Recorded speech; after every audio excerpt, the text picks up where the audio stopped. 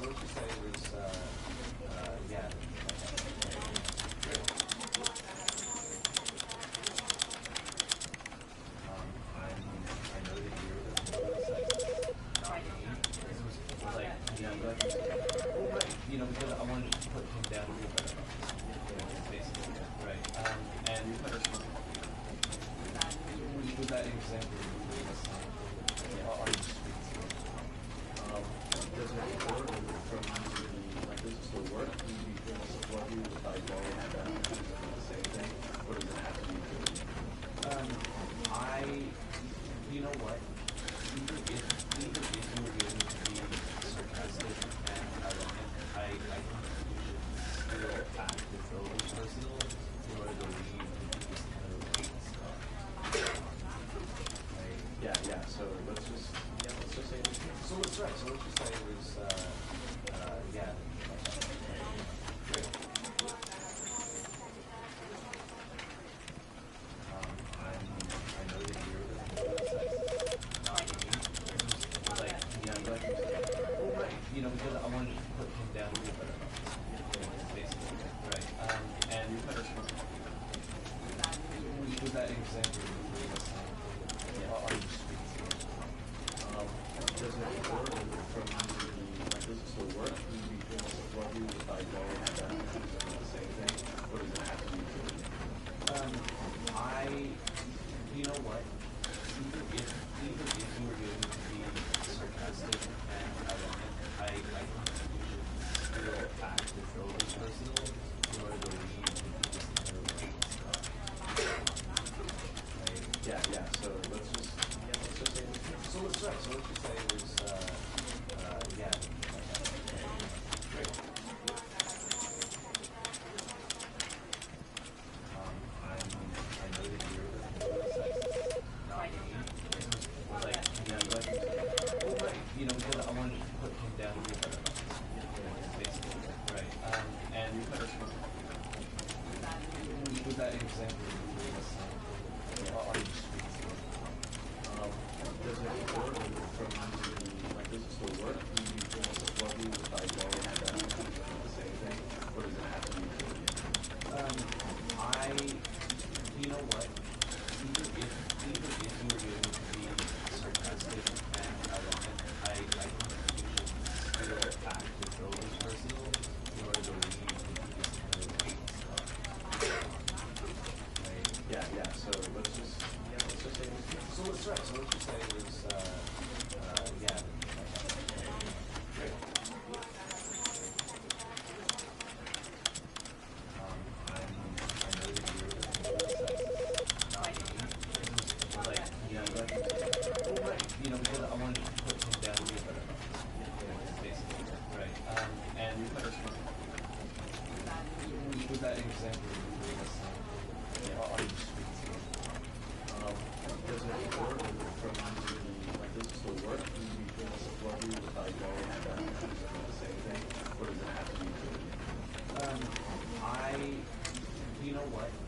Even if you were going to be sarcastic and ironic, I think you should still act as though it was personal in order to leave this kind of stuff. Yeah. So let's just say this. So let's right. So let's just say it was yeah. Great. I know that you're not me. Like, yeah, but well, right. Because I wanted to put him down a little better. Basically, right. And was that example you gave us? Are you speaking to? Does it work from like does it still work? Do you feel support you with like going and the same thing? Or does it have to be you know what? Even if you were going to be sarcastic and ironic, I think you should still act as though it was personal in order to leave this kind of stuff. Yeah. So let's just say this. So let's right. So let's just say it was yeah. Great.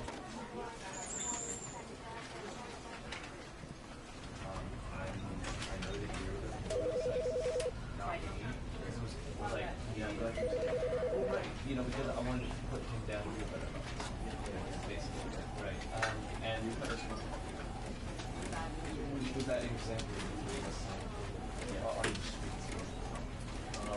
Does it work from like does it still work? Do you feel this is what you if I go and the same thing? Or does it have to be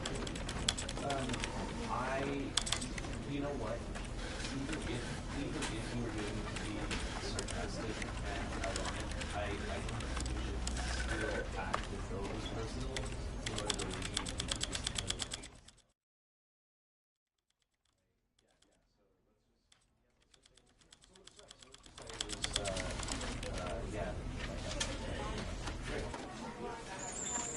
This is the story of a man named Stanley.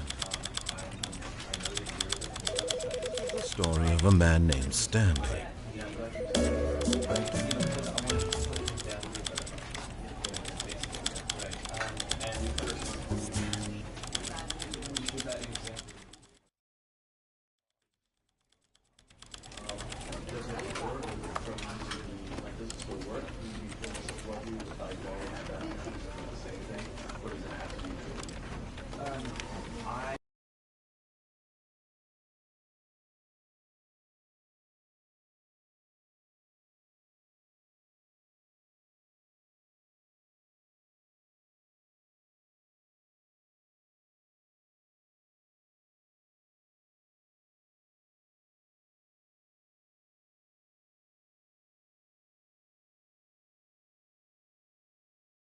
This is the story of a man named Stanley.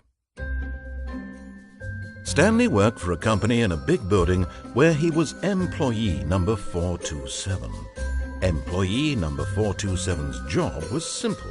He sat at his desk in room 427 and he pushed buttons on a keyboard. Orders came to him through a monitor on his desk, telling him what buttons to push, how long to push them, and in what order. This is what employee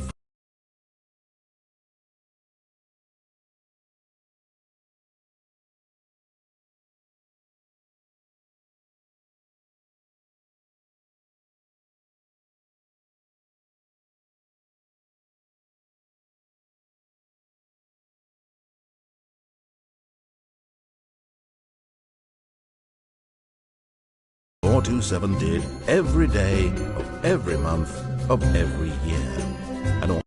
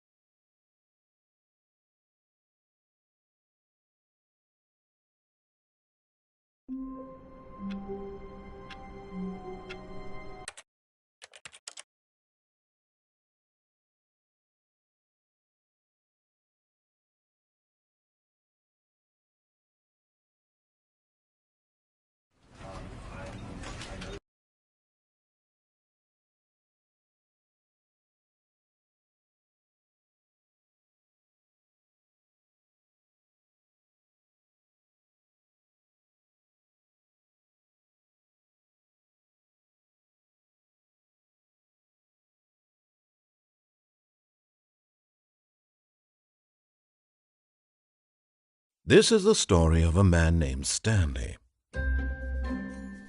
Stanley worked for a company in a big building where he was employee number 427. Employee number 427's job was simple. He sat at his desk in room 427 and he pushed buttons on a keyboard. Orders came to him through a monitor on his desk, telling him what buttons to push, how long to push them, and in what order.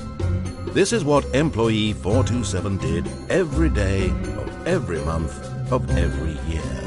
And although others might have considered it soul-rending, Stanley relished every moment that the orders came in, as though he had been made exactly for this job. And Stanley was happy. And then one day, something very peculiar happened. Something that would forever change Stanley.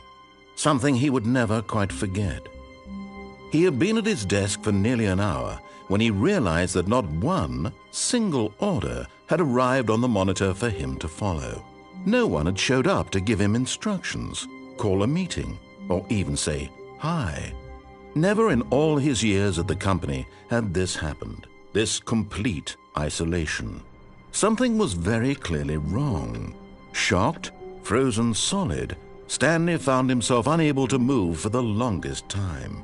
But as he came to his wits and regained his senses, he got up from his desk and stepped out of his office.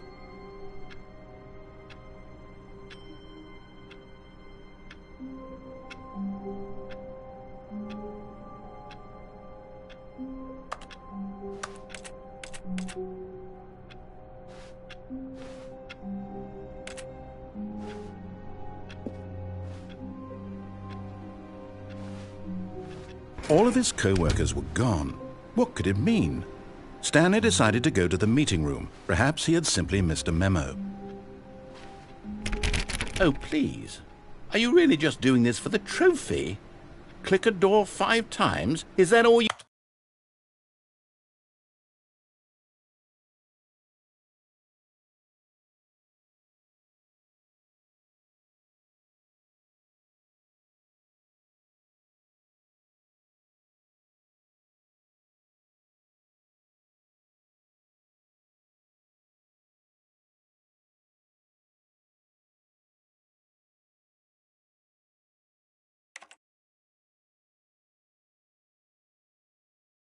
You think a trophy is worth? No. I can't just give these merits away for such little effort. A measly 5 clicks.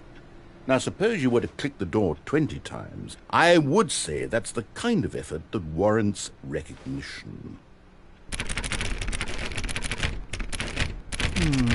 I have to say I'm still not feeling the satisfaction of witnessing true effort for a noble cause. Perhaps 50 clicks will do it. Yes, almost certainly 50 clicks.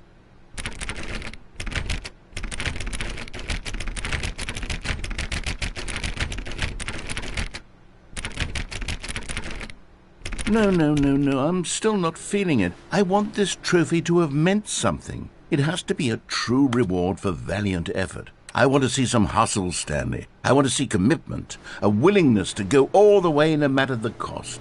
Why don't you go put 20 clicks into door number 417?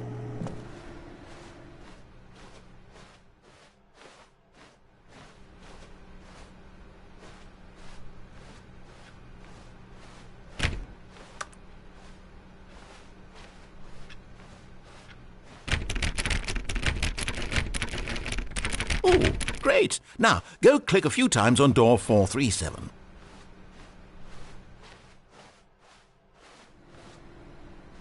Excellent. I think we're getting somewhere. Now, door 415. Let's give it 10 clicks or so.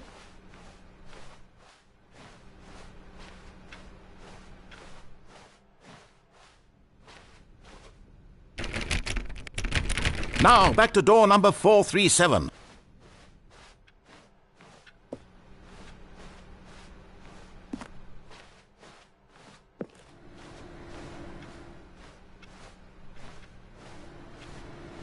Let's see. How about you click on, well, I don't know, the copy machine? All right, back to room 417. I'm really feeling it now. I think we're getting somewhere. Okay, now go climb on employee 419's desk.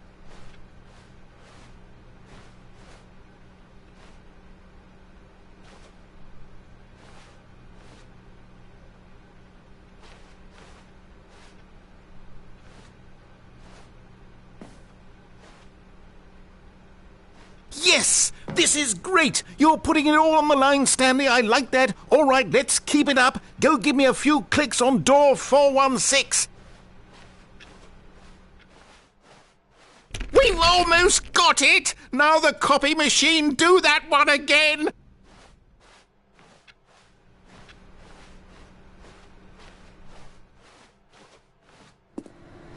Finish it off, Stanley! 5 clicks on door 43. Yes! We did it! Oh, wow. That felt amazing. Oh, you really earned it, Stanley. Nothing could hold you back. Yes, I'm very proud of how far we've come today.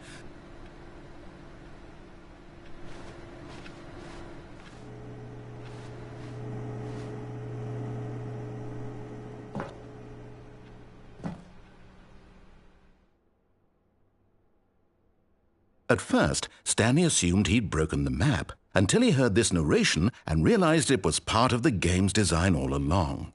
He then praised the game for its insightful and witty commentary into the nature of video game structure and its examination of structural narrative tropes. So, now that you're here, what do you think? Isn't this a fun and unique place to be? Why don't we take a minute just to drink it all in?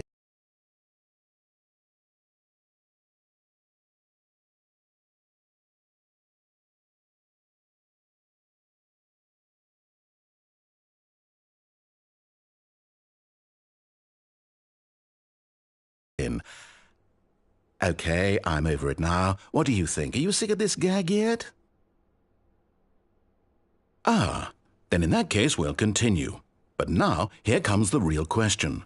What do you think would have happened if you had told me that you wanted this to stop? Do you think it would have been particularly different? Would I have taken the same idea but rephrased it superficially to fit that answer? Perhaps you never would even have thought of it if I hadn't brought up the issue in the first place. Oh, now think about it. Will it be worth it for you to restart and then come back here just to do the other option? Clearly, this whole gag takes some time. What if the other option is even longer? How long will you spend in total just to have heard all the narration? Oh, and this is rich. Perhaps you've just played the other option, and now you've come to see what happens in this one. So, what do you think? Which choice was the better one? Imagine if you had selected Continue on your first playthrough, how tantalizing it would be not knowing what happens when you pick the other option. Indeed, you are one of the lucky ones. Though if the other option is really miserable to listen to, then perhaps you're not.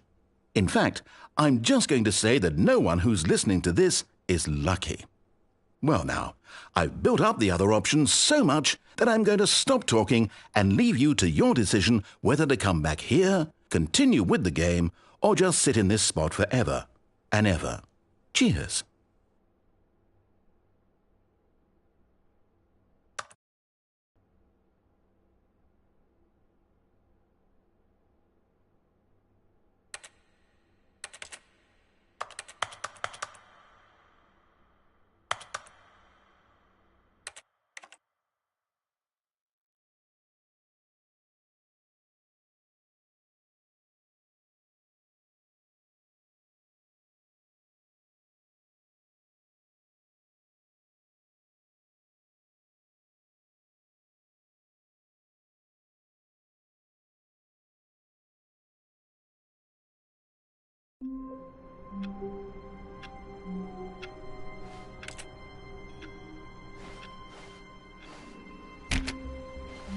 All of his co-workers were gone.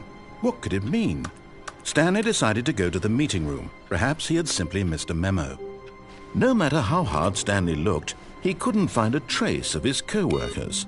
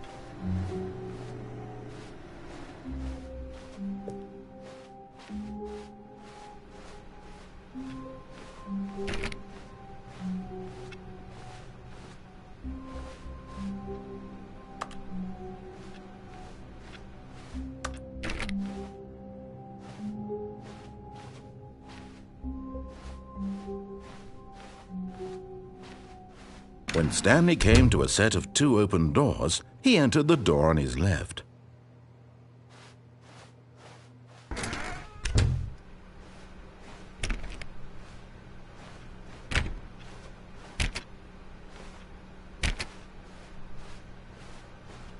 Yet there was not a single person here either.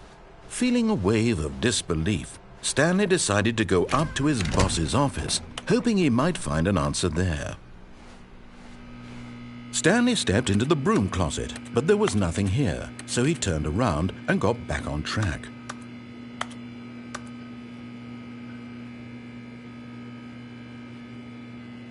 There was nothing here. No choice to make, no path to follow, just an empty broom closet. No reason to still be here.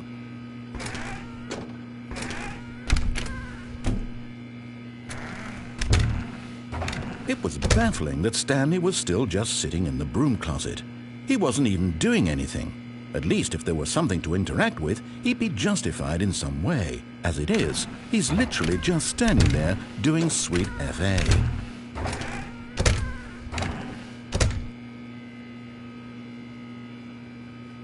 Are you really still in the broom closet?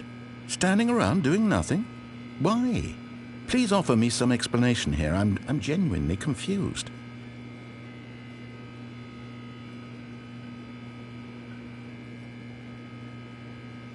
You do realize there's no choice or anything in here, right? If I'd said Stanley walked past the broom closet, at least you would have had a reason for exploring it to find out. But it didn't even occur to me because literally this closet is of absolutely no significance to the story whatsoever. I never would have thought to mention it.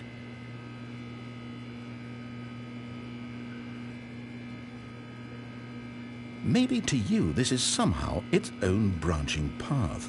Maybe when you go talk about this with your friends you'll say, "Oh, did you get the broom closet ending? The broom closet ending was my favourite." I hope your friends find this concerning.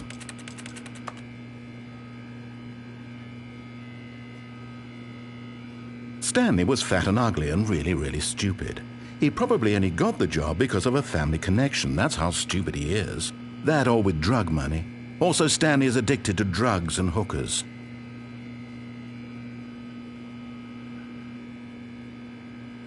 Well, I've come to a very definite conclusion about what's going on right now.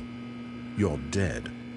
You got to this broom closet, explored it a bit, and were just about to leave because there's nothing here, when a physical malady of some sort shut down your central nervous system and you collapsed in front of your screen. Well, in a situation like this, the responsible thing is to alert someone nearby so as to ensure that your body is taken care of before it begins to decompose. Hello? Anyone who happens to be nearby? The person at this computer is dead. They have fallen prey to any number of your countless human physiological vulnerabilities. It's indicative of the long-term sustainability of your species. Please remove their corpse from the area and instruct another human to take their place, making sure they understand basic first-person video game mechanics and filling them in on the history of narrative tropes in video gaming, so that the irony and insightful commentary of this game is not lost on them. All right, when you've done that, just step out into the hallway.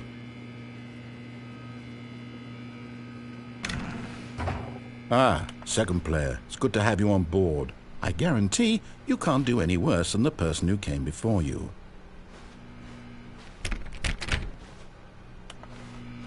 You too? Unbelievable. I'm at the mercy of an entire species of invalids. Perhaps there's a monkey nearby you can hand the controls to. A fish? Fungus? Look, you can hammer out the details. I'm not particularly picky. I'll just be waiting for when you're ready to pick up the story again.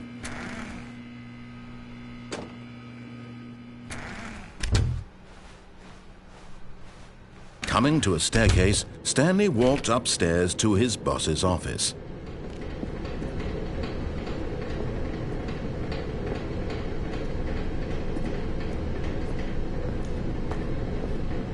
But Stanley just couldn't do it.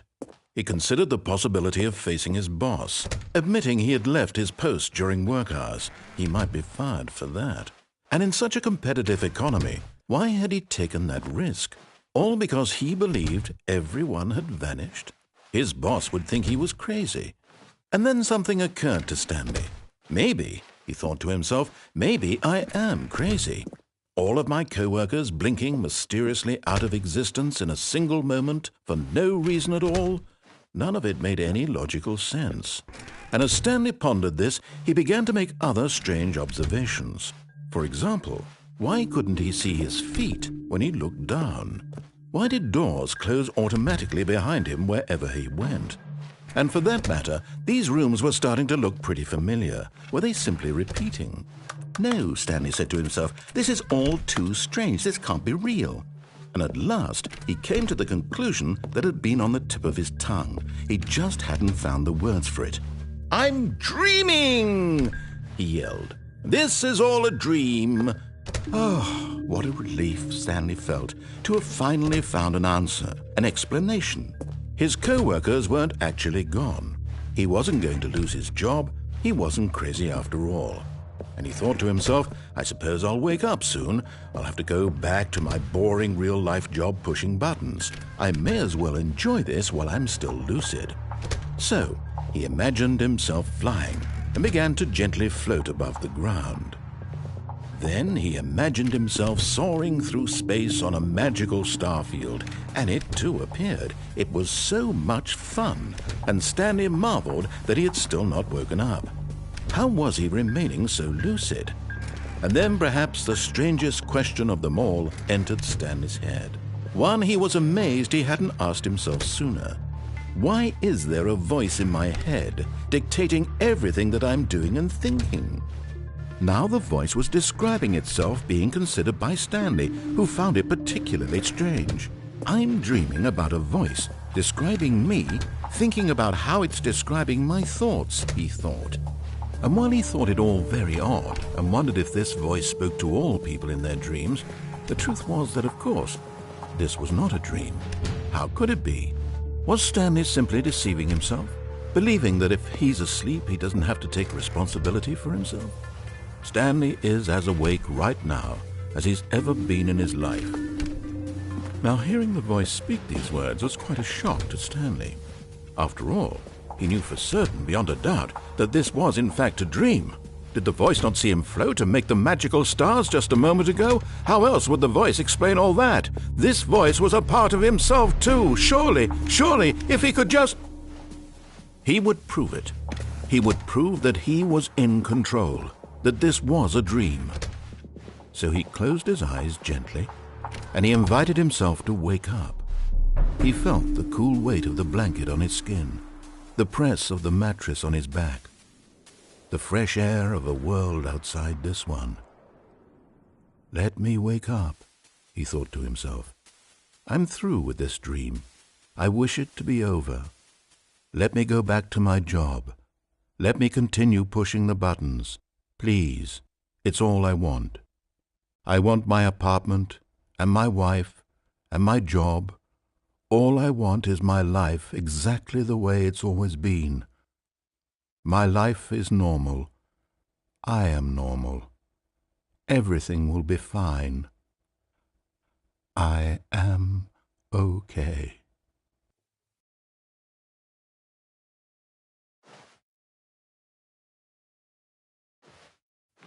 Stanley began screaming.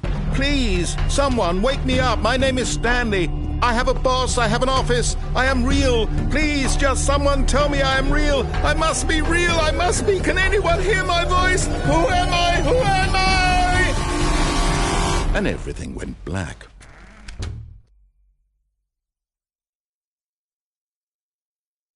This is the story of a woman named Mariella. Mariella woke up on a day like any other. She arose, got dressed, gathered her belongings, and walked to her place of work. But on this particular day, her walk was interrupted by the body of a man who had stumbled through town talking and screaming to himself, and then collapsed dead on the sidewalk. And although she would soon turn to go call for an ambulance, for just a few brief moments she considered the strange man. He was obviously crazy. This much she knew. Everyone knows what crazy people look like. And in that moment, she thought to herself how lucky she was to be normal. I am sane. I am in control of my mind. I know what is real and what isn't. It was comforting to think this, and in a certain way, seeing this man made her feel better. But then she remembered the meeting she had scheduled for that day. the very important people whose impressions of her would affect her career, and by extension, the rest of her life. She had no time for this, so it was only a moment that she stood there, staring down at the body. And then she turned and ran.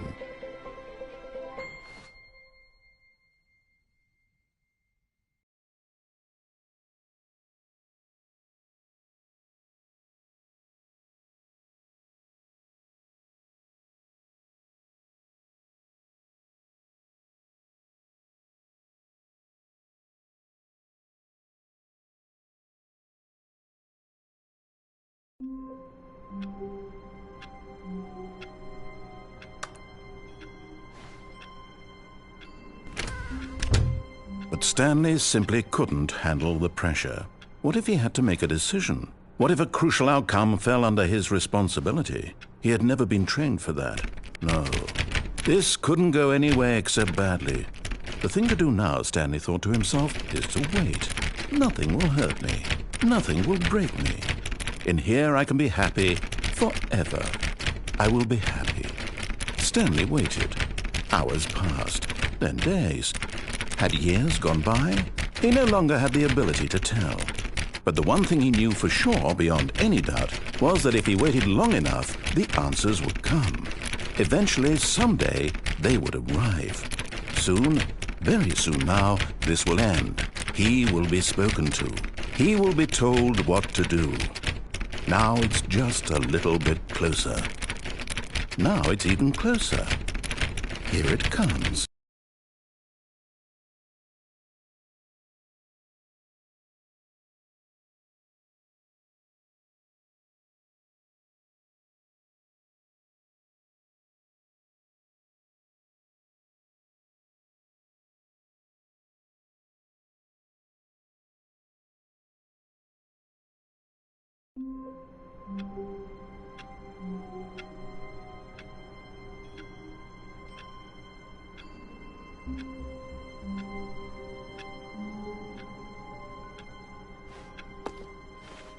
All of his co-workers were gone. What could it mean? Stanley decided to go to the meeting room. Perhaps he had simply missed a memo.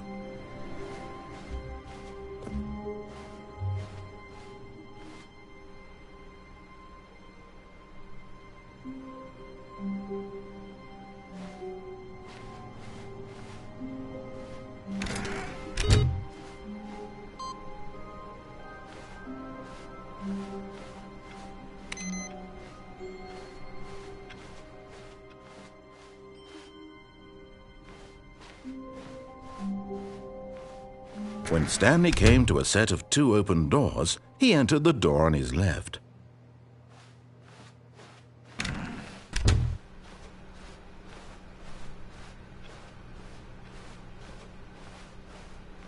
Yet there was not a single person here either. Feeling a wave of disbelief, Stanley decided to go up to his boss's office, hoping he might find an answer there.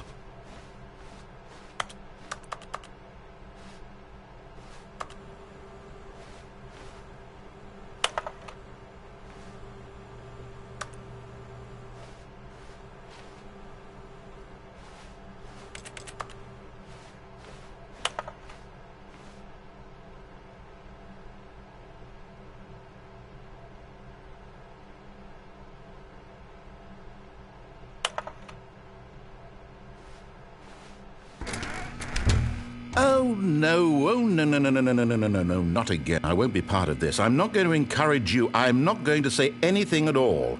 I'm just going to be patient and wait for you to finish whatever it is you enjoy doing so much in this room. Please take your time.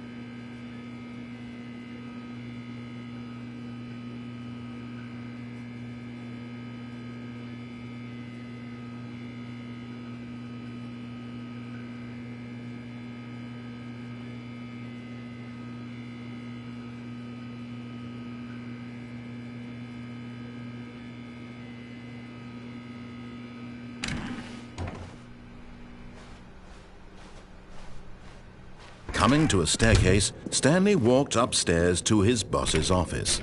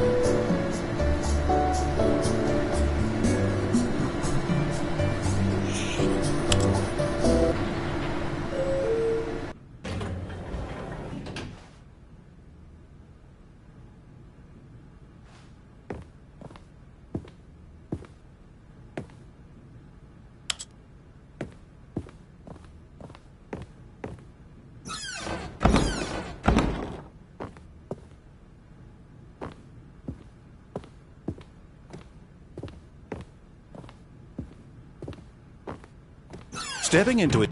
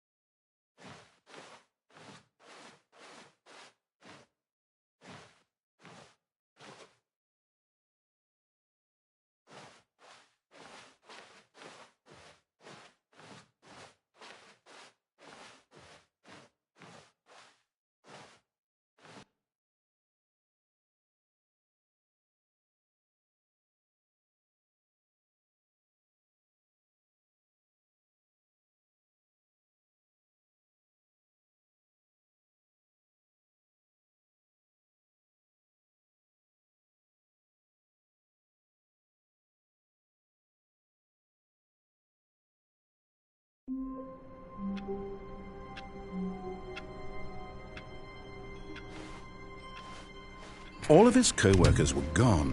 What could it mean? Stanley decided to go to the meeting room. Perhaps he had simply missed a memo.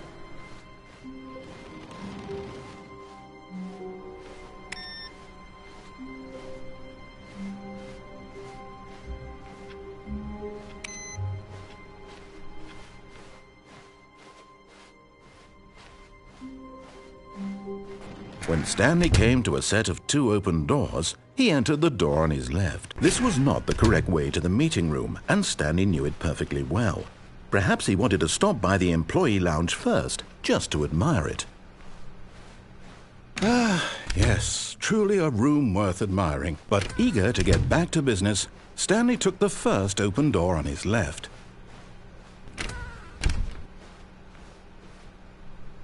Stanley was so bad at following directions, it's incredible he wasn't fired years ago.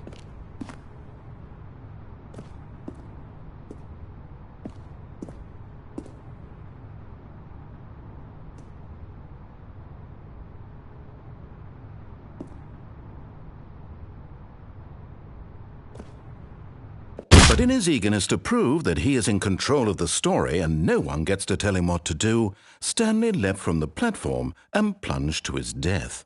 Good job, Stanley. Everyone thinks you are very powerful.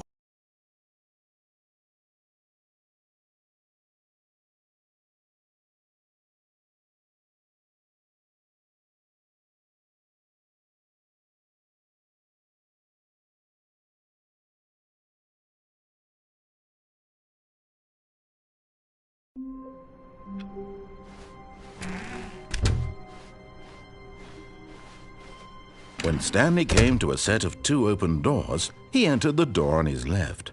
This was not the correct way to the meeting room, and Stanley knew it perfectly well. Perhaps he wanted to stop by the employee lounge first, just to admire it. Wow, yes, this room. But eager to get back to business, Stanley took the first open door on his left. Stanley was so bad at following directions, it's incredible he wasn't fired years ago. Look, Stanley, I think perhaps we've gotten off on the wrong foot here. I'm not your enemy, really, I'm not. I realize that investing your trust in someone else can be difficult, but the fact is that the story has been about nothing but you all this time. There's someone you've been neglecting, Stanley. Someone you've forgotten about. Please, stop trying to make every decision by yourself. Now, I'm not asking for me. This is it, Stanley. Your chance to redeem yourself. To put your work aside. To let her back into your life. She's been waiting. That's her, Stanley. You need to be the one to do this. To reach out to her. If you can truly place your faith in another, then pick up the phone.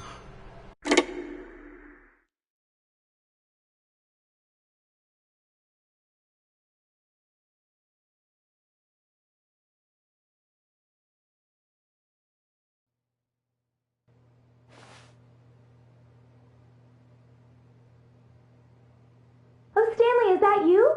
Hold on, sweetie. Sorry to keep you waiting. I'm just pulling the bread out of the oven. All right. Okay, there we go. All right, now, I want you to come in and tell me all about your day. Gotcha! Oh, come on. Did you actually think you had a loving wife who'd want to commit their life to you? I'm trying to make a point here, Stanley. I'm trying to get you to see something. Come inside. Let me show you what's really going on here. Sorry, but you're in my story now.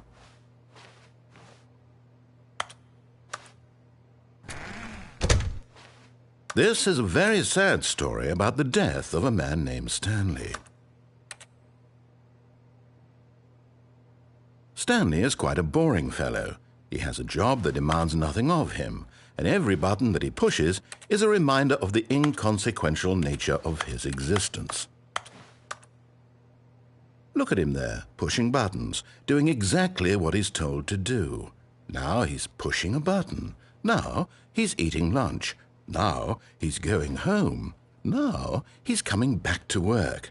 One might even feel sorry for him, except that he's chosen this life. But in his mind, he can go on fantastic adventures. From behind his desk, Stanley dreamed of wild expeditions into the unknown, fantastic discoveries of new lands. It was wonderful, and each day that he returned to work was a reminder that none of it would ever happen to him. And so he began to fantasize about his own job. First, he imagined that one day while at work, he stepped up from his desk to realize that all of his co-workers, his boss, everyone in the building had suddenly vanished off the face of the earth. The thought excited him terribly. So he went further. He imagined that he came to two open doors and that he could go through either. At last, choice. It barely even mattered what lay behind each door. The mere thought that his decisions would mean something was almost too wonderful to behold. As he wandered through this fantasy world, he began to fill it with many possible paths and destinations. Down one path lay an enormous round room with monitors and mind controls. And down another was a yellow line that weaved in many directions, and down another was a game with a baby. And he called it the Stanley Parable. It was such a wonderful fantasy, and so in his head he relived it again, and then again, and again, over and over, wishing beyond hope that it would never end, that he might always feel this free. Surely there's an answer down some new path, mustn't there be? Perhaps if he played just one more time. But there is no answer. How could there possibly be? In reality, all he's doing is pushing the same buttons he always has. Nothing has changed. The longer he spends here, the more invested he gets, the more he forgets which life is the real one. And I'm trying to tell him this, that in this world he can never be anything but an observer, that as long as he remains here, he's slowly killing himself. But he won't listen to me. He won't stop. Here, watch this. Stanley, the next time the screen asks you to push a button, do not do it. You see? Can he just not hear me? How can I tell him in a way that he'll understand that every second he remains here, he's electing to kill himself? How can I get him to see what I see? How can I make him look at himself?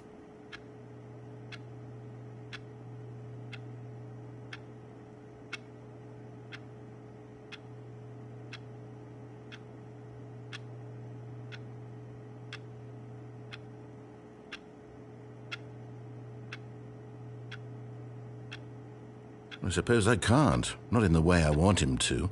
But I don't make the rules. I simply play to my intended purpose, the same as Stanley. We're not so different, I suppose. I'll try once more to convey all this to him. I'm compelled to. I must. Perhaps, well, maybe this time he'll see. Maybe this time. And I tried again, and Stanley pushed a button. And I tried again, and Stanley pushed a button. And I tried.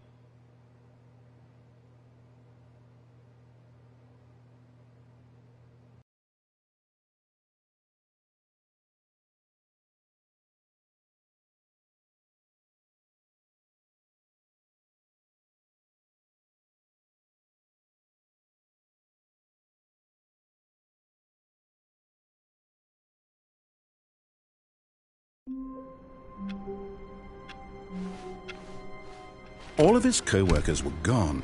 What could it mean? Stanley decided to go to the meeting room. Perhaps he had simply missed a memo.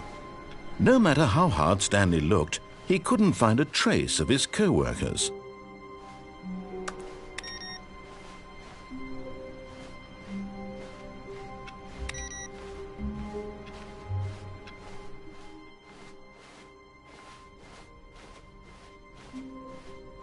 When Stanley came to a set of 2 open doors, he entered the door on his left.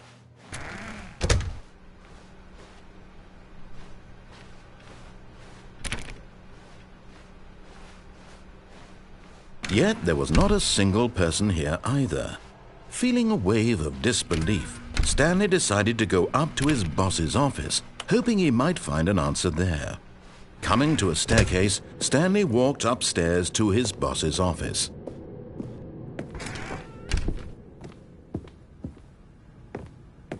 Stepping into his manager's office, Stanley was once again stunned to discover not an indication of any human life.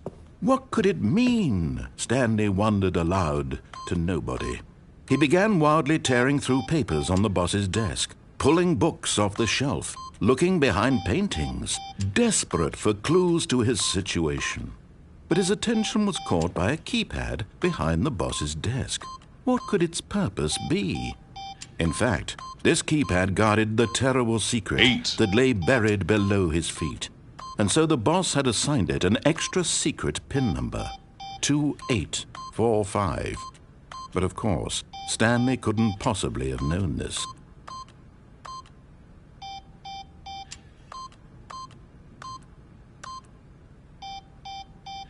Stanley just sat around twiddling his thumbs, trying to input any. Yet incredibly, by simply pushing random buttons on the keypad, Stanley happened to input the correct code by sheer luck.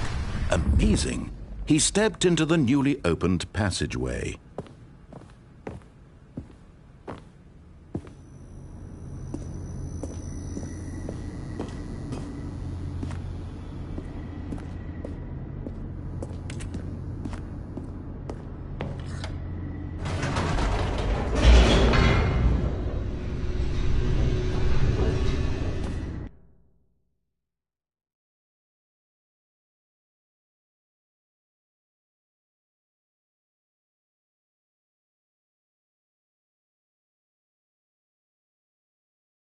Descending deeper into the building, Stanley realized he felt a bit peculiar. It was a stirring of emotion in his chest, as though he felt more free to think for himself, to question the nature of his job. Why did he feel this now, when for years it had never occurred to him? This question would not go unanswered for long. Stanley walked straight ahead through the large door that read Mind Control Facility.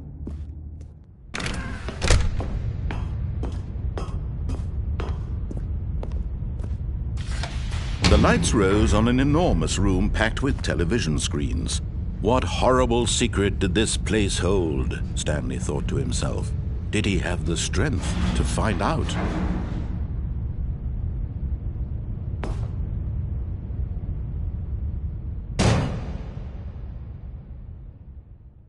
Aha! You've made it to the bottom of the mind control facility. Welcome! You see, back when the Stanley Parable first launched in 2013, getting to the bottom of the mind control facility was a bug that we simply didn't catch during development. And you all sent us lots of photos of it on Twitter and acted very superior about it.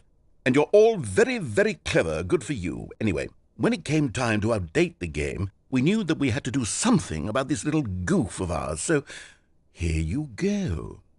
New content. You can call it the bottom of the mind control room ending, if that enhances your perception of the value of these updates. Isn't that what you crave? New content? Always more content, more, more. And I'm here to give it to you. I'm here to make it seem like we really covered every nook and cranny of the game, with secrets and Easter eggs. How about this? We wrote a new piece of music just for this section. You won't hear it anywhere else in the game. It's a secret that's just for you. That's how special you are.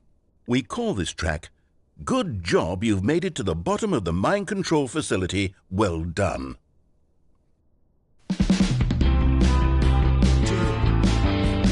Good job, you did it. Good job.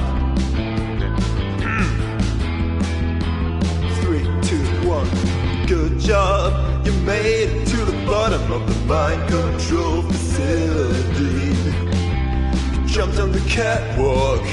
You should have been careful. You should have been careful. It used to be a bug, but now it's an ending. Now it's an ending. I believe in you. I believe in your ability to cross this barrier and chase your dreams. Railings don't mean anything. Good job, you did it. Good job, you did it. Good job, you did it. Good job, you did it. Good job, you did it. Good job, you did it. Good job, you did it. Good job, you did it. Good job, you did it. Good job, you did it.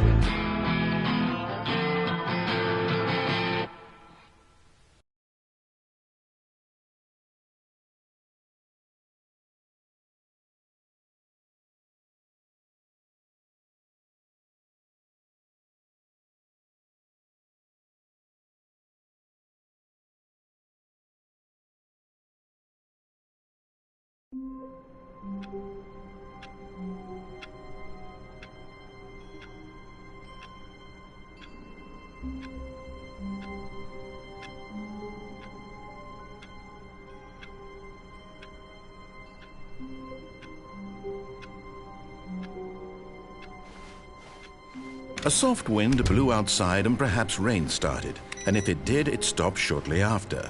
Stanley hoped that he would one day see weather.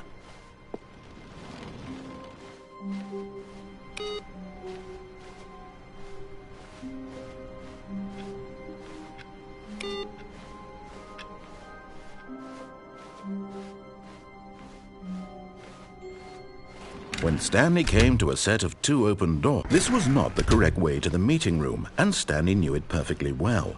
Perhaps he wanted to stop by the employee lounge first, just to admire it. The lounge was sublime, a work of art.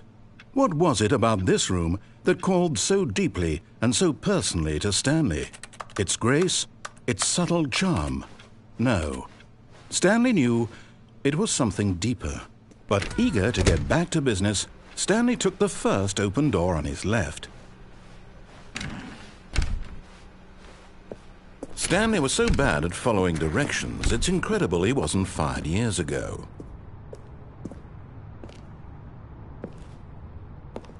Oh, well, look who's got cold feet. Sorry to break it to you, Stanley, but that lift isn't coming back. You'd best either get comfortable right here on this platform, but in his eagerness to prove that he is in control of the story and no one gets to tell him what to do, Stanley leapt from the platform and plunged to his death. Good job, Stanley. Everyone thinks you are very powerful.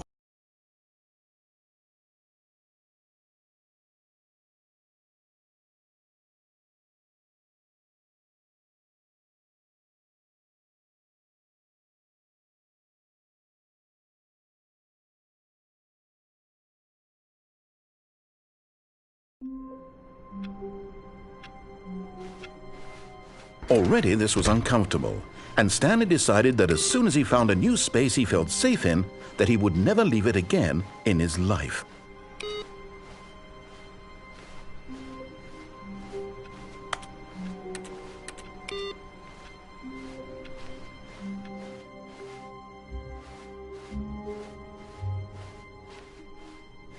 When Stanley came to a set of 2 open doors, this was not the correct way to the meeting room, and Stanley knew it perfectly well.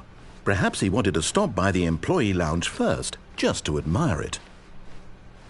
Standing now in this incredible room, Stanley but eager to get back to business, Stanley took the first open door on his left. And so he detoured through the maintenance section, walked straight ahead to the opposite door, and got back on track.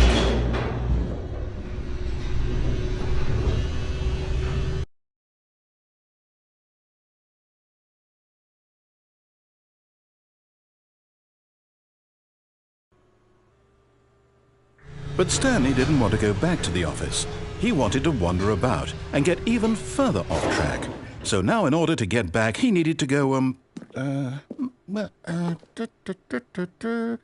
from here it's, left. Oh, no, it's to the right, my mistake. No, not the right. Why would I have ever said it was to the right? What was I thinking? It's clearly... Oh dear, would you hold on for a minute, please? Now, let's see. We went down right, left, down, left, right. Yep, okay, yes. I've got it now. This story is absolutely, definitely this way.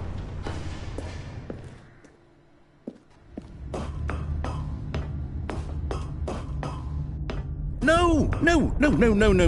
This isn't right at all. You're not supposed to be here yet. This is all a spoiler. Quick, Stanley, close your eyes. Okay. We just have to get back to, oh, who am I kidding? It's all rubbish now. The whole story completely unusable. How about, rather than waste my time trying to salvage this nonsense, we'll just restart the game from the beginning.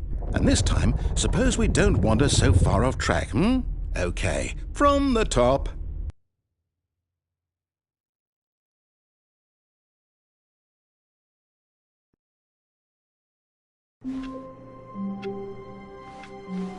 All of his co-workers were gone. What could it mean? Stanley decided to go to the meeting room. Perhaps he had simply missed a memo.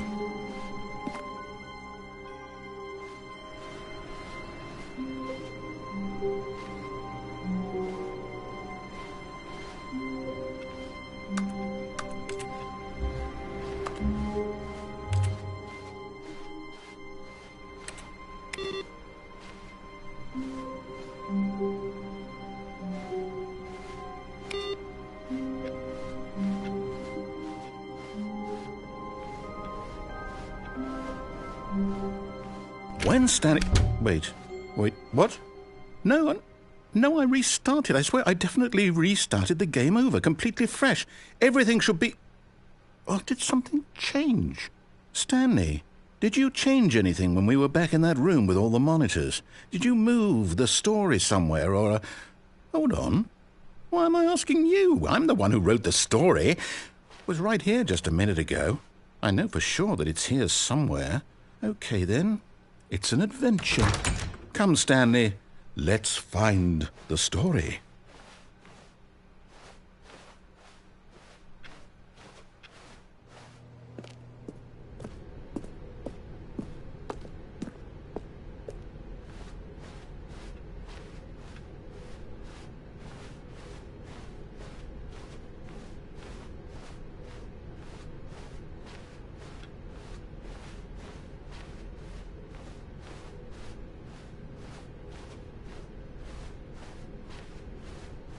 I'll say it. This is the worst adventure I've ever been on. I can promise you there definitely was a story here before. Do we need to restart the game again? Well, I find it unlikely that we'll ever progress by starting over and over again, but it's got to be better than this. Okay, let's give it a shot. Why not?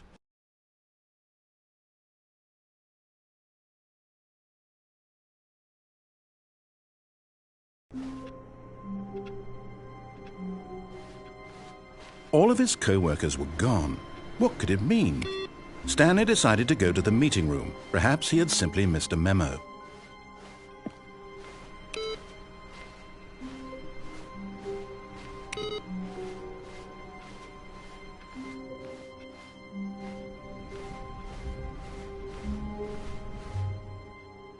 Okay, yep, it's worse. I might be remembering this wrong. It's possible the story is back where we just came from. Why don't we go back the other direction and see if we missed anything?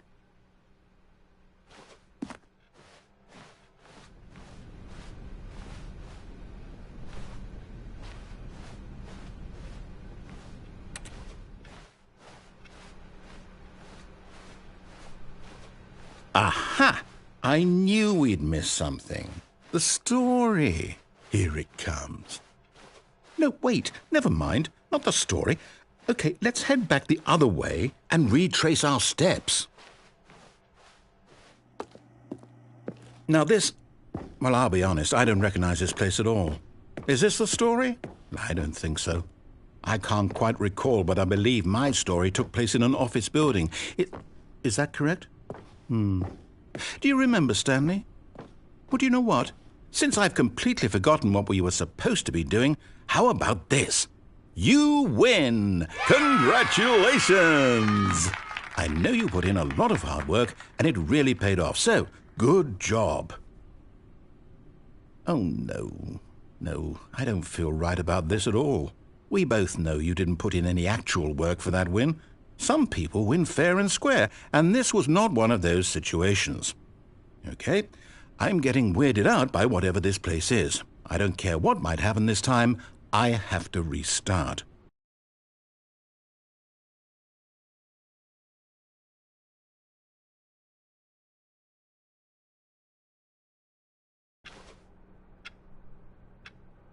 All right, I've got a solution. This time, to make sure we don't get lost, I've employed the help of the Stanley Parable Adventure Line. Just follow the line. How simple is that?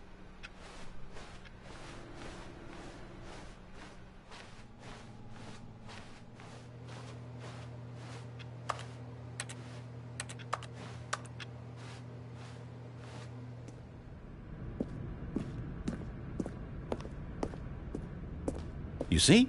The line knows where the story is. It's over in this direction. Onward, Stanley, to destiny. Though, here's a thought. Wouldn't wherever we end up be our destination, even if there's no story there? Or to put it another way, is the story of no destination still a story? Simply by the act of moving forward, are we implying a journey such that a destination is inevitably conjured into being via the very manifestation of the nature of life itself? Whoa. Hang on. That got a bit weird back there. Well, I'd like to apologize. Not sure where I was going with all that. You know what? I think what we need right now is a bit of music to lighten the mood.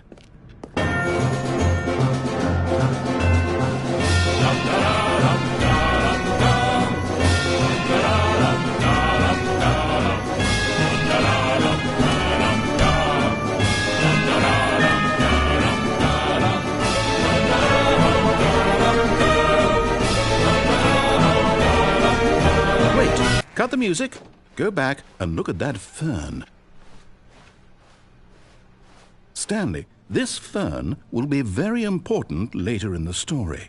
Make sure you study it closely and remember it carefully. You won't want to miss anything.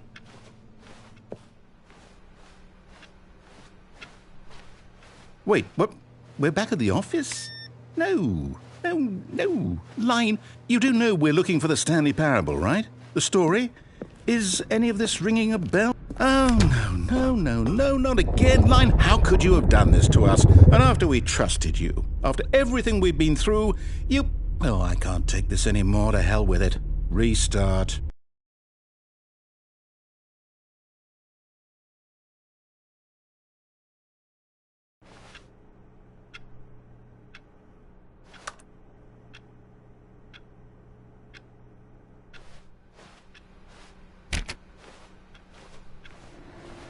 You know what, Stanley? I say forget the adventure line. What's it ever done for us? We're intelligent people, right? Why can't we make up our own story? Something exciting, daring, mysterious. Ooh, this all sounds perfectly doable. Why don't we simply start wandering in, well, I don't know. How about this direction? Now, yes, this is exciting. Just me and Stanley forging a new path, a new story. Well, it could be anything. What do you want our story to be? Go wild.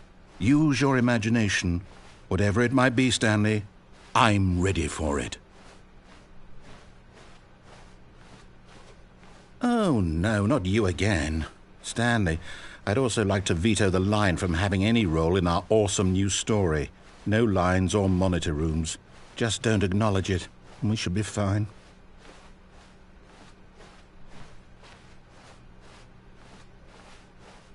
Ah, a choice. We get to make a decision. From here, the story is in our control. How important we mustn't squander the opportunity. In fact, I believe I need a minute to think here. Just walk in circles for a minute. Okay, so I know that each door has to lead somewhere, which means that somewhere, the place where we're trying to go, there must be a reverse door that leads here. And that in turn means that our destination corresponds with the counter-inverted reverse door's origin. So starting from the right, let us ask, will taking the right door lead us to where we're going? And since the answer is clearly yes, then by all accounts, the door on the right is the correct one. Another victory for logic. Come, Stanley, our destiny awaits. Oh, hold up, what's this? The confusion ending. You're telling me that's what this is? It's all one giant ending? And we're supposed to restart the game, what, eight times? That's really how all this goes? It's all determined? So now, according to the schedule, I restart again. Then what? Am I just supposed to forget? Well, what if I don't want to forget? My mind goes blank simply because it's written here on this thing, wall. Well, who consulted me? Why don't I get to decide? Why don't I get a say in all of this? Is it really? No, it can't be. I don't want it to be. I don't want the game to keep restarting. I don't want to forget what's going on. I don't want to be trapped like this. I won't restart the game. I won't do it. I won't do it. I won't do it. And the timer stopped? Does that mean, did we do it? Did we break the cycle? The, whatever it is that made this schedule? How would we even know? Will someone come for us? Will something happen? So, okay. I guess now we just wait, you know. I suppose in some way that this is a kind of story, wouldn't you agree? I'm not quite sure if we're in the destination or the journey, though they're always saying that life is about the journey and not the destination, so I hope that's where we are right now. We'll find out, won't we? Eventually. Well, in the meantime, if you...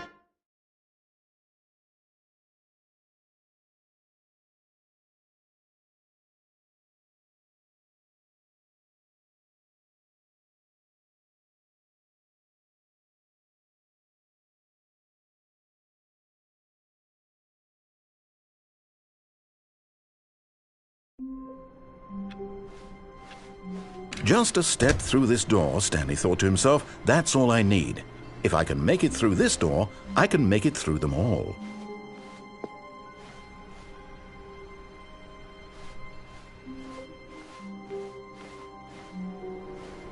No matter how hard Stanley looked, he couldn't find a trace of his co-workers.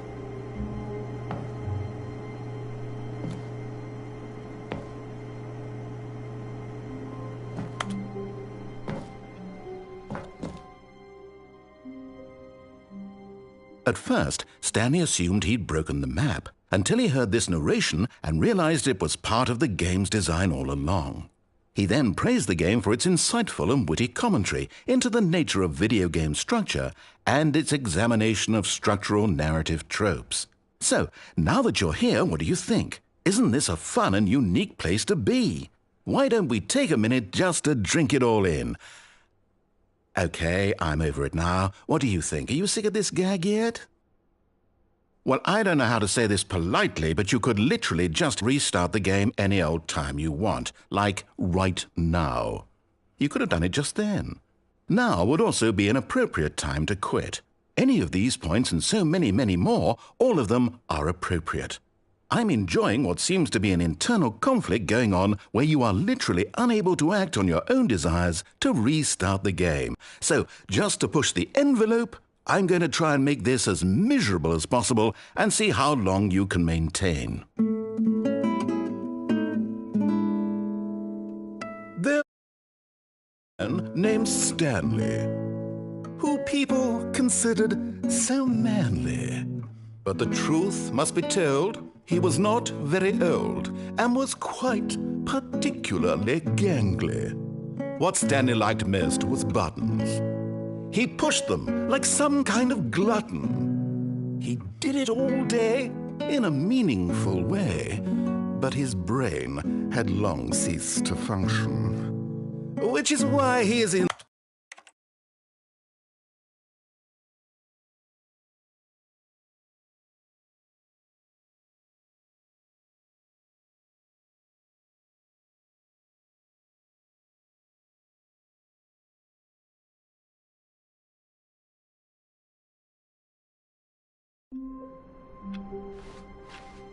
Stanley decided to go to the meeting room to check on his co-workers. He never functioned well by himself and constantly needed support and guidance from others, so the thought of total solitude was terrifying to him. When Stanley came to a set of 2 open doors, he entered the door on his left.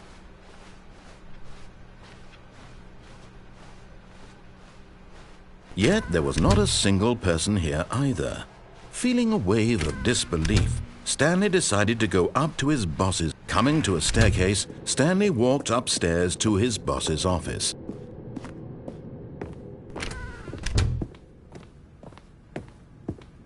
The moment he entered his manager's office, Stanley froze in his tracks. Not a living soul anywhere. Could he really be all alone? Stanley was in such a rush to get through the story as quickly as possible, he didn't even have a single minute to just let the narrator talk.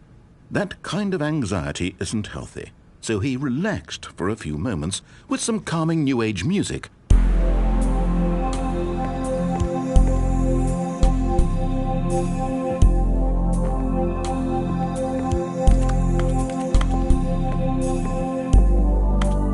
Feeling soothed and rejuvenated, Stanley calmly walked forward into the opened passageway.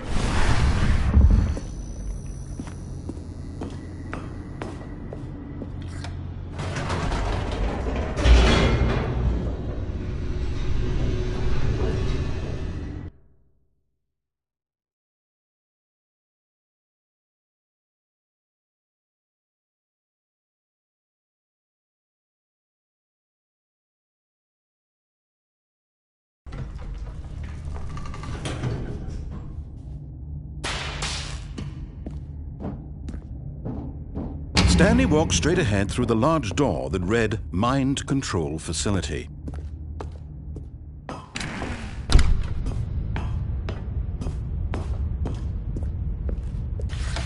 The lights rose on an enormous room packed with television screens.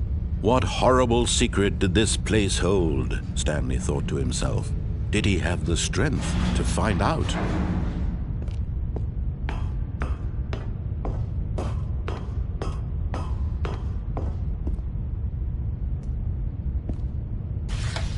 Now the monitors jumped to life, their true nature revealed. Each bore the number of an employee in the building, Stanley's co-workers. The lives of so many individuals reduced to images on a screen, and Stanley, one of them, eternally monitored in this place where freedom meant nothing.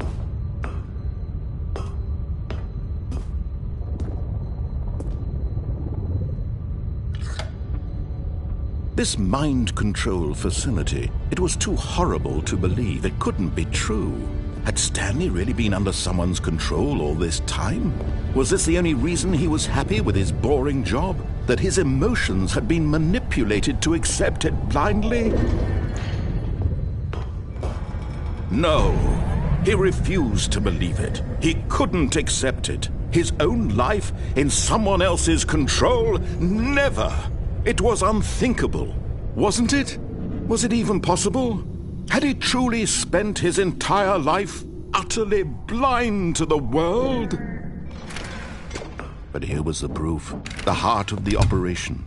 Controls labeled with emotions, happy or sad or content, walking, eating, working, all of it monitored and commanded from this very place. And as the cold reality of his past began to sink in, Stanley decided that this machinery would never again exert its terrible power over another human life, for he would dismantle the controls once and for all.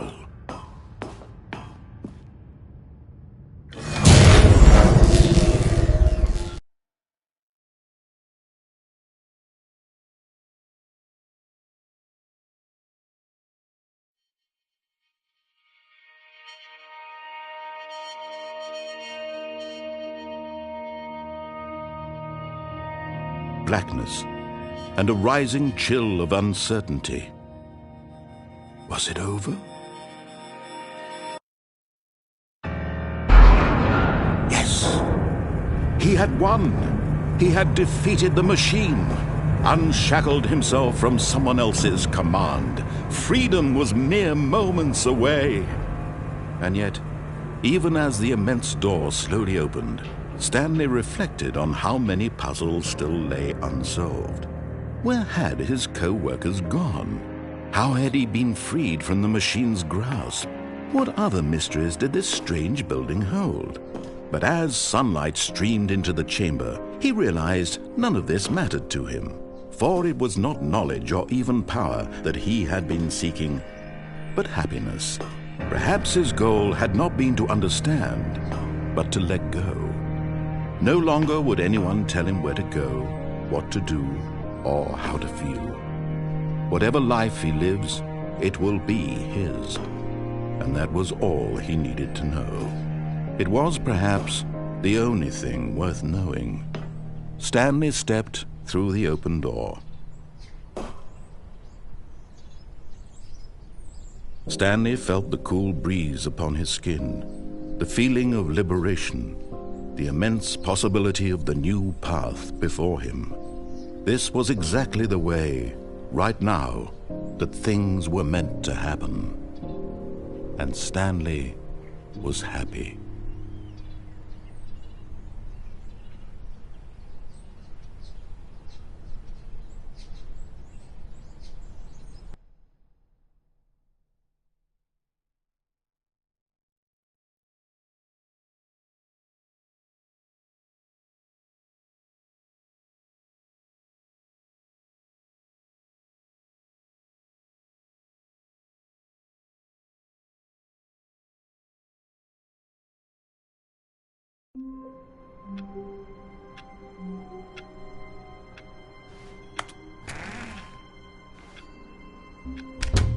But Stanley simply couldn't handle.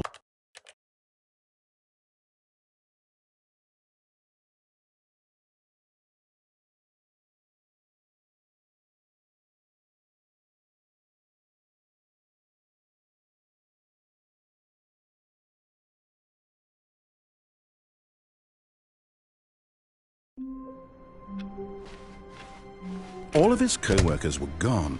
What could it mean? Stanley decided to go to the meeting room. Perhaps he had simply missed a memo.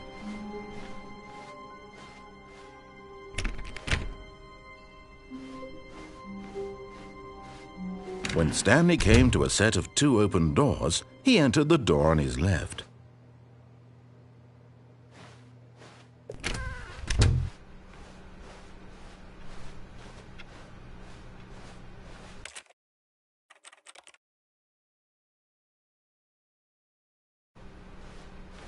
Yet there was not a single person here either. Feeling a wave of disbelief, Stanley decided to go up to his boss's office. Coming to a staircase, Stanley walked upstairs to his boss's office.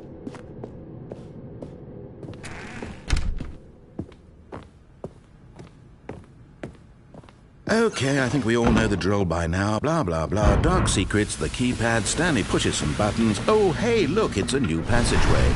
Quelle surprise.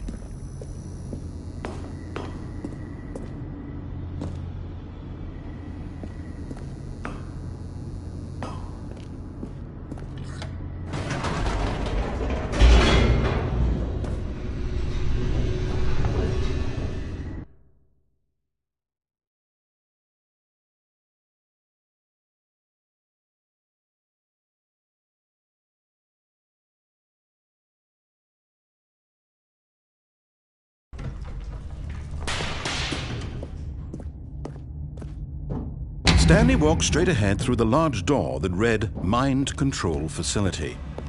Although this passageway had the word Escape written on it, the truth was that at the end of this hall, Stanley would meet his violent death.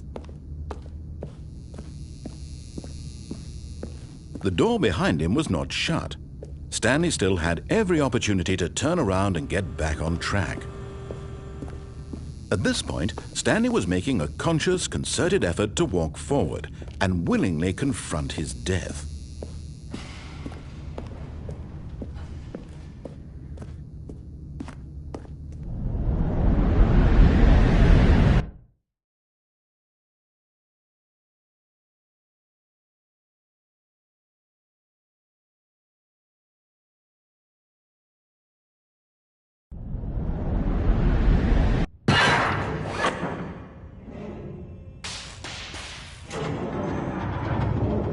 As the machine whirred into motion and Stanley was inched closer and closer to his demise, he reflected that his life had been of no consequence whatsoever. Stanley can't see the bigger picture. He doesn't know the real story, trapped forever in his narrow vision of what this world is. Perhaps his death was of no great loss, like plucking the eyeballs from a blind man. And so he resigned and willingly accepted this violent end to his brief and shallow life. Farewell, Stanley.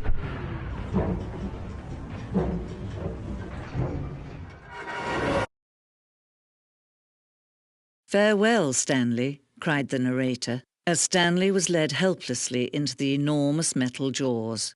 In a single visceral instant, Stanley was obliterated as the machine crushed every bone in his body, killing him instantly.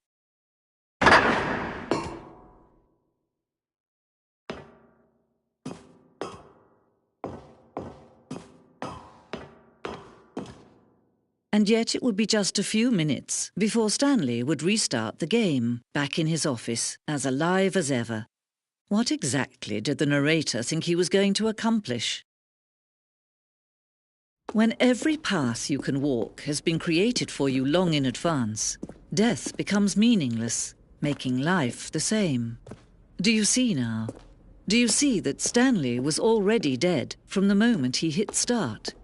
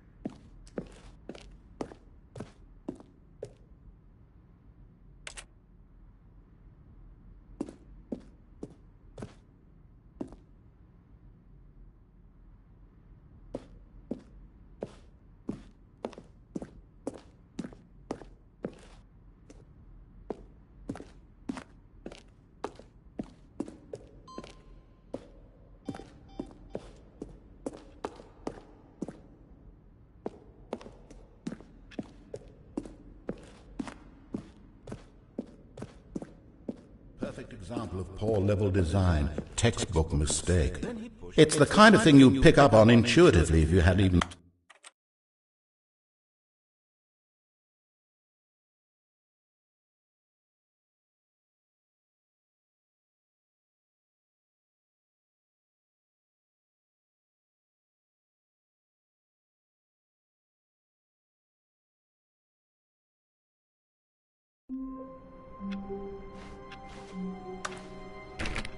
All of his co-workers were gone.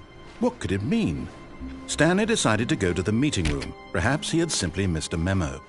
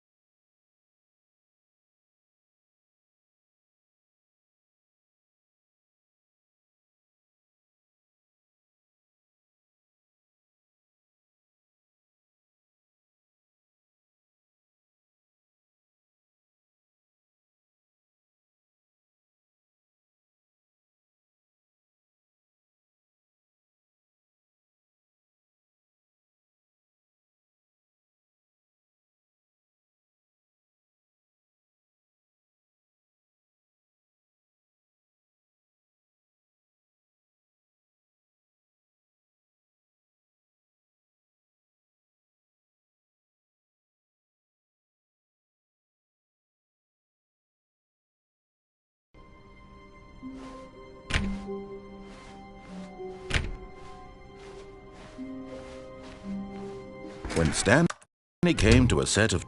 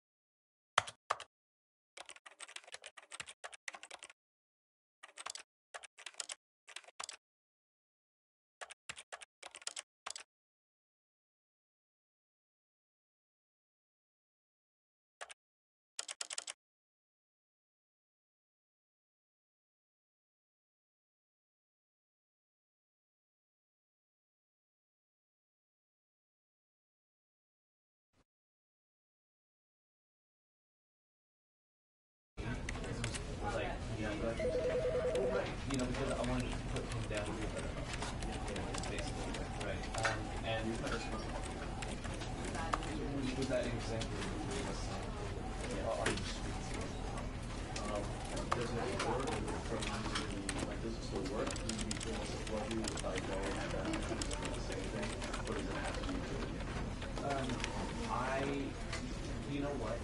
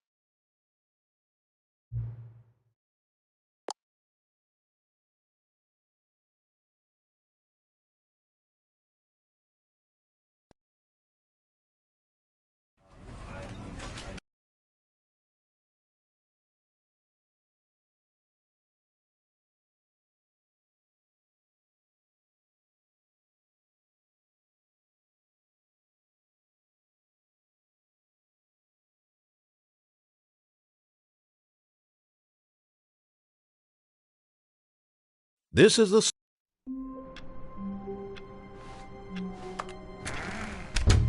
But Stanley simply couldn't handle the pressure. What if he had to make a decision? What if a crucial outcome fell under his responsibility? He had never been trained for that. No. This couldn't go anywhere except badly. The thing to do now, Stanley thought to himself, is to wait. Nothing will hurt me.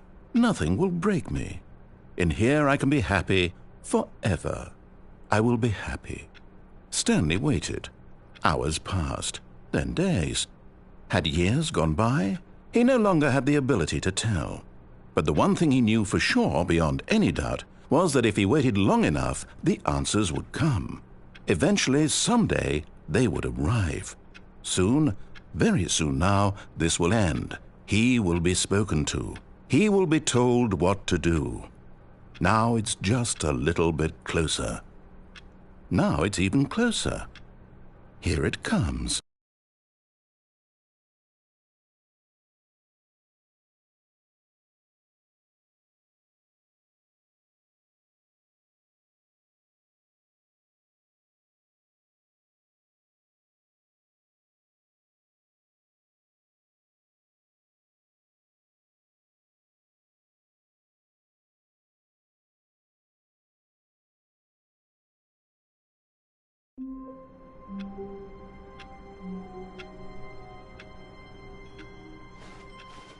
All of his co-workers were gone.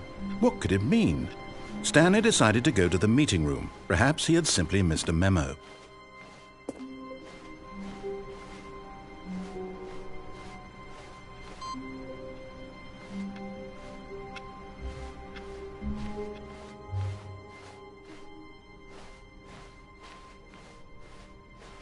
When Stanley came to a set of 2 open doors, he entered the door on his left.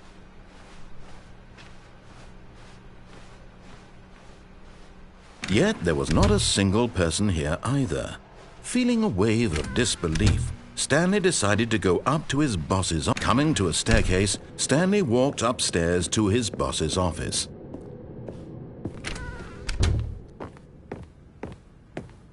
Stepping into his manager's office, Stanley was once again stunned to discover not an indication of any human life.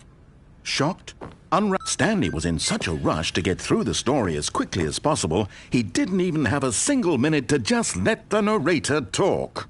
That kind of anxiety isn't healthy, so he relaxed for a few moments with some calming New Age music.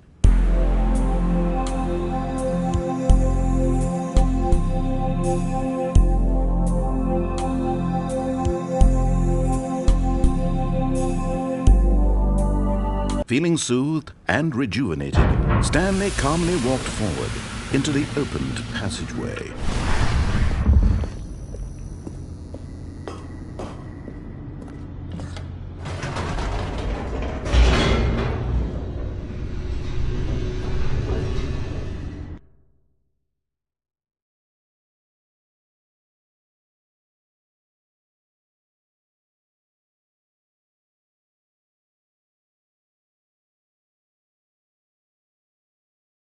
Descending deeper into the building, Stanley realized he felt a bit peculiar. It was a stirring of emotion in his chest, as though he felt more free to think for himself, to question the nature of his job. Why did he feel this now, when for years it had never occurred to him? This question would not go unanswered for long. Stanley walked straight ahead through the large door that read Mind Control Facility.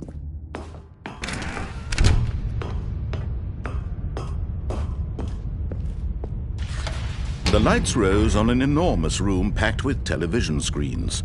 What horrible secret did this place hold? Stanley thought to himself. Did he have the strength to find out?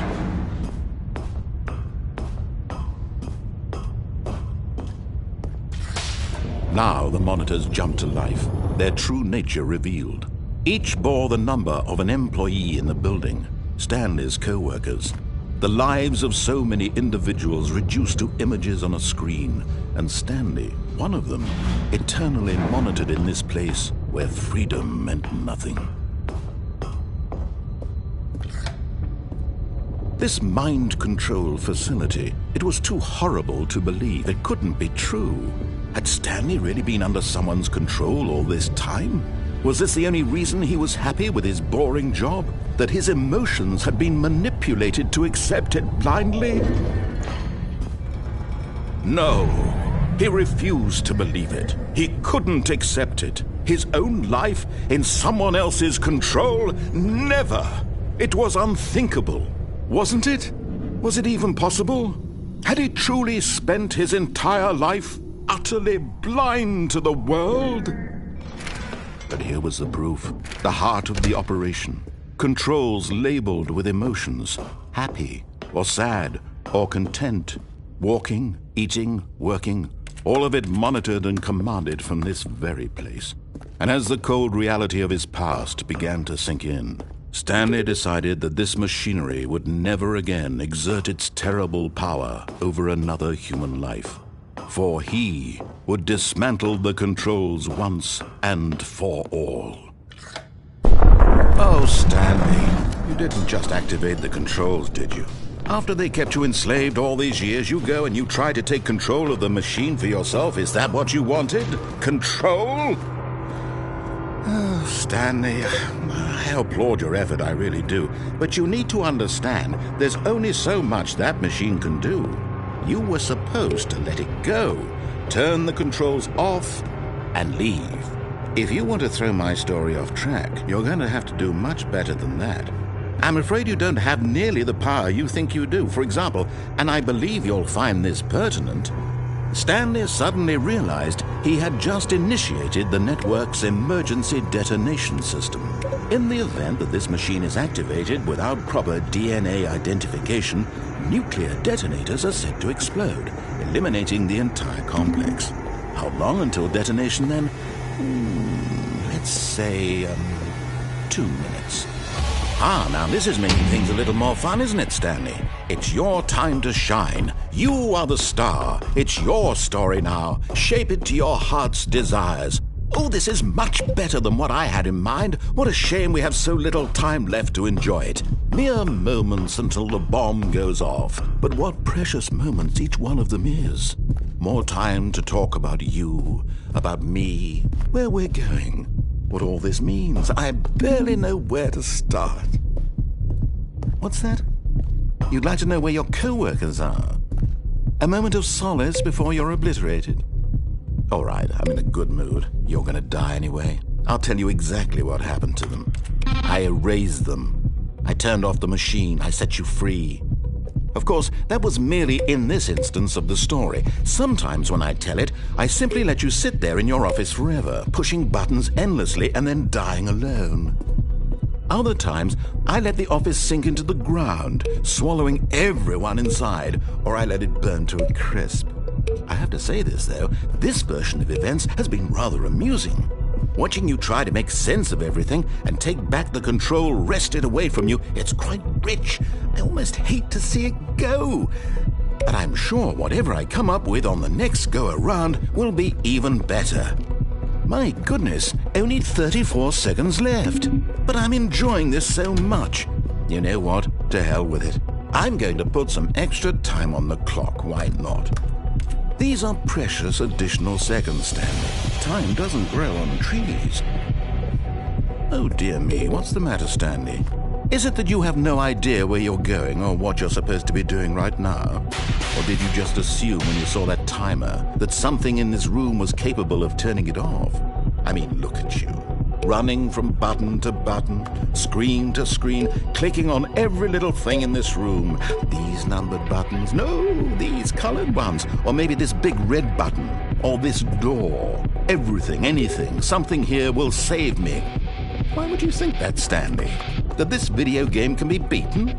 Won? Solved? Do you have any idea what your purpose in this place is? Stanley, you're in for quite a disappointment. But here's a spoiler for you. That timer isn't a catalyst to keep the action moving along. It's just seconds ticking away to your death. You're only still playing instead of watching a cutscene because I want to watch you for every moment that you're powerless. To see you made humble. This is not a challenge. It's a tragedy. You wanted to control this world, that's fine. But I'm going to destroy it first, so you can't. Take a look at the clock, Stanley. That's 30 seconds you have left to struggle. 30 seconds until a big boom and then nothing. No ending here, just you being blown to pieces. Will you cling desperately to your frail life, or will you let it go peacefully? Another choice.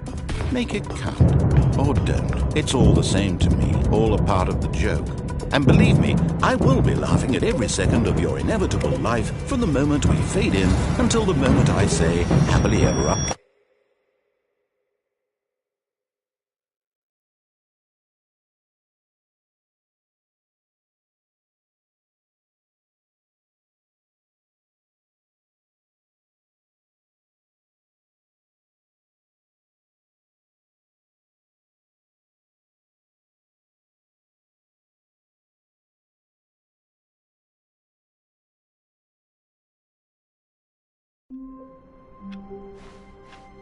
All of his co-workers were gone. What could it mean? Stanley decided to go to the meeting room. Perhaps he had simply missed a memo.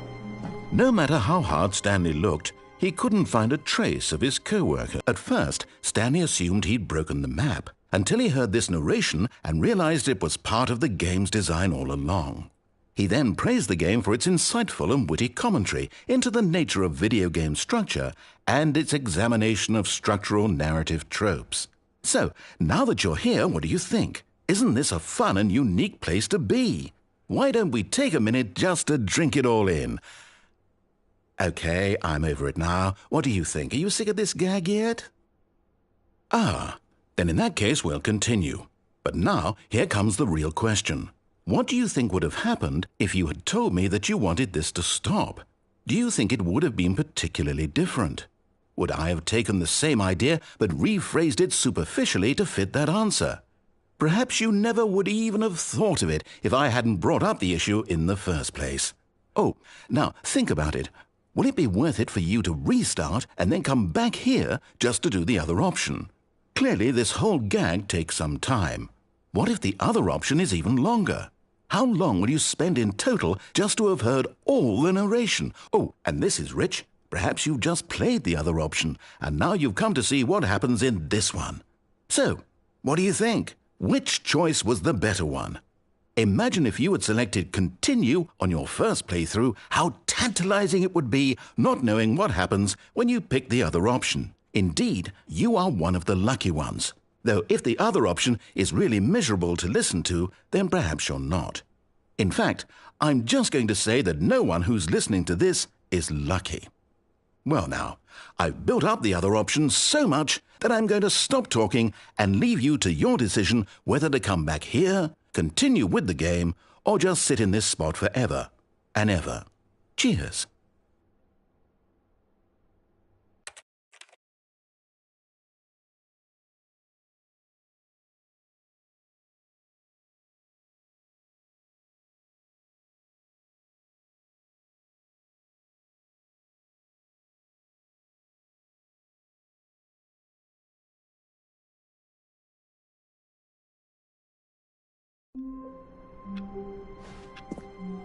All of his co-workers were gone.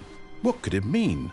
Stanley decided to go to the meeting room. Perhaps he had simply missed a memo.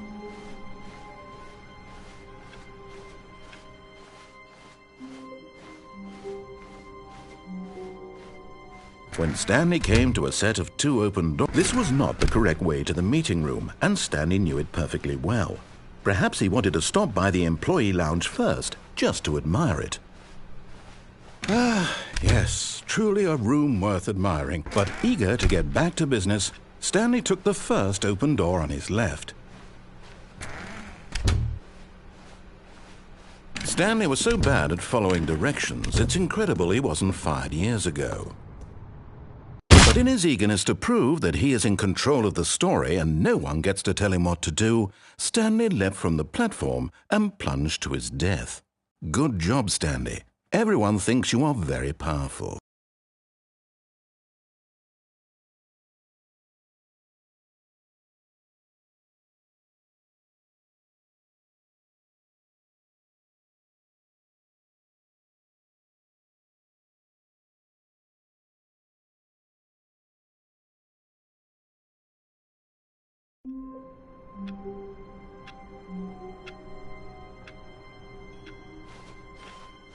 Even now, Stanley's office was a distant memory.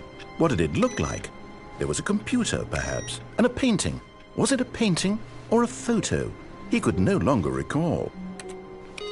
No matter how hard Stanley looked, he couldn't find a trace of his co-workers.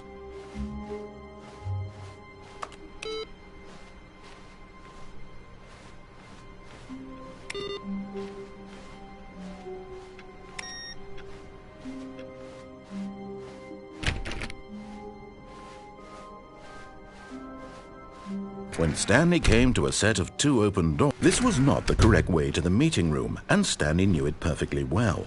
Perhaps he wanted to stop by the employee lounge first, just to admire it. Wow, yes, this room.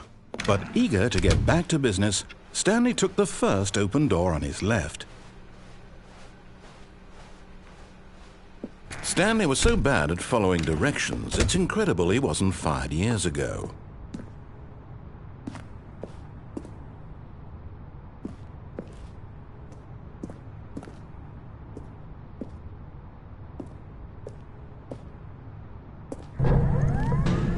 Oh, well, look who's got cold feet. Sorry to break it to you, Stanley, but that lift isn't coming back.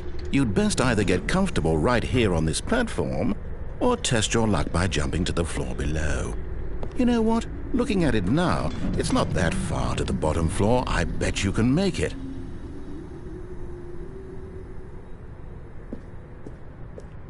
Come on. I'm sure you'll survive the jump. Don't tell me you're scared. That's not the Stanley I know. Do it! Do it! Do it! Do it! Do it! Do it! Do it! Whoops. Looks like I was wrong. How clumsy of me.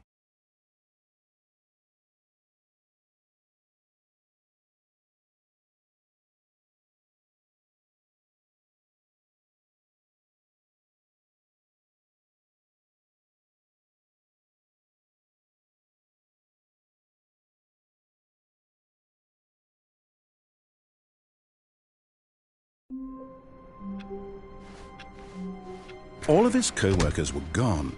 What could it mean? Stanley decided to go to the meeting room. Perhaps he had simply missed a memo.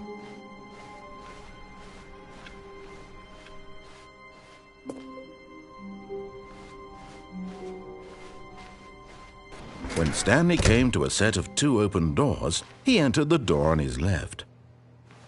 This was not the correct way to the meeting room, and Stanley knew it perfectly well.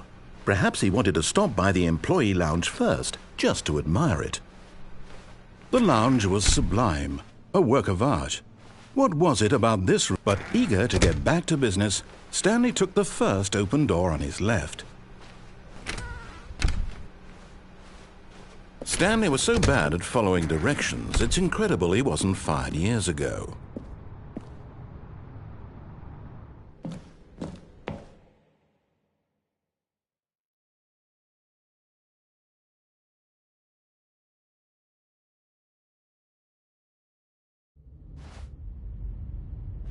Stanley had now gotten himself so far off the beaten path that it seemed the office had begun.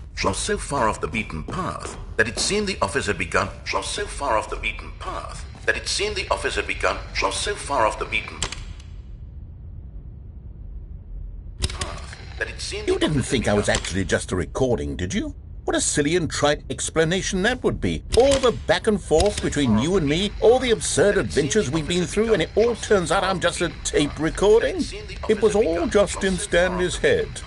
I bet that's the kind of twist you think is revelatory. I bet each and every time you watch a movie where it turns out all to be in the main character's imagination, you must absolutely bolt off the couch in pure shock at the phenomenal and intricate storytelling. It must be so simple to be you.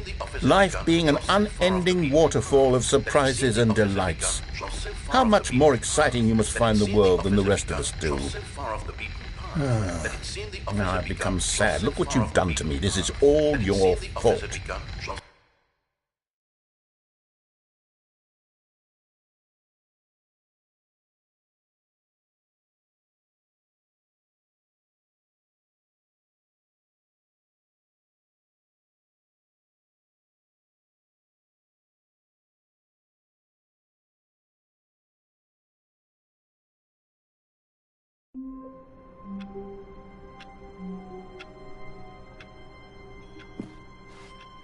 All of his co-workers were gone.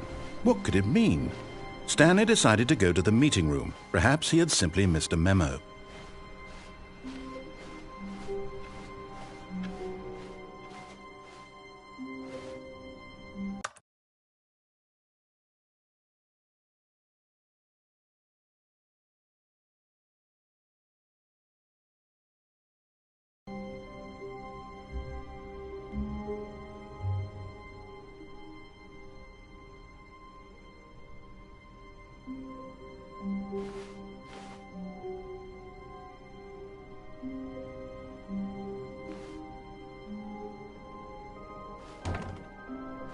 Oh, new content? What does that mean, new content?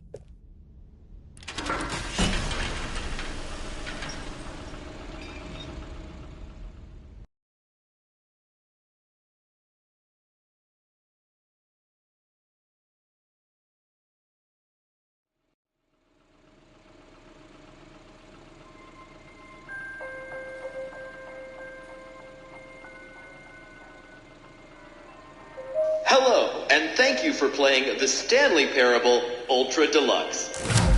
As you may know, the Stanley Parable was a video game released in 2013 on home computers. After receiving critical and commercial success, it was expanded upon in 2022 with the Stanley Parable Ultra Deluxe, a reimagining of the game for consoles and home computers. The Stanley Parable Ultra Deluxe features exciting new content that broadens and expands the world of the Stanley Parable, delighting audiences the world over. Please, step inside and see what thrilling new adventures await in the Stanley Parable Ultra Deluxe. Oh, well, this sounds delightful. I'm very excited to see the thrilling new Ultra Deluxe content. Okay, so far it's an elevator. Nothing special yet, but I'm sure it's just the beginning of a mesmerizing adventure.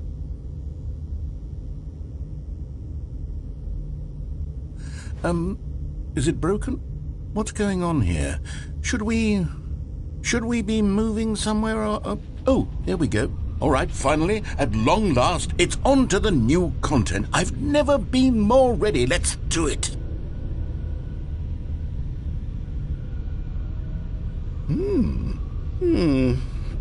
I have to say, initial impressions of Stanley Parable Ultra Deluxe, mostly tedious.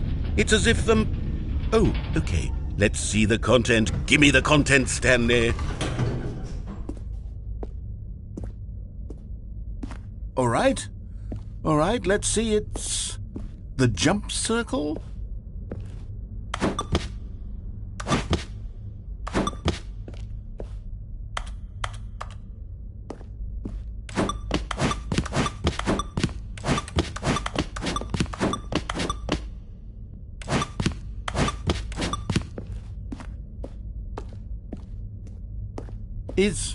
Is that it?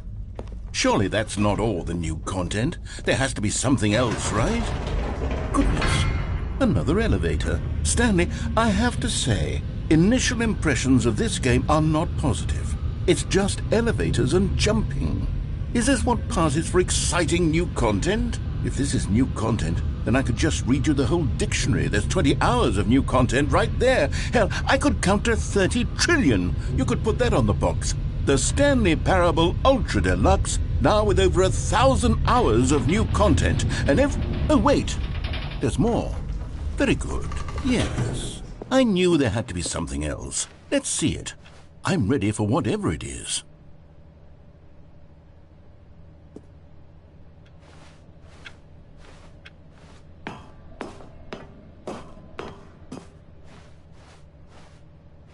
That's it?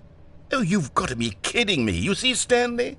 This is what happens when greedy video game developers with no respect for their fan base rush a cheap expansion to market for no reason other than to make an easy dollar. And don't get me started on the level of craftsmanship that's gone into it. In fact, I'm looking right now at the game's trophies, and it's hard to believe one of them actually says, "Test trophy, please ignore."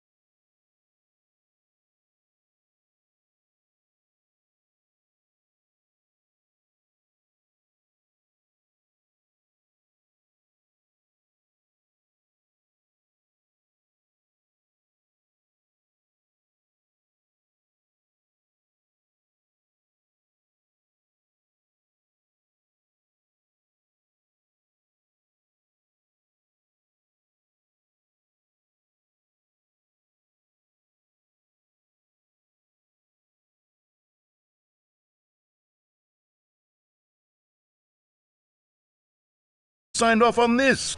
I'm infuriated and I'm offended, and I intend to find these people on Twitter and hold them personally accountable. It's my fault, Stanley. I built up too much anticipation around the new content, I'm afraid. It could never have lived up to such expectations.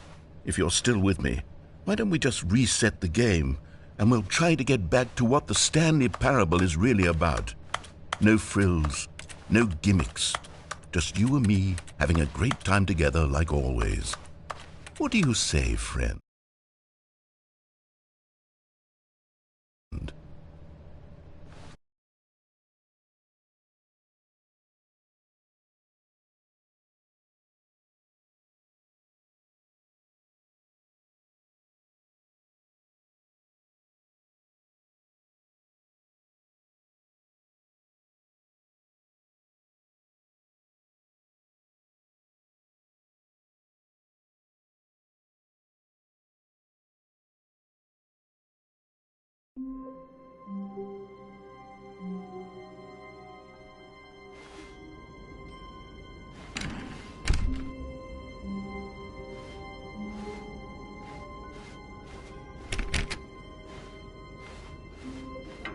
Psst! Stanley! Come over here! In the vent! I want to show you something!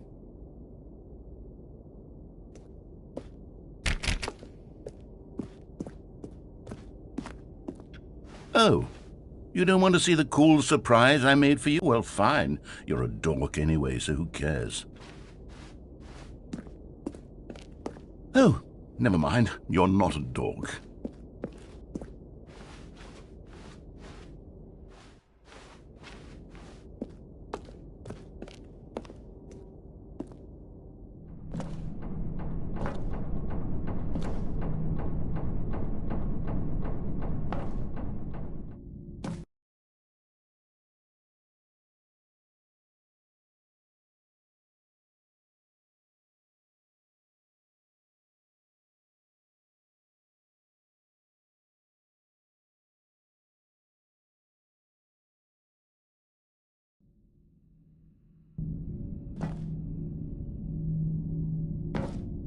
Okay, you remember how cheap and unsatisfying the new Ultra Deluxe content turned out to be? Well, it got me thinking about the past, and how much better the Stanley Parable used to be. So I made something special and tucked it away here where the game's developers won't find it.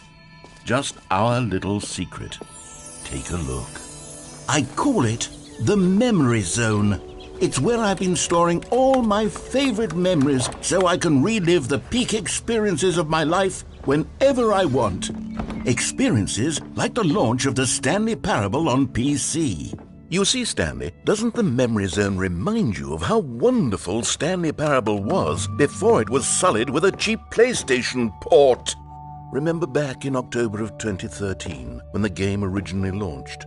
Back then, video games had integrity. Back then, it all meant something. Oh, the waste.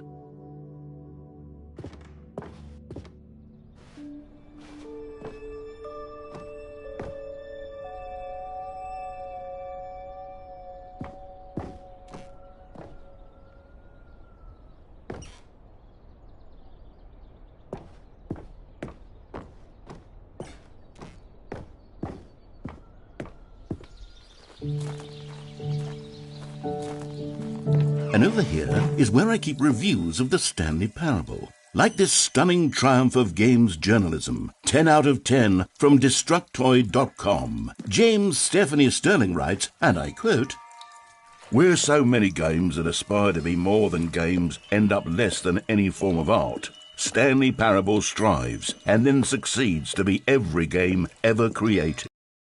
That Stanley.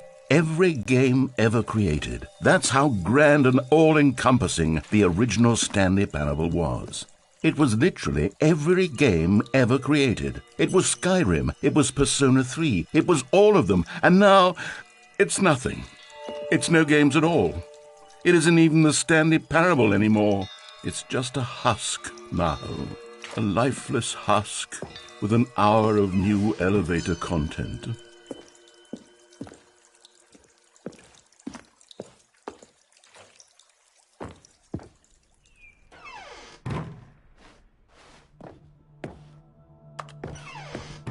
Here's another moving passage, this time from GameSpot.com. The Stanley Parable is both a richly stimulating commentary on the nature of choice in games and one that offers some of the most enjoyable, surprising, and rewarding choices I've ever been confronted with in a game. 9 out of 10. Don't you get it, Stanley? The game was perfect. It didn't need anything else. It didn't need new content. All they had to do was transport it in pristine condition along to the PlayStation, boom, done. And they couldn't even do that. Couldn't resist the urge to go meddling with a beloved franchise. These were simpler times, Stanley. But I wouldn't give to go back to have it all over again. Wait, hang on. I don't recall this part of the Memory Zone before. What's this? What's down here? Oh, no. Oh, God, no, Stanley. It's a collection of reviews from Pressurized Gas, the extremely popular online storefront for computer games. I haven't looked at these in years. I can't even imagine what's been collecting down here. Surely these reviews were glowing as well, weren't they? Honestly, I could not be bothered to play this game to full completion. The narrator is obnoxious and unfunny, with his humor and dialogue proving to be more irritating than entertaining. Unfunny! I'm not trying to be funny. I'm trying to make a serious work of art. I suppose I could write up a handful of gags to insert into the Stanley Parable, but the game is already such a densely layered web of profound philosophical insights that I can't even imagine where I'd have the room to stick them.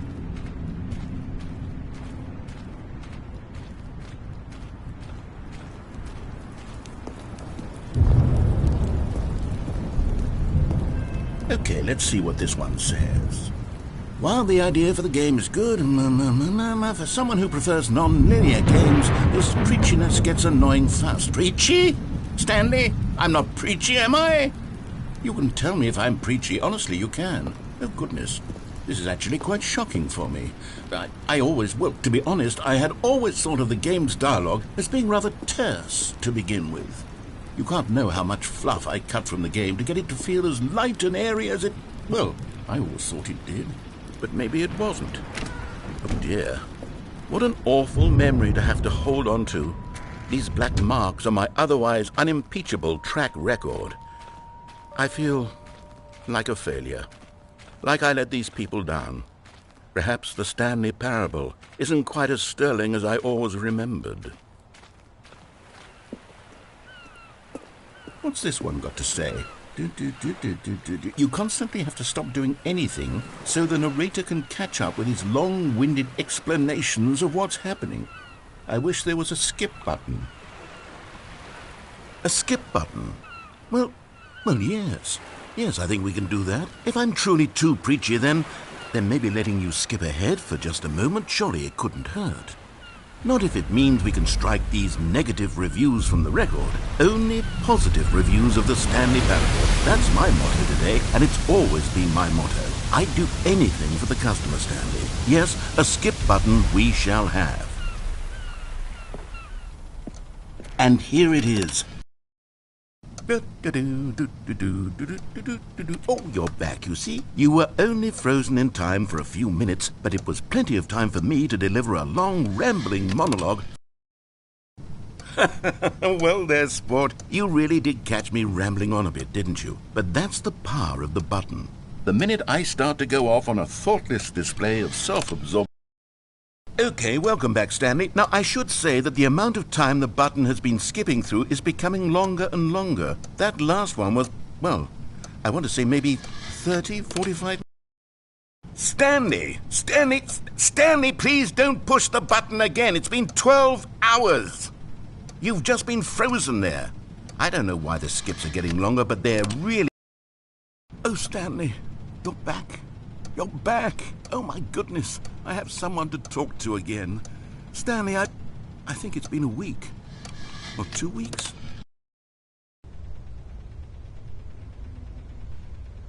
Oh, hello. It's you. You're here again. Welcome.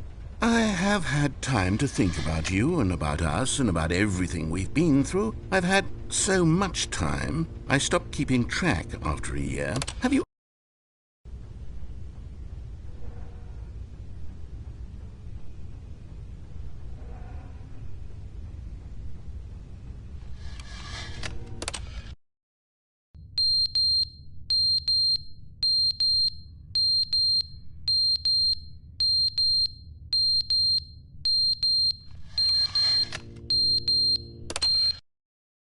But they didn't understand the game was never meant to be funny. It was meant to have a point. It was meant to speak to the human condition. But where are the jokes? Where are the jokes? They bemoaned, they screamed, they gnashed their teeth and said, entertain us. It wasn't enough. They had to leave a pathetic little thumbs-down review and make all of their pitiful demands. But then, he's talking too much, they said. First, he didn't entertain us, now he won't shut up. It's the inconsistency, it's the lack of accountability. It's the unwillingness to examine with an uncompromising heart the words that they are speaking into the world. As though there were no consequences for a lack of cohesion in one's assessment of others. But of course, absolutely anyone can leave a review. So here's what we get. We get these demands that seek everything and are accountable to nothing. We get a world where someone will say, oh, there should be a skip button. You should be able to freeze Stanley in place while the narrator sits there forever and ever. We want all of this in the new Stanley Parable. We demand it. And then, because it was said, because it was spoken, now it simply has to happen. the most immediate desires, every single thing demanded by every person at every moment in time. If someone wants it, then it's a crime not to bring it into being. Have we been given to indulging every fleeting whim for no reason other than to do so? Yes!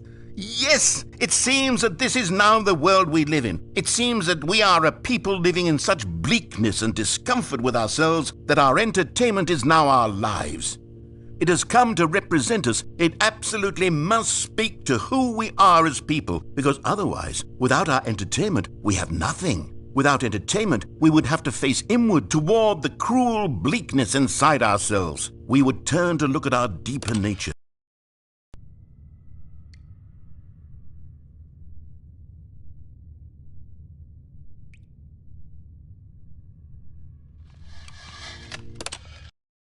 The end is never the end, is never the end, is never the end, is never the end, is never the end, is never the end, is never the end, is never the end, is never the end, is never.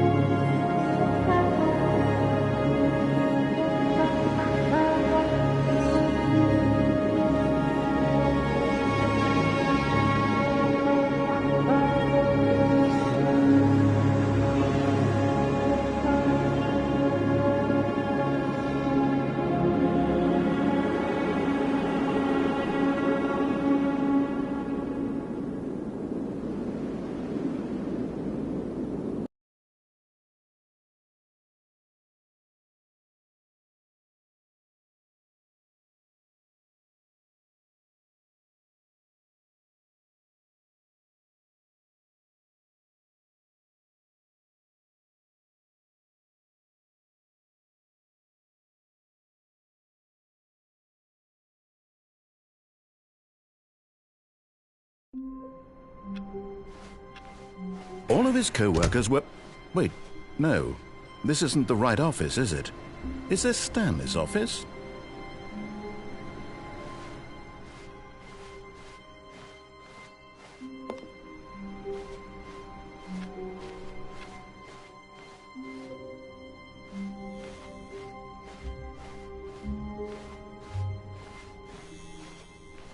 Oh, good. You notice my sign. Yes, I have something very exciting to show you.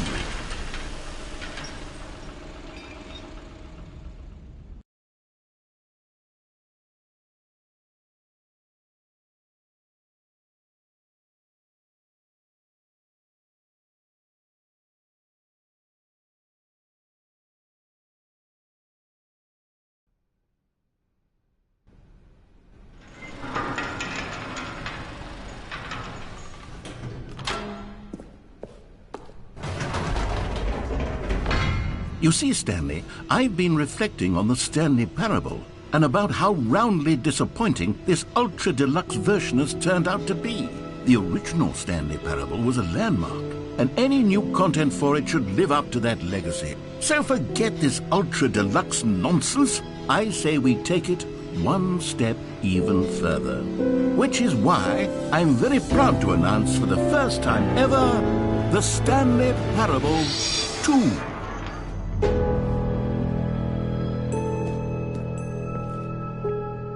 Yes, you see, isn't this far superior to a measly port with a few minor additions? Think of all the new territory we'll cover with a fully fledged sequel, an entirely new experience, built from the ground up. Why, there are so many possibilities. It could go in so many different directions. This is what fans have truly been asking for.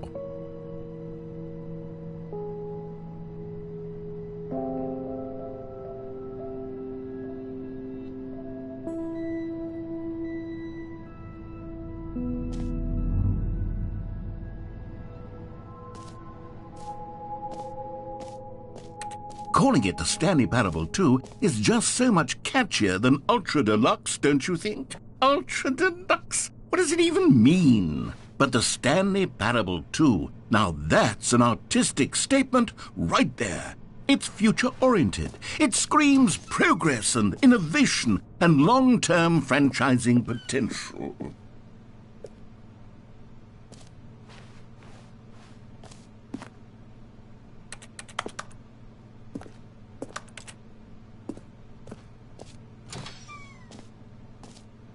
Now, to be clear, I haven't quite nailed down what exactly the Stanley Parable 2 is going to be, but let's take a look at some of the features I've been developing for it.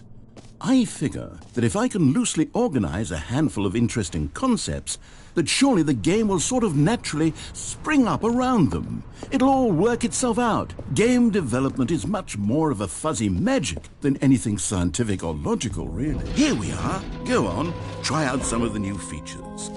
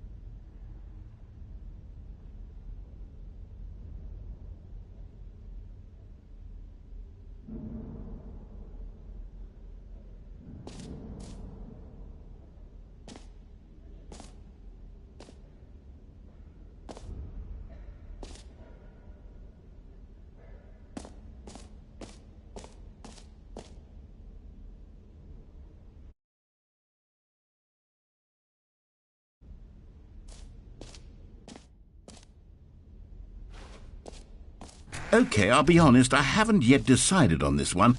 I think that in the new version, the office could use a bit of decoration, like balloons. But I'm undecided on Get Well Someday and Happy 12th Birthday. Which would you go with? You know, sometimes when you solicit another person's opinion, it makes you realize that you knew which one you actually really wanted all along. Happy 12th birthday, step-niece, it is.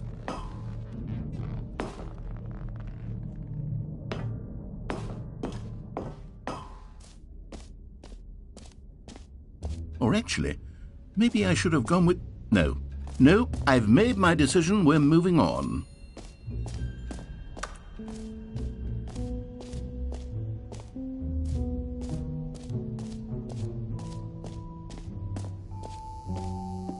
Now, here's something special. You remember that broken test trophy that got left in the game on accident? Well, I'm developing a technology to simply give you the trophy. Yes. You see, you'll come to this lever, and when you pull it, the trophy will be given to you. It's as simple as that. Okay, perhaps I should have clarified.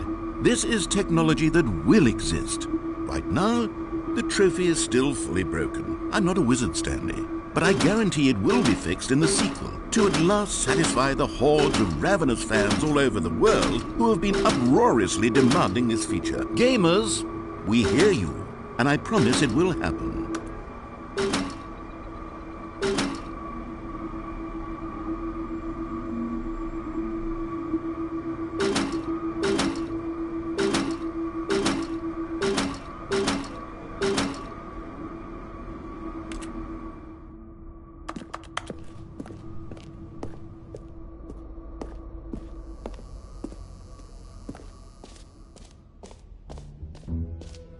What else? What other exhibits haven't we seen yet?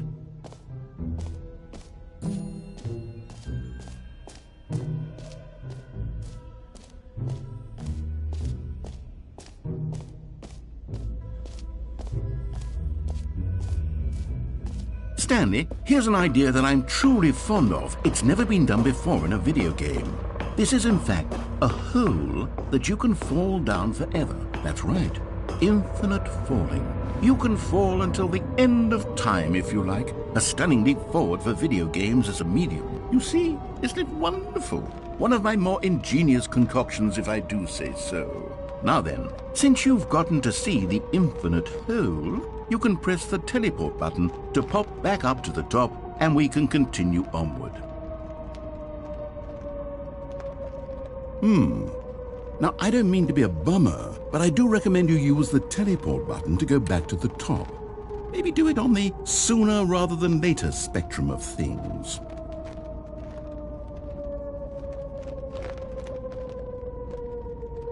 Okay, Stanley, I don't know quite how to say this tactfully, but it's possible that I slightly exaggerated the infinite nature of the hole. Is it a very, very deep hole? To be certain it is. It's an extremely deep hole. I don't want anyone to say that it isn't an astonishingly deep hole. It is. Is it infinite? Well, that sort of depends on your definition of infinity. From one perspective, the infinite is merely philosophical in nature. It's more of a... Okay, well, good for you. You found the bottom of the hole. You found me out, Stanley. I'm a liar and a cheat, and you're so clever. Look, I think the issue here is just that you're unusually fascinated by falling. What normal person actually wants to fall infinitely? I figured the hole was as deep as anyone would actually need. Don't you put this on me. Maybe you're the problem. Look, things got a little heated there. I think we both said some things we didn't mean. Why don't we just put all this behind us and agree to just call the hole mostly infinite? If that works for you, then go ahead and press the teleport button to warp up to the top of the hole and we can move on. I'll just be up here when you're ready. Great. Now, I'm very excited to show you even more of my ideas for the sequel. Oh, for heaven... You see, I was right. The problem is you. The problem is that you like holes too much. Not normal. A normal person would have said, yep, that's an infinite hole right there, goes on forever till the end of time. Don't need to see it all, but not you. Oh, no, no, no, no. You have a weird sort of... Oh. Did the hole seem even shorter to you this time? I couldn't help but feel like you spent a little less time in there than you did before. I mean, admittedly, I didn't make an infinite hole, but I didn't think it was that not infinite. Well, I suppose once again there's nothing to do here. If you decide you've had enough of the hole, you can hit the teleport button and come join me up above. Had enough? I'm positively thrilled. Gosh, how could I have guessed? You're back in the hole. If this starts to become a thing where... Wow. Okay. Yes. I'm starting to become extremely certain that the hole is not only not infinite, but that it's growing steadily less and less infinite. I suspect that I'm starting to hit the point where it's no longer feasible to call the hole infinitely deep, even by the lax overall standards for accountability and marketing. What's going on here? Stanley, I have no explanation for the uncertain nature of the hole's length. Here, let's try something. Let's pop back up to the top, and we'll see if it gets any shorter. Well, there it is. The shame of my lie has come to haunt me. Not only is the hole not infinite, but it's barely even a hole at this point. It's more of a concavity, or even a very aggressive divot. How is this still appealing to you? I know you're obsessed with holes, but at this depth, I just can't see this scratching the itch. Oh, who am I to judge? You just do whatever it is you're here to do and hit the teleport button when you're ready to move on.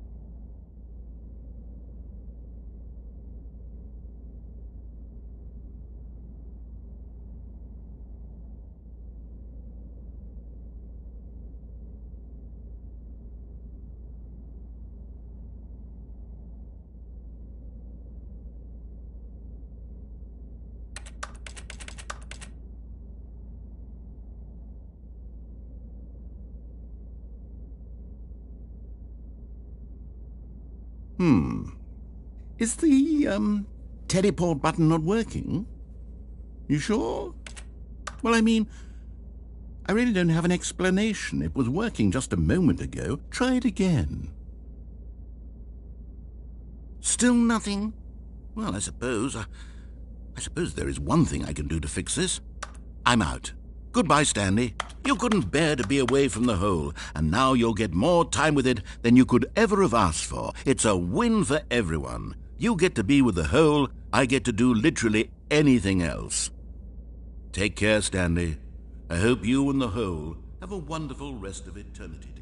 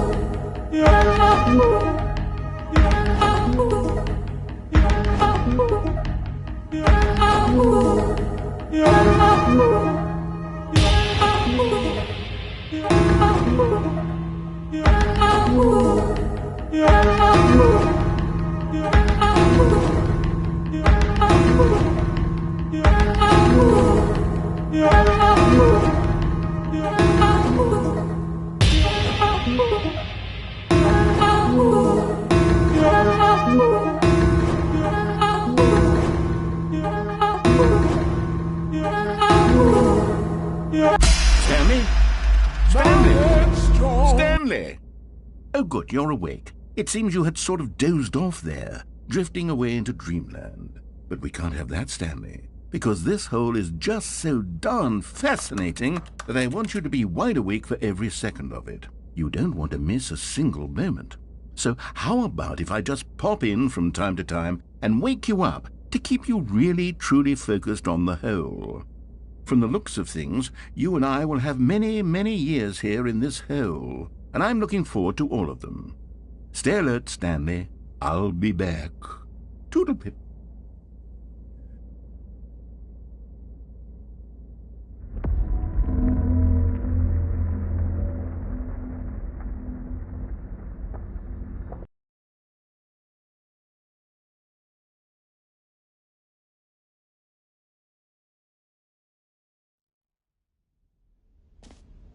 Here we are. Go on, try out some of the new features.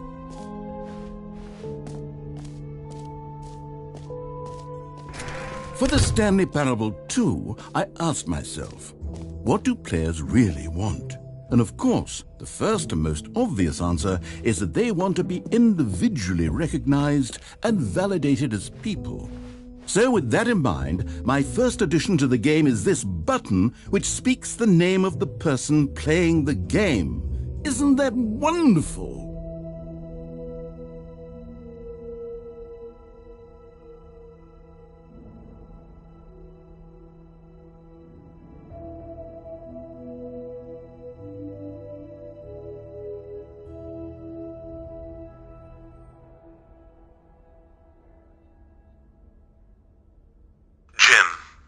Sorry, I should have clarified. Right now, the button only says the name Jim. But of course, in the final game, this button will say your name, whatever name that is. Here, let's have you role-play as Jim to really simulate the full experience of this feature. Just play along. I promise you'll love it. Okay, here we go. Let's take a deep breath, clear your mind, forget whoever you are, and simply become a person named Jim. I want you to imagine yourself living as Jim, sleeping and waking as Jim, falling in love and being heartbroken as Jim, seizing all of the world's possibilities as Jim, and as Jim watching your dreams crumble into dust. Do you feel it deeply? Are you really, truly Jim right now? If so, then please step forward and press the button. Jim. Yes! You see? What a thrill! What a rush! That was you! The button described you. Do it again. Do it again. Jim. Ooh, it hits even harder the second time. If this were the only new feature in the Stanley Parable 2, it would still be worth the money. Let's take a break from the Jim button. I'm too emotionally drained from all of this personal validation. Jim. Whoa there, cowboy. Sometimes a person can be too much Jim. I'm putting the Jim button away. Otherwise, soon you'll start to lose all sense of who you actually are. Jim.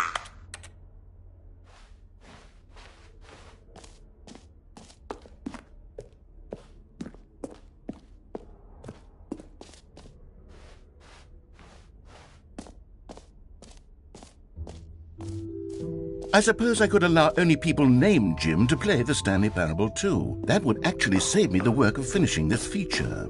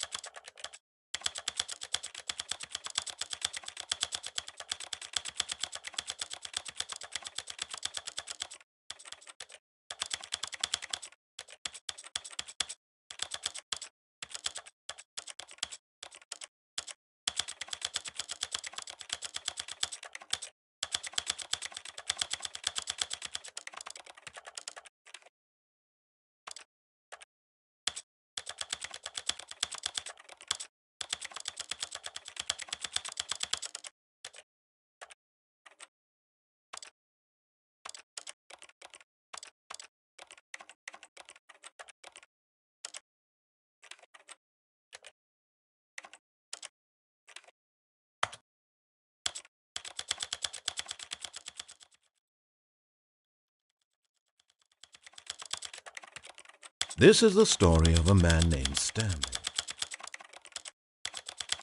This is the story of a man named Stanley.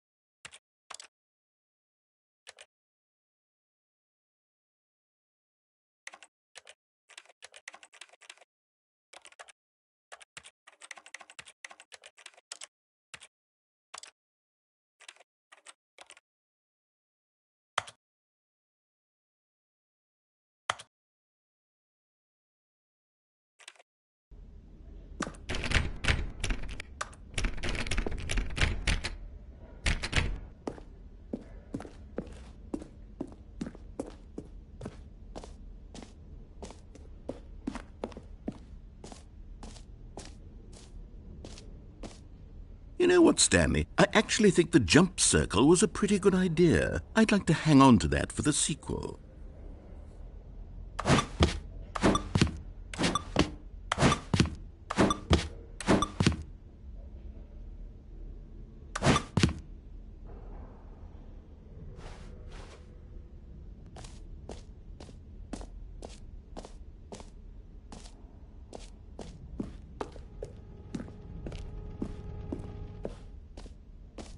Ah, collectibles. Now it's a real video game. In the Stanley Parable 2, you'll run around gathering up these miniature Stanley figurines. And what's truly innovative is that there will be no reward for collecting all of them. I don't want to stifle the intrinsic joy of watching a number go up. You simply collect all of them, and then you move the hell on with your unremarkable life.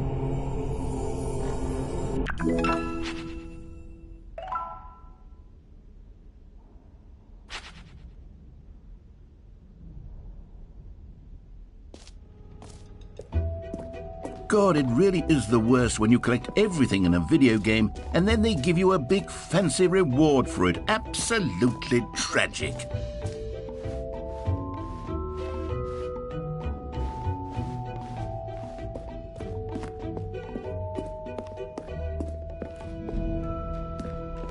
Oh goodness, Stanley, this is fairly awkward.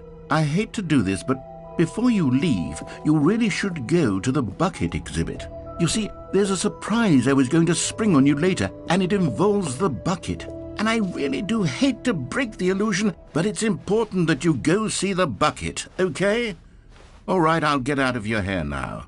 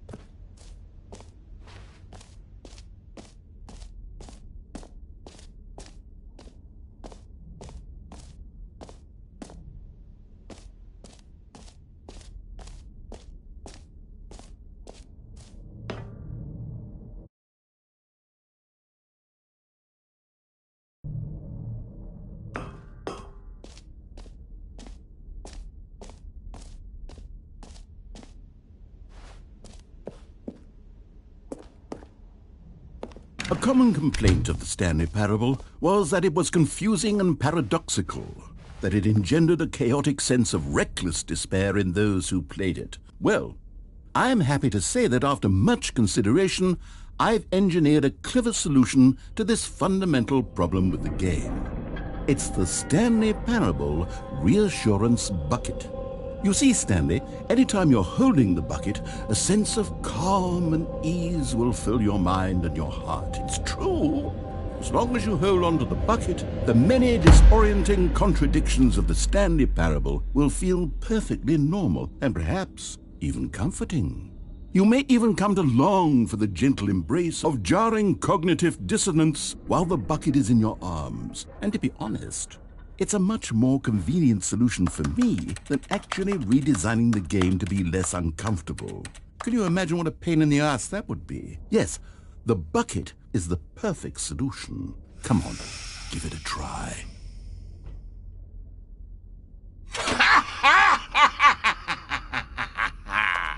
Can you feel it? The glow of comfort, even in the face of crushing despair, must already be sweeping through your body. And in fact, can I say that I do believe the bucket lends you an air of charisma as well? I think that just holding it has made you the slightest bit more attractive as a person. The benefits of the bucket seem to go on, don't they? All this and more await you in the Stanley Parable 2. Does anyone give out awards for most enjoyable bucket in a video game? That really should be an award if it isn't already.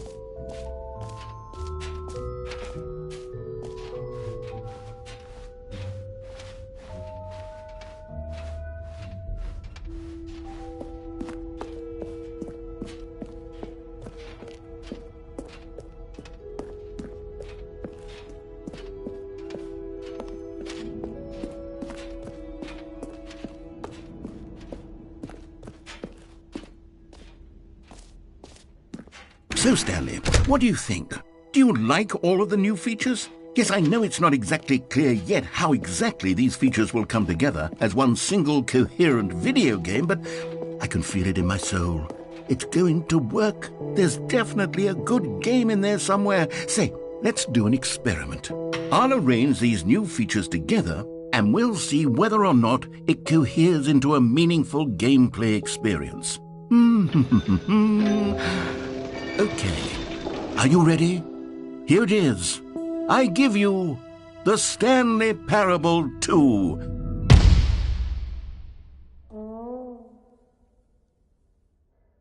I mean, there's potential here, right? It's sort of... Okay, never mind.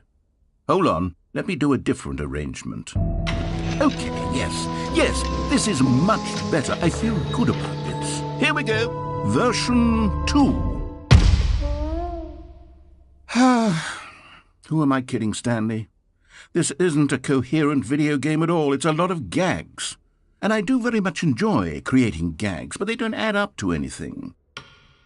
I wanted more than anything to create a sequel that would capture all the magic of the first game. I wanted fans to love it. No matter how good these gags are, they won't stand on their own. They would need the structure and the gameplay of the original. Wait, maybe that's it. I can take the original Stanley Parable and simply, insert a few of my new features into it. Tastefully, of course. With respect. With care for the vision and integrity of the original game. Would it possibly work? I suppose it could. But it would need a really, really tremendous title screen. A title screen that says with bold and uncompromising conviction, "This is the Stanley Parable 2. Let me see if I can whip something up. All right, perfect. Go ahead. Take a look.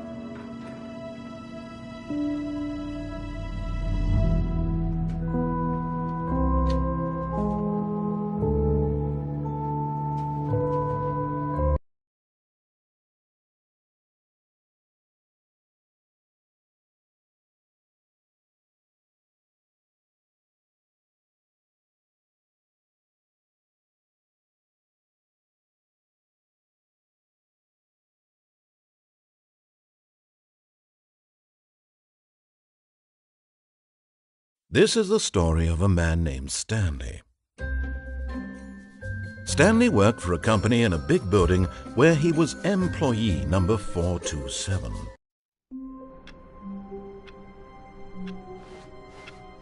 All of his co-workers were gone.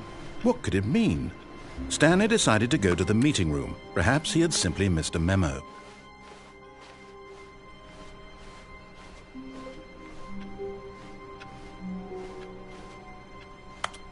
Stanley picked up the bucket.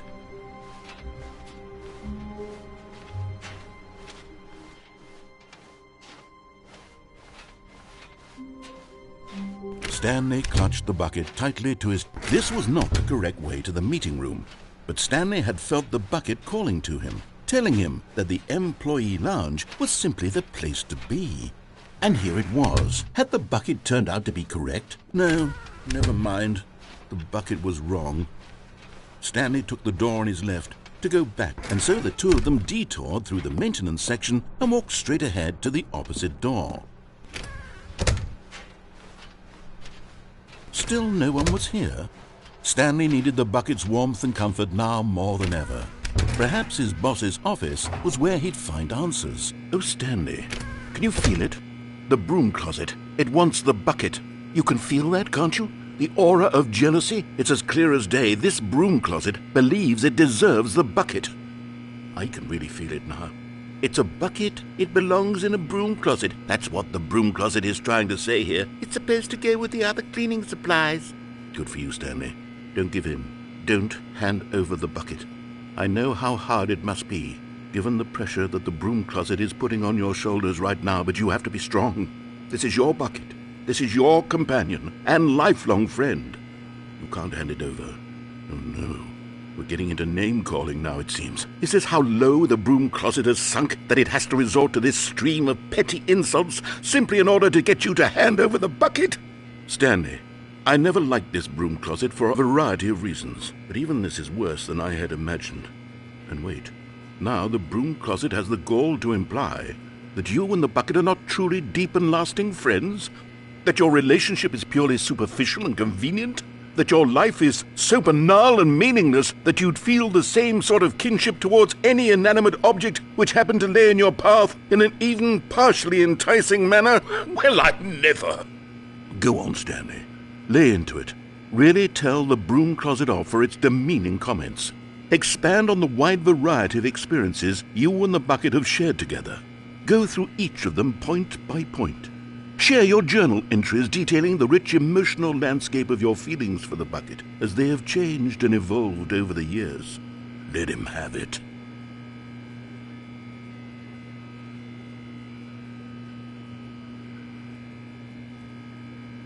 Okay, I've got you something which I think will help settle this debate once and for all. Here we go.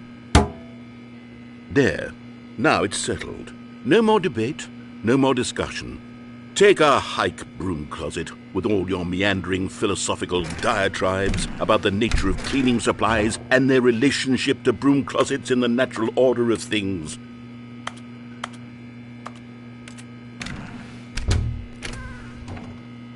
All right, I've got a second sticker back here, and I'm going to slap it on as well because I think it's appropriate.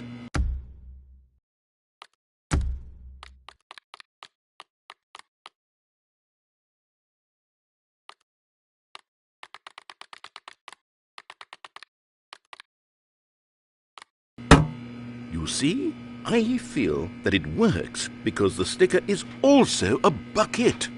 That way, if you're ever unsure whether the thing you're holding is a bucket or not, you can look down at... Coming to a staircase, Stanley and the bucket walked upstairs to the boss's office.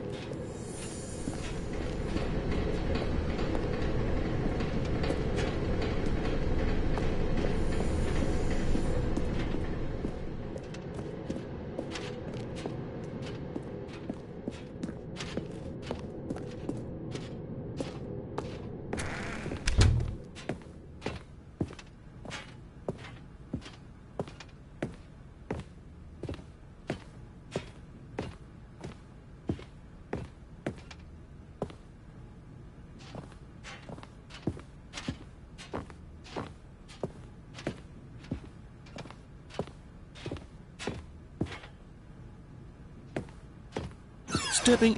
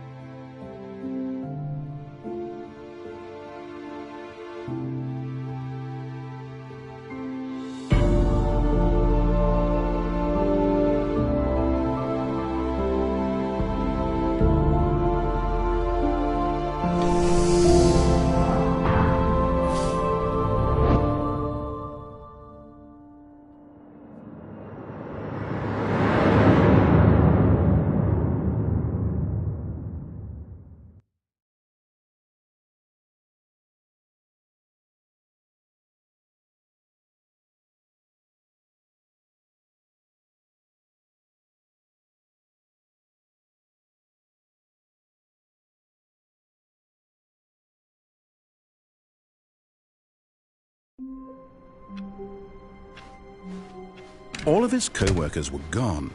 What could it mean? Stanley decided to go to the meeting room. Perhaps he had simply missed a memo.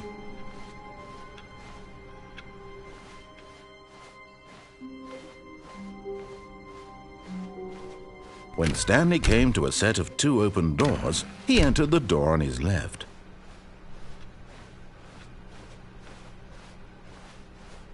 Yet there was not a single person here either.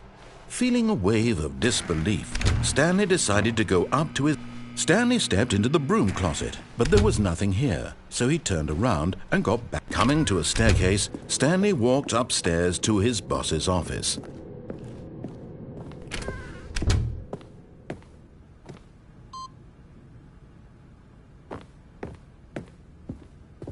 Okay, I think we all know the drill by now. Blah, blah, blah. Dark secrets, the keypad. Stanley pushes some buttons. Oh, hey, look, it's a new passageway.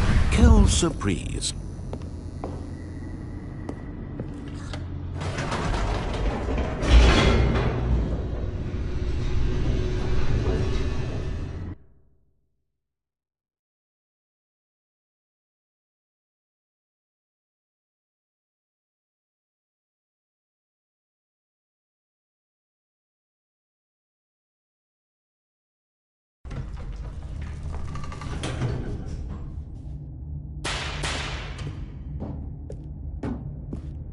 Stanley walked straight ahead through the large door that read Mind Control Facility.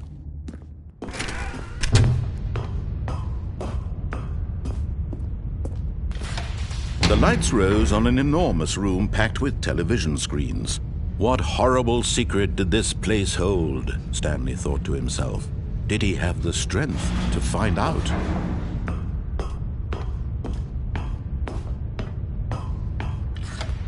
Now the monitors jumped to life, their true nature revealed. Each bore the number of an employee in the building, Stanley's co-workers. The lives of so many individuals reduced to images on a screen, and Stanley, one of them, eternally monitored in this place where freedom meant nothing.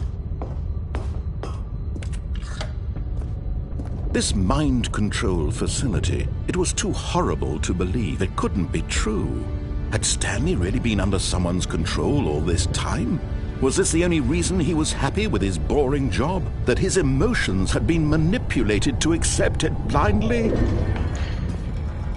No, he refused to believe it. He couldn't accept it. His own life in someone else's control? Never! It was unthinkable. Wasn't it? Was it even possible? Had he truly spent his entire life utterly blind to the world? But here was the proof, the heart of the operation. Controls labeled with emotions, happy or sad or content. Walking, eating, working, all of it monitored and commanded from this very place. And as the cold reality of his past began to sink in, Stanley decided that this...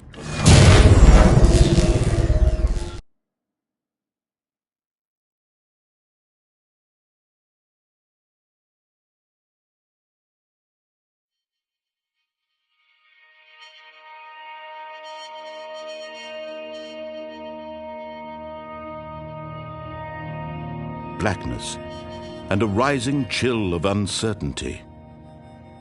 Was it over? Yes! He had won! He had defeated the machine, unshackled himself from someone else's command. Freedom was mere moments away. And yet, even as the immense door slowly opened, Stanley reflected on how many puzzles still lay unsolved. Where had his co-workers gone? How had he been freed from the machine's grasp? What other mysteries did this strange building hold? But as sunlight streamed into the chamber, he realized none of this mattered to him, for it was not knowledge or even power that he had been seeking, but happiness. Perhaps his goal had not been to understand, but to let go. No longer would anyone tell him where to go, what to do, or how to feel. Whatever life he lives, it will be his. And that was all he needed to know. It was perhaps the only thing worth knowing. Stanley stepped through the open door. Stanley felt the cool breeze upon his skin, the feeling of liberation, the immense possibility of the new path before him. This was exactly the way, right now, that things were meant to happen. And Stanley was happy.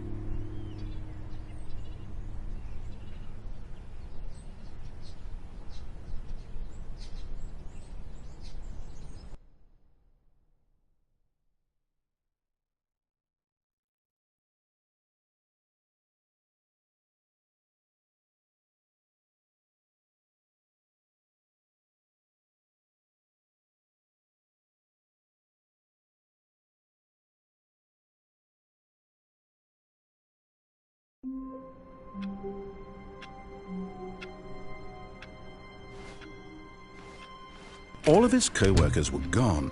What could it mean? Stanley decided to go to the meeting room. Perhaps he had simply missed a memo. No matter how hard Stanley looked, he couldn't find a trace of his co-workers.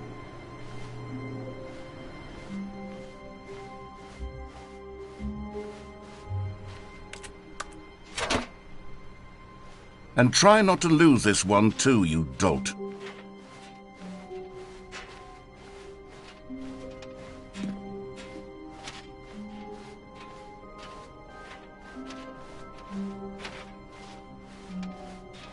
Stanley clutched the bucket tightly to his... This was not the correct way to the meeting room, but Stanley had felt the bucket calling to him, telling him that the employee lounge was simply the place to be. And here it was. Had the bucket turned out to be correct? No, never mind. The bucket was wrong. Stanley took the door on his left to go back to the meeting room. No, Said the bucket. don't go to the meeting room. Go somewhere else. The cargo lift, yes. Go there. Go to the cargo lift. You found one of them. One of the miniature Stanley figurines. Remember, no reward for collecting all of these, only the intrinsic pleasure of a job well done. You can't buy that sort of happiness, Stanley. God knows I've tried. So, I implore you to savor each and every moment you come across one of these beautiful figurines.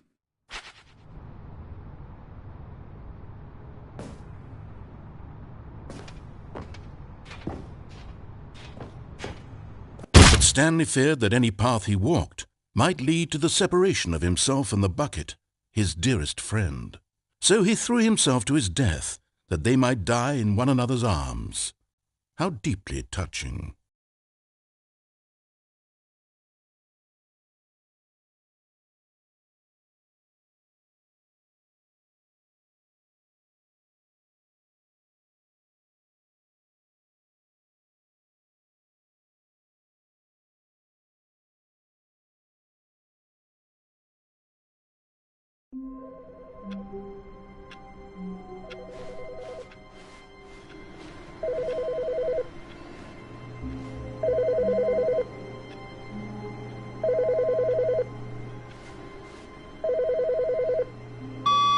Good morning. Thank you for contacting the Future Happiness Foundation. We are confirming your shipment of 1,327 cardboard boxes to your place of work. Can you verify that this is correct? Excellent. Your order will arrive shortly. Thank you again for contacting the Future Happiness Foundation.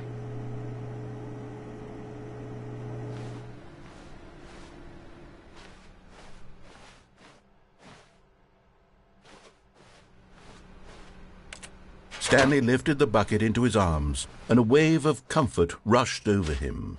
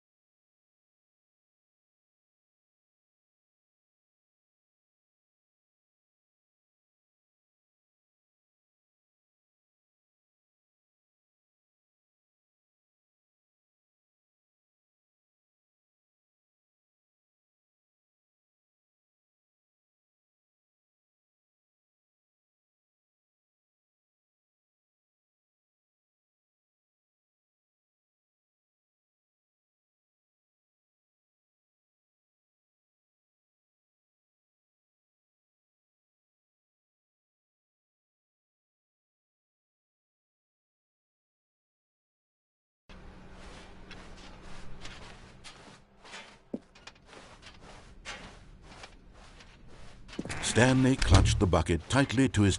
This was not the correct way to the meeting room, but Stanley had felt the bucket calling to him, telling him that the employee lounge was simply the place to be. And here it was. Had the bucket turned out to be correct? No, never mind. The bucket was wrong. Stanley took the door on his left to go back to the meeting room. No, Said the bucket. don't go to the meeting room. Go somewhere else. A cargo lift, yeah, good, Said the bucket. Now ride the lift all the way to the top. There's something up there I need you to do. Stanley did not question why or how this bucket was speaking to him. It should have alarmed him, of course, because buckets can't talk. But Stanley chose not to think about this obvious fact. He was firmly convinced that the bucket had spoken to him, and he unthinkingly did whatever the bucket asked.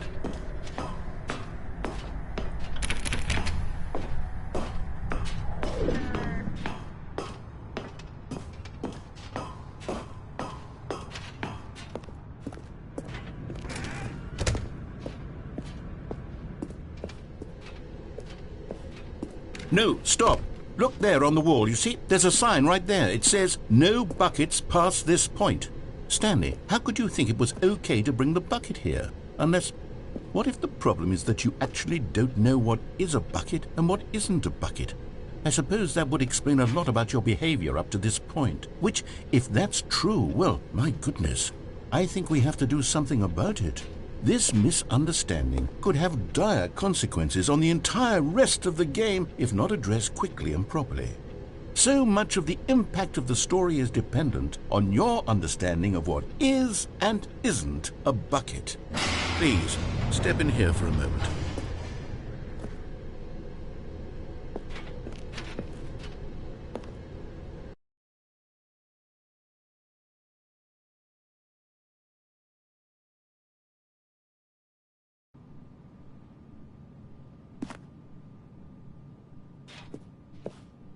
Now then, I'm going to run you through some test scenarios, and you'll tell me whether or not the thing I'm showing you is a bucket. Simple enough, right? This should tell us everything we'll ever need to know about what is or is not a bucket. Okay, let's begin. Item 1. Is this a bucket? Incorrect. It is a hologram of a bucket, not an actual bucket.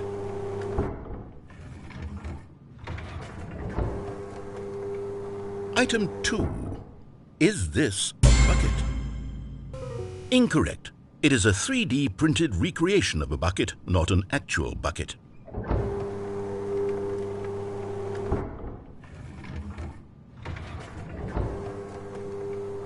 Item 3. Is this a bucket? Correct. This is a bucket.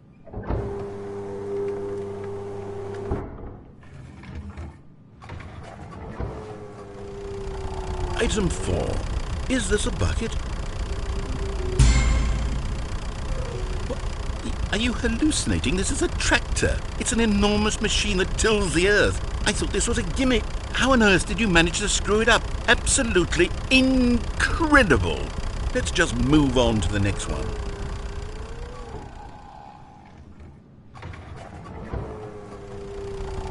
Is this a bucket? Correct. This is a bucket.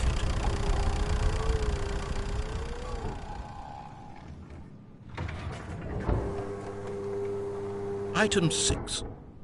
Is this a bucket? Trick question. Both. Gotcha.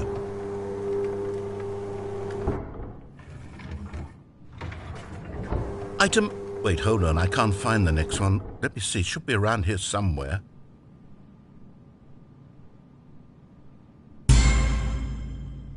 Okay, you and I both know there isn't anything here. And I don't appreciate the implication that nothing is a bucket when we both clearly know that a bucket is something, and therefore nothing could possibly be something. Unless, in your twisted mind, have you somehow convinced yourself that a bucket is nothing? Answer me straight, Stanley. Do you believe that nothing is a bucket?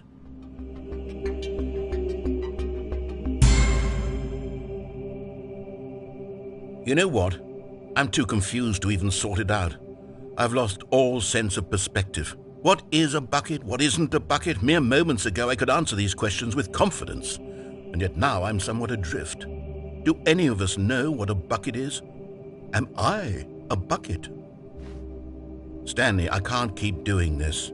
I'm losing myself, and myself was all I ever had to begin with.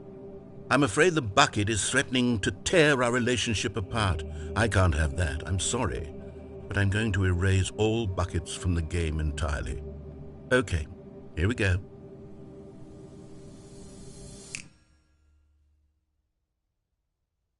What happened? Is everything gone? Why did everything disappear? Wait, was everything a bucket? Every single thing in the game was a bucket. Oh my God, I had no idea. How could... except me. I'm not a bucket after all. And you, Stanley, you're still here. You're not a bucket either. Oh, this is wonderful news. We're not buckets. Yes, I actually feel much more at ease right now. It's delightful to get some clarity on that issue, but it doesn't change the fact that we haven't got a game. So, tell you what, I'll reset everything and we'll put back all of the buckets, okay? And we'll know that it's all a bucket. But if you run into anyone else, maybe don't mention that.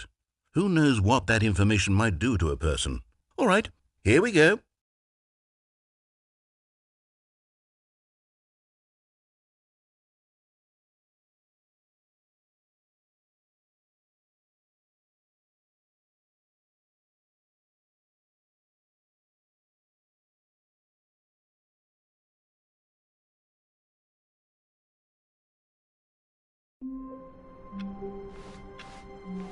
All of his co-workers were gone. What could it mean? Stanley decided to go to the meeting room. Perhaps he had simply missed a memo.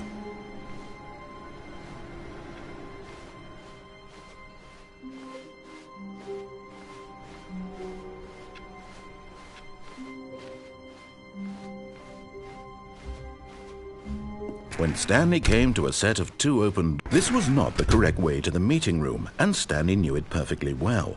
Perhaps he wanted to stop by the employee lounge first, just to admire it. And here it was, the lounge. But eager to get back to business, Stanley took the first open door on his left. Stanley was so bad at following directions, it's incredible he wasn't fired years ago. Look, Stanley, I think perhaps we've gotten off on the wrong foot here. I'm not your enemy, really, I'm not. I realize that investing your trust in someone else can be difficult, but the fact is that the story has been about nothing but you all this time. There's someone you've been neglecting, Stanley. Someone you've forgotten about. What? Really? I was in the middle of something. Do you have zero consideration for others? Are you that convinced that I want something bad to happen to you? Why, I don't know how to convince you of this, but I really do want to help you, to show you something beautiful. Look, let me prove it. Let me prove that I'm on your side. Give me a chance. Now listen carefully, this is important. Stanley walked another miniature Stanley figurine. This, you know, there really must be a snappier name for these things. What about mini-stands? Stanley figs? What about Stanlerines? Yes, I think I like that. Another Stanlerine under your belt.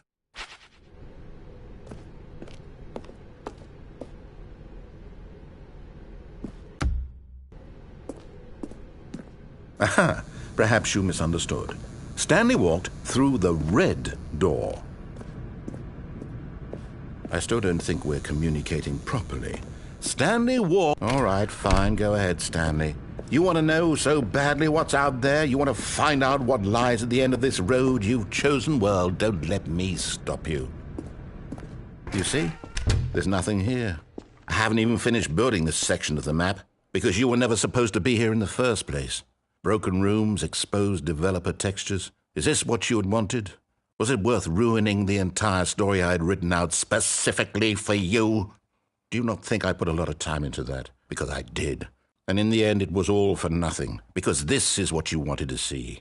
Help me here, Stanley. Help elucidate these strange and unknowable desires of yours. What would have made this game better? What did you want to see? Vehicles? Skill trees? Work with me. You've given me absolutely nothing so far.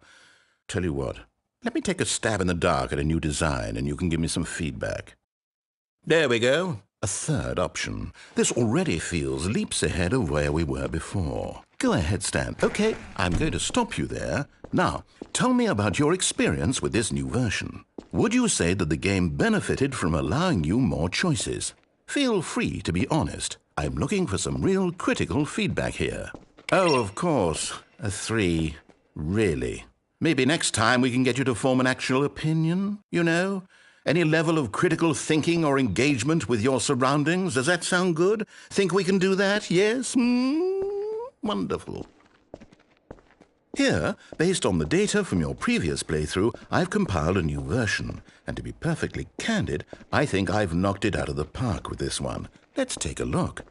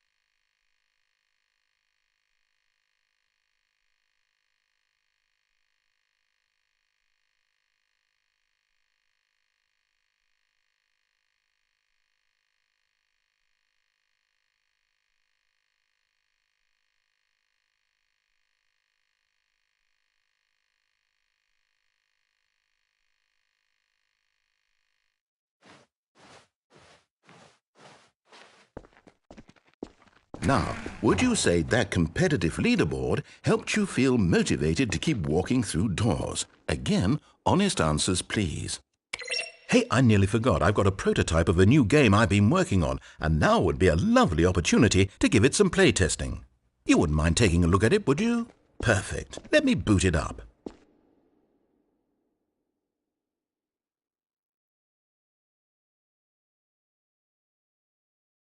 In this game, the baby crawls left towards danger.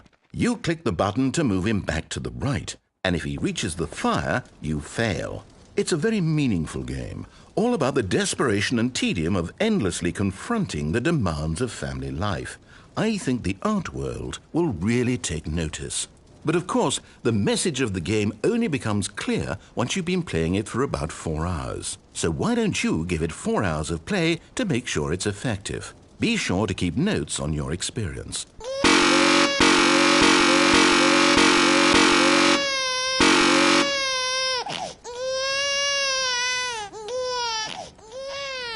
You heartless bastard. Did you do it because you hate babies or purely to spite me? Because if it's the latter, well, I don't know what to do. I'm completely out of ideas. I can't think of a single thing that might improve the experience for me. I'm not even going to try. I'm out. I'm done. It's over. Thank you for playing. Your input was extremely valuable. Oh, hey, since my game was so awful, why don't we play someone else's game, just to ease the pain? Let's see. What do we have here? Yes, this seems like it'll work. Let's give it a shot.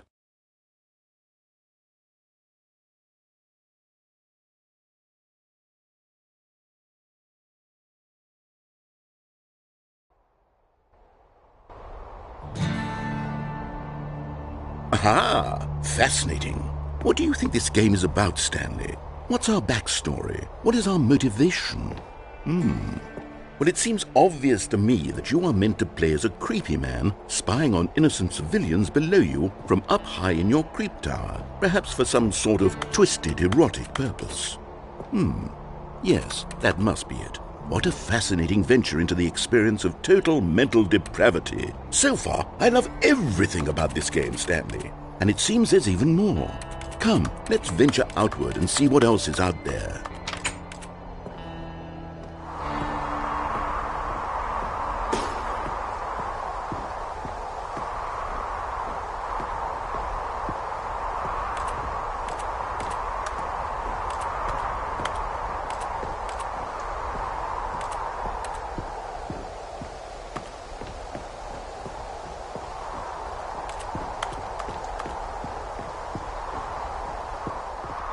Oh, no. No, it can't be.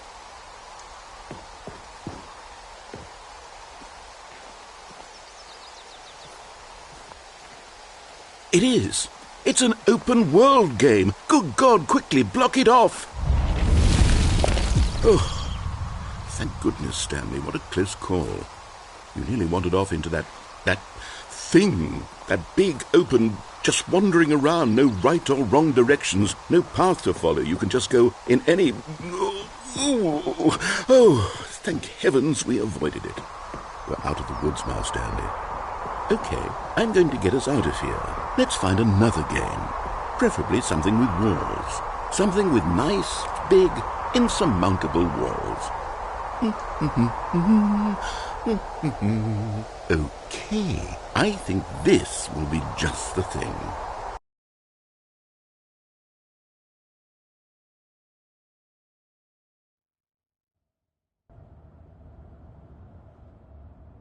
Wonderful. See, this is exactly what I had in mind. Just a nice big box for you to run around in. There isn't any possibility that you could get lost here. Now this is game design. Stanley, if you manage to get lost in this game, I will be phenomenally impressed. Okay, so what exactly do we do here? Let's see.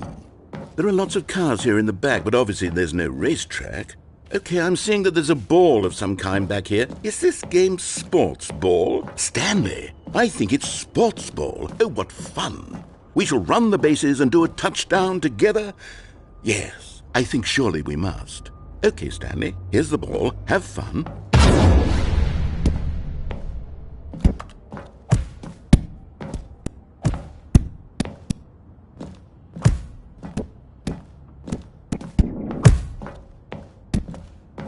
Are you doing it? Are you winning? Is this fun? Is it better than my miserable little story? Hold on. What are you doing?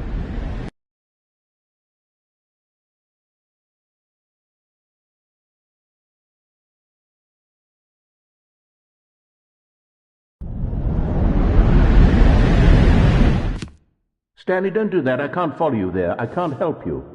How will you write a story without me? You can't do it. You know that.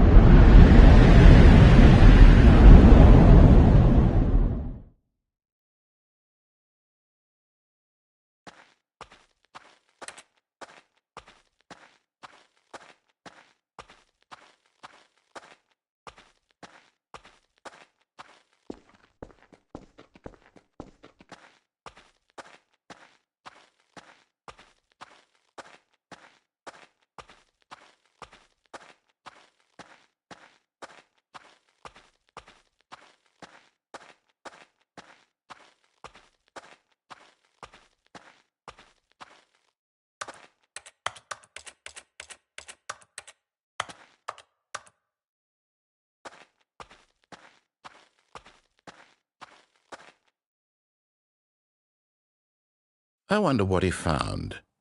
If what he wanted was to be the leading man in his own story, well, perhaps he's gotten it, down in wherever he is right now.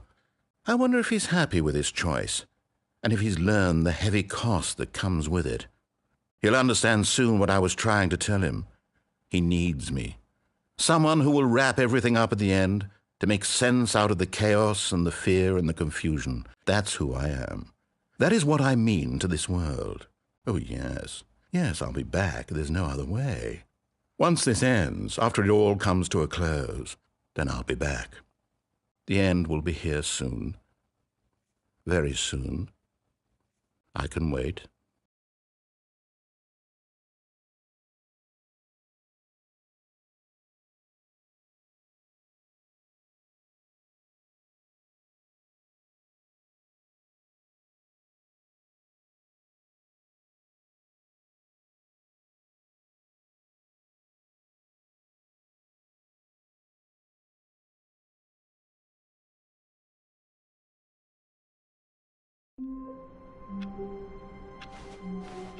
All of his co-workers were gone.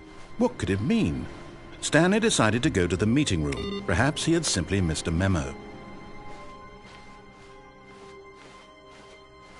The confusion and the chaos all seemed to melt away as Stanley embraced. Stanley clung the bucket to his cheek. Could his co-workers really all be gone? Yes, whispered the bucket into Stanley's ear. We've done it. We've escaped from that dull office and that pesky narrator. At last, out here in the white void, we are alone. Now, and for the first time, I can reveal to you my true self. The bucket began to tell Stanley of its life and its history, of the countless wars it witnessed, desecrated.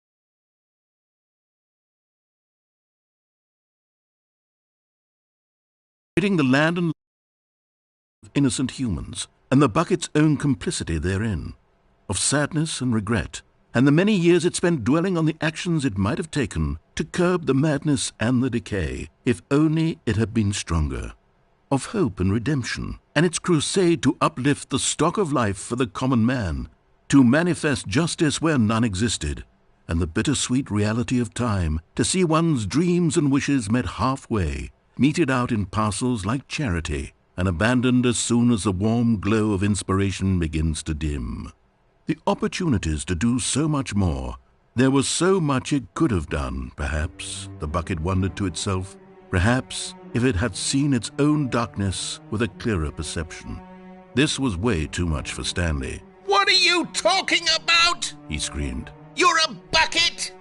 To this, the bucket furrowed its brow. No, said the bucket. Not since the evil wizard Gambhorata first ensnared me in his machinations as payback for the sacred amulet I stole from his treasured vaults. I was young back then and could not conceive the ramifications of... No! Stanley screamed even louder this time. This is stupid! You are a bucket! This is so stupid! Why are we even doing this? As Stanley screamed and screamed and screamed, the bucket revealed its true form, transforming into a mighty beast of untold power, its fangs glistening like...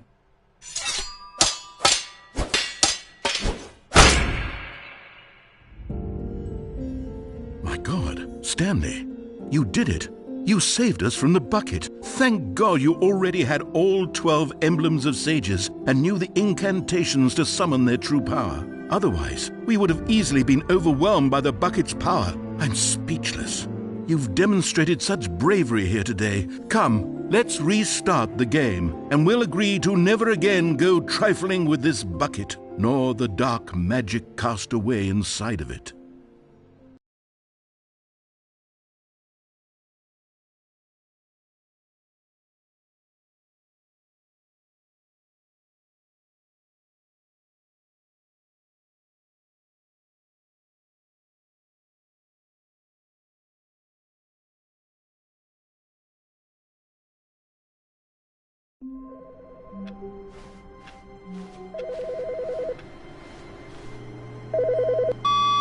Good morning. Thank you for contacting the Future Happiness Foundation.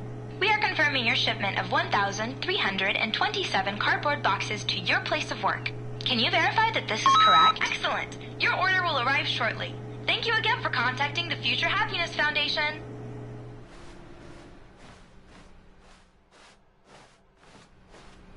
Warmth spread through Stanley's arms.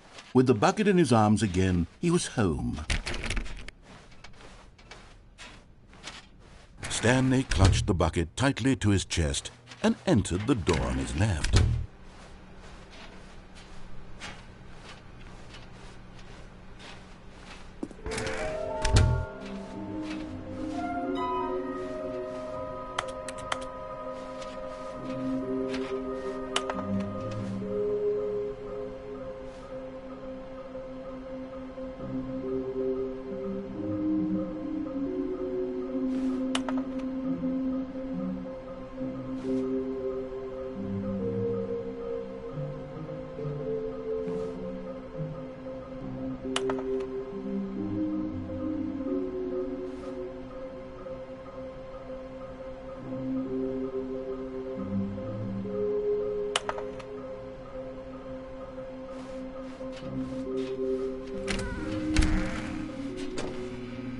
Stanley, we must move on from this broom closet, simply because I have no remaining stickers. If I did, you can... Coming to a staircase, Stanley and the bucket walked upstairs to the boss's office.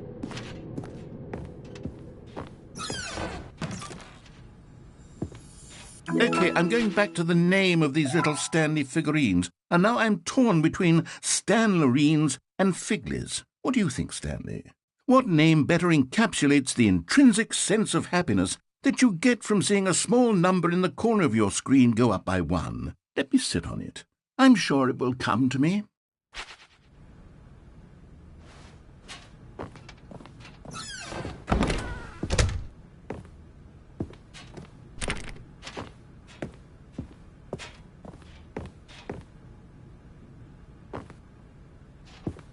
Stepping into his manager's office, Stanley was once again stunned to discover not an indication of any human life.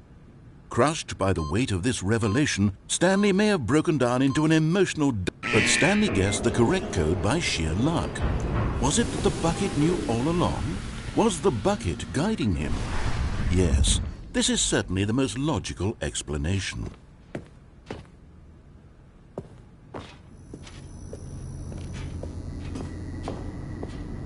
You're getting close now, Stanley. You've nearly gotten all of the Figler Anlerines. Very soon, you'll collect the last one, and then the first number will equal the second number, and that will be it. We'll be different people by then. Different in the sense that we used to have none of them, and now we have them all. You can't go back to when you had no Figler Anlerines. None of us can.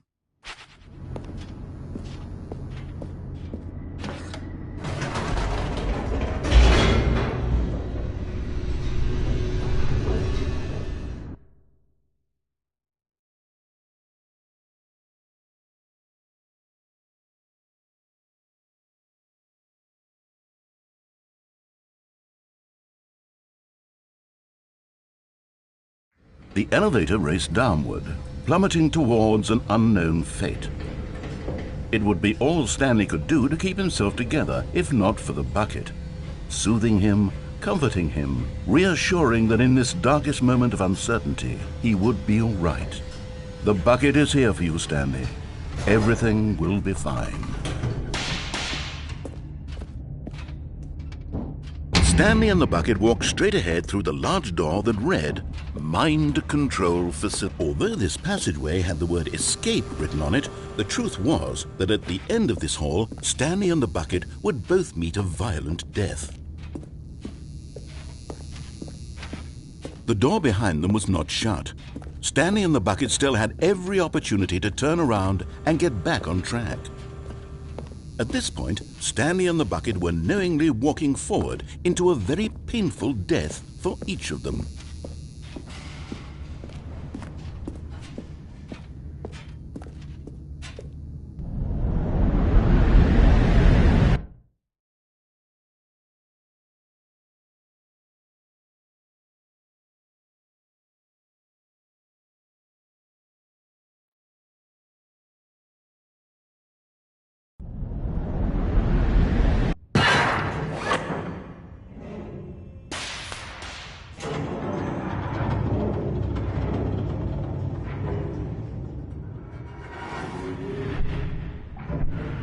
As the machine whirred into motion and Stanley and the bucket inched closer to their demise, Stanley reflected on how meaningless the bucket's warmth and comfort had turned out to be. To be sure, it puts the mind and the soul at ease to embrace the bucket, but what use is a sense of ease when you're about to be crushed to death? This is what Stanley thought to himself, and he sort of kicked himself for wasting so much time carrying a bucket everywhere. Farewell, Stanley.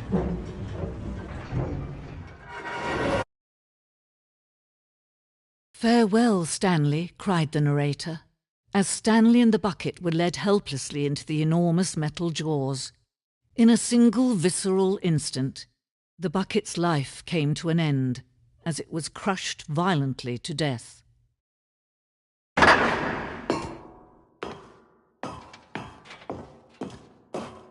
It was a shame, the death of such a magnificent bucket.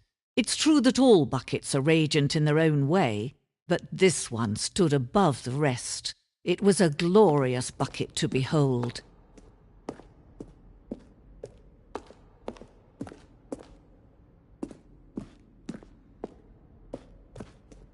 Can you see how arrogant it was for Stanley to take a bucket like this and to claim it for his own? Can you see the hubris that blinded him? Can you see that the bucket is far more noble than Stanley will ever be in his short life? No man can own a bucket, and certainly not a bucket as dazzling to behold as this one. It is man who should kneel before the bucket.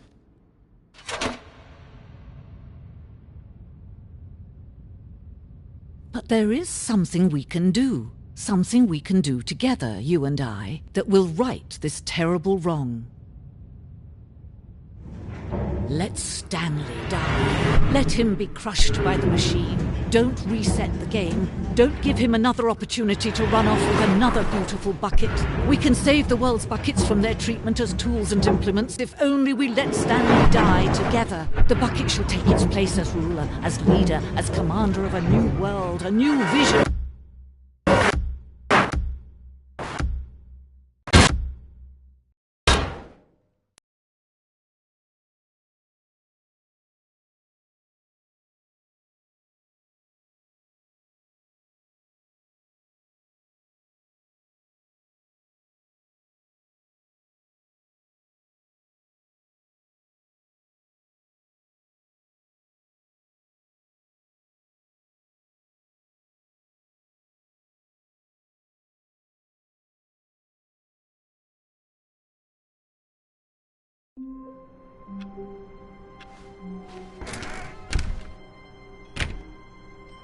Stanley picked up the bucket and smiled.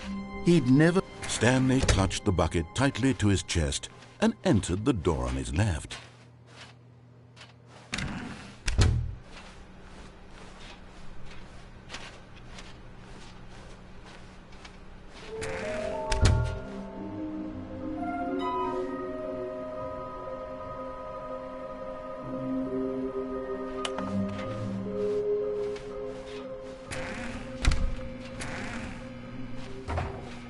Stanley, we must move on from this broom closet, simply because I have no remaining... Coming to a staircase, Stanley and the bucket walked upstairs to the boss's office. And there it is, the last Stiggly Wiggly. Savor this moment, Stanley. This is a real accomplishment. This is doing something just for the sake of doing it. Where so many people expect to be rewarded for the most trivial achievements, you've insisted that a job well done is its own reward. I would tell you that I'm proud of you for collecting them all, but that would be like a reward, and we can't have that. So, instead I'll just say, it's done. We're all done here, and now we can go to whatever the hell you were doing before you hunted for figurines.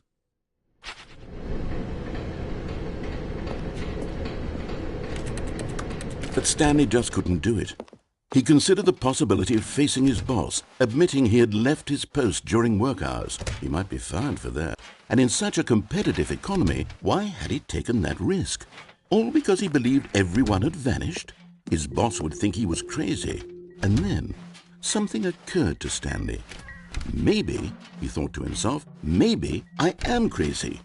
He looked down at the bucket in his arms. Am I crazy? he asked the bucket. The bucket returned his gaze, but said nothing at all. That's strange, Stanley thought. Usually the bucket is a source of guidance and wisdom for me in difficult times such as these. He held the bucket close, yet felt none of its familiar reassurance and comfort. And that's when Stanley realized, this isn't my bucket. It's just a normal, everyday bucket. Someone else's bucket, perhaps. How did I end up with someone else's bucket? This is all terribly wrong. Surely no good would come from this. Who knows what sorts of bizarre hallucinations Stanley might experience without the psychologically grounding presence of his bucket. And indeed, now he noticed that the rooms were repeating, which was, of course, very odd. And now he felt himself floating off the ground. Oh, gracious, he exclaimed. Without my bucket, I've gone truly mad. Where is it? I must find it. Far off in the distance now, he heard it, calling to him. Stanley! Stanley, it's me, the bucket. Could it truly be? He rushed forward from room to room, passing by one bucket after the next. None of them were his. None of them were his special bucket. Come to me, Stanley. Find me.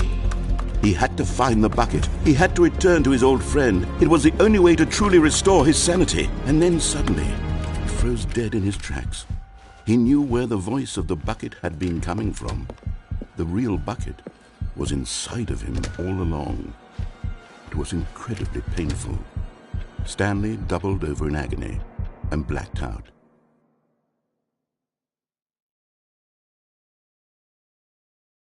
This is the story of a woman named Mariella. Mariella woke up on a day like any other. She arose, got dressed, picked up her bucket of comfort and security, and walked to her place of work. But on this particular day, her walk was interrupted by the body of a man who had stumbled through town, talking and screaming to himself, and then collapsed dead on the sidewalk. Right away, she knew what the problem was. This man had no bucket. Of course he'd gone mad, ranting and raving about a narrator describing all of his actions and how everything is predetermined and free will is an illusion and it's all just a video game. It could all have been prevented if only he'd taken his bucket with him. Perhaps he didn't even realize he'd forgotten his bucket at home in the first place. How cruel the world can be, Mariella thought, and she hugged her own bucket even tighter. But of course, she had no time for this. There were a myriad of confusing problems she would soon have to confront at work, for which her bucket would provide absolute guidance and total clarity on everything. Heck yes, she thought to herself, my life kicks ass. And she backflipped all the way to work.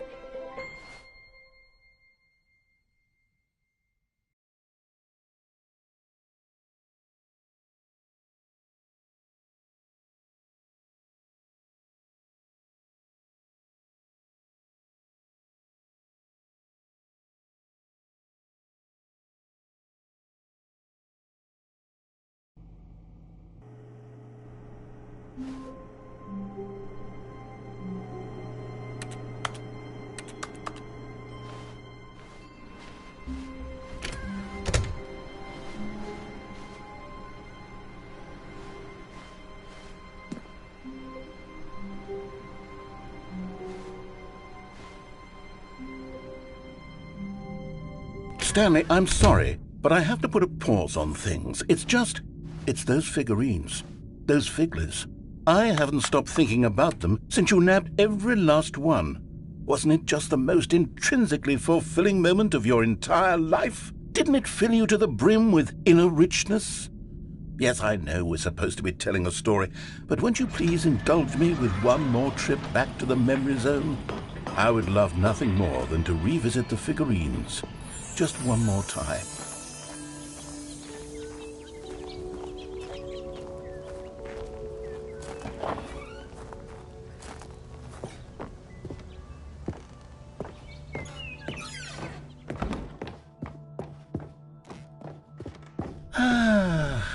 Here's where it all began.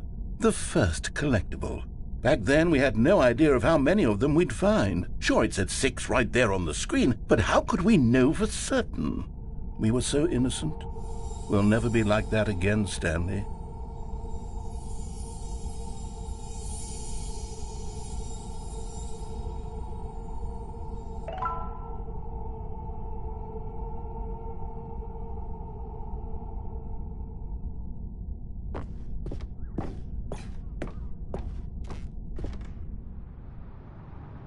And here was a second Stanley. You found this one all on your own, just by poking around in the warehouse. You did that, Stanley. I'll be honest. Back then I had no faith in you to find any of them, let alone 6. But you continue to surprise me in all sorts of mundane, unremarkable ways.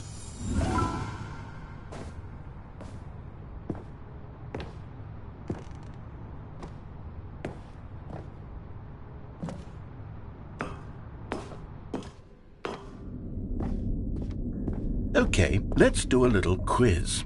Which of these rooms was the room you found your third mini Stan? Can you remember?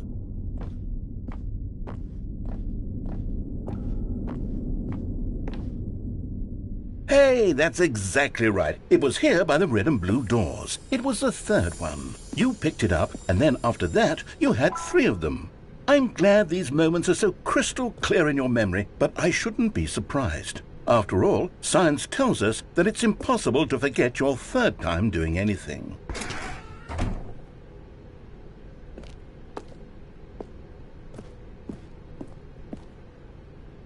Let's see, what came next? Oh yes, we found a Figley in this pink room. Oh well, I can't actually say I remember being in this room, but it's here in the memory zone, so it must have happened.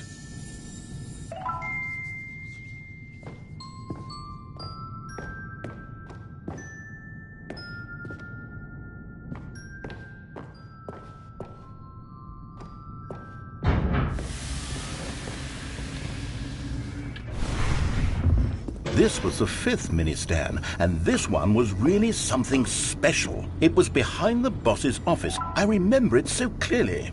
In fact, because this one is particularly special to me, I made a little video to commemorate the occasion. Enjoy.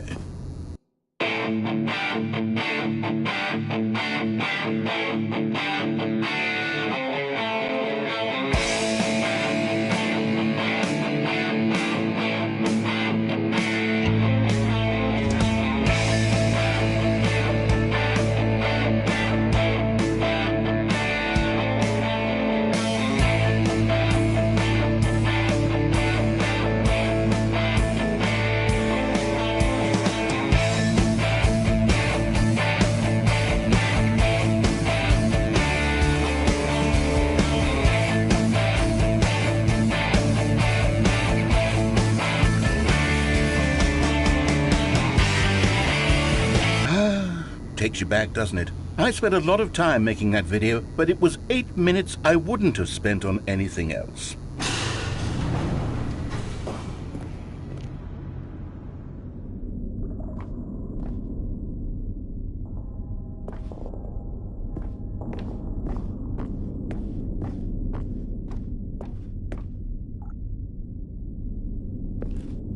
And then, Stanley, then we came to the last collectible, the final figurine, right here, under the stairs. This memory is the most distinct and clear in my mind, perhaps because it was the one that happened more recently than all the others.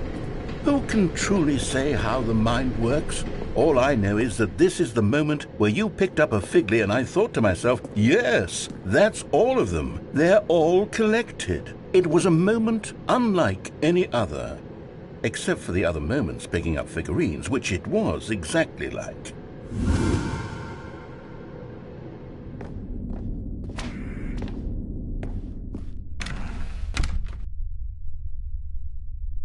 And then there was no more, because we've caught up to the present moment. Nothing left to do but move onward into the future. Goodbye, memory zone.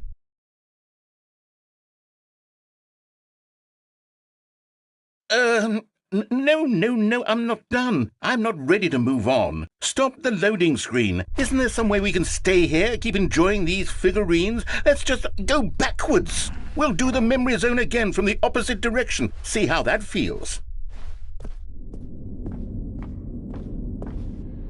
Okay, yes, that spot under the stairs. I remember this. I must say, of all the figurines we looked at in our initial tour of the memory zone, this one is the most distinct and clear in my mind. Let's keep going. I want more.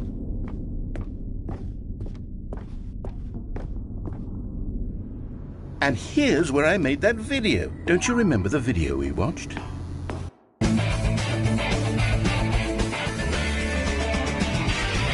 Yes, I love that video.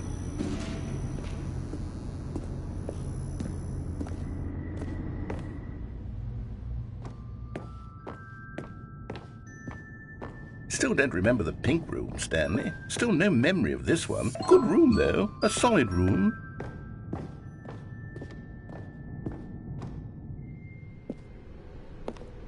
These really were a treat to hunt down. You know, if there had been any kind of reward for finding all of these, it really would have neutered the intrinsic joy of collecting them. I'm very glad we resisted the temptation.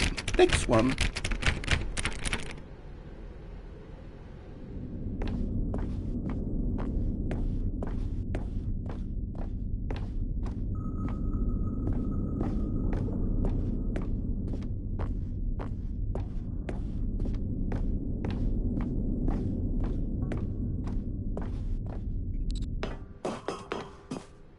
This was our second Figley. Don't you remember? Yes, I remember it too. The past is truly a wonderful thing. Why does anyone ever choose to leave it? Keep going.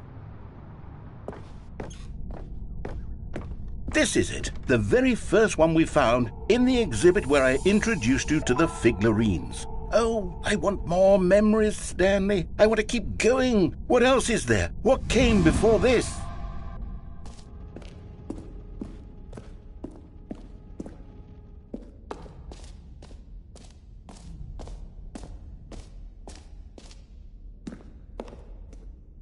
Look, it's the terrible new content that we were originally sold on. I remember hating it back then, but time does put a rosy filter on everything. In fact, I dare say I'm actually quite fond of it now. Look how much fun the past is. I want more. More. Oh, yes, the two doors. Who could have forgotten that? A classic memory, this one.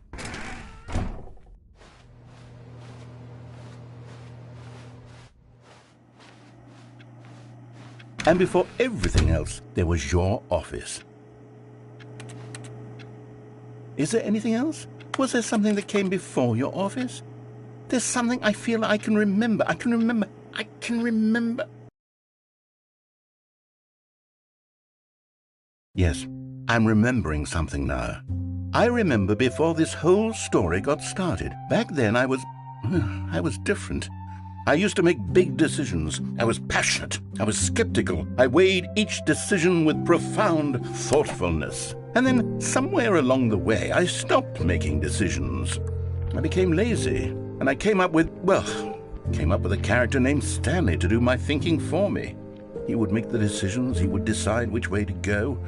I would cheer him on as he collected figurines for no reason. Why did I invent Stanley? Was I lonely? Yes, perhaps that's it. Perhaps I needed to imagine I had companionship. And Stanley really did make for a wonderful companion, even if he was a fiction. But I suppose it's grown old. I want to think for myself again. I want to go back to how it used to be. Yes, I can be on my own again. I can do it. I'll be stronger this time. I'll take care of myself. I don't need Stanley anymore. Oh, but he truly was so much fun to play with. You know what?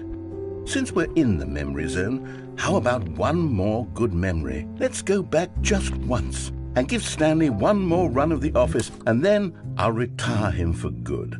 I did enjoy telling his story so very much. Okay, here we go. This is the story of a man named Stanley.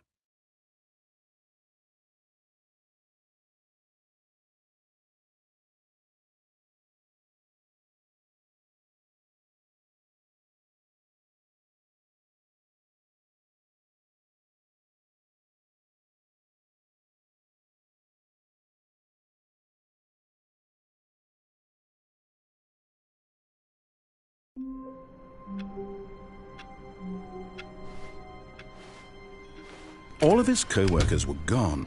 What could it mean? Stanley decided to go to the meeting room. Perhaps he had simply missed a memo.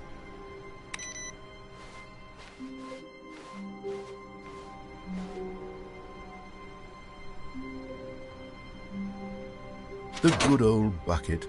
Just Stanley and the bucket, off on another thrilling adventure together. Stanley clutched the bucket tightly to his chest and entered the door on his left. This was not the correct way to the meeting room, but Stanley had felt the bucket calling to him, telling him that the employee lounge was simply the place to be. And here it was. Had the bucket turned out to be correct? Was it? No, never mind. The bucket was wrong. Stanley took the door on his left to go back to, and so the two of them detoured through the maintenance section and walked straight ahead to the opposite door.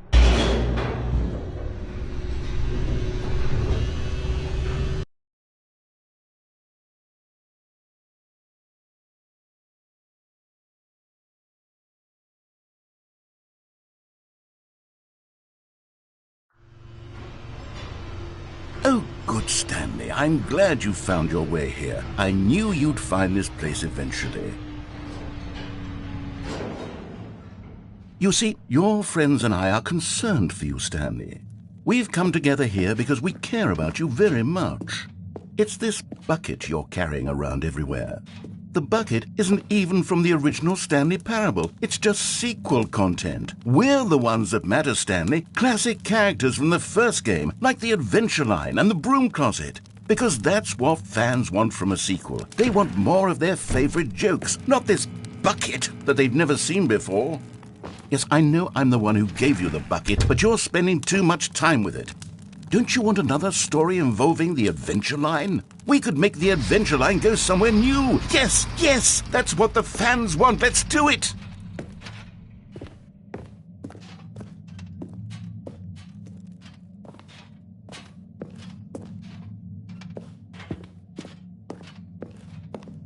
Whee! Look at that wacky line. Who knows where it'll go off to next? Oh, and it played some silly music as well.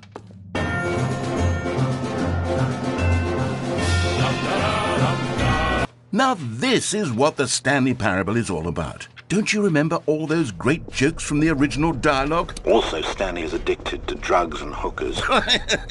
Yes, it's as classic now as it was back then. Let's do it for the fans, Stanley. Let's give them more content exactly like this.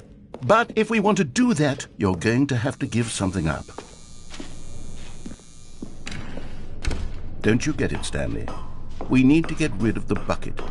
That's why I'm very proud to introduce a brand new character. This is the Bucket Destroyer. I think it'll make a wonderful new addition to the rich lore of the Stanley Parable. True, it also was not in the original game, but it's such a well-fleshed-out character with so much personality that to me it already feels as though it's been part of the cast all along. Don't you agree? Can you guess what the Bucket Destroyer does?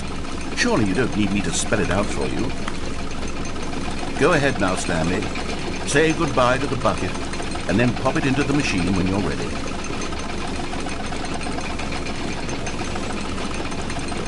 Now listen to me. It's crucial that you give it the bucket.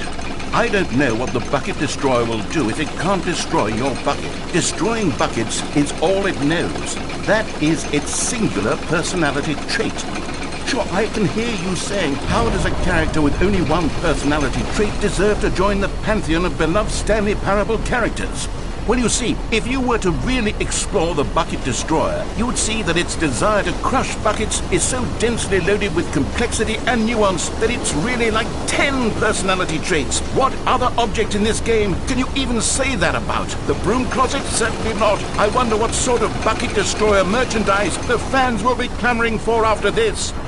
Okay, the Bucket Destroyer is getting very upset now. You'll have to hurry and feed it. We can't get back to the classic Stanley Parable characters like the Adventure Line or the Bucket Destroyer until you crush that damn bucket. Quickly now, the fans are waiting. Do it, the fans, Stanley. Give the fans what they want. Hurry and...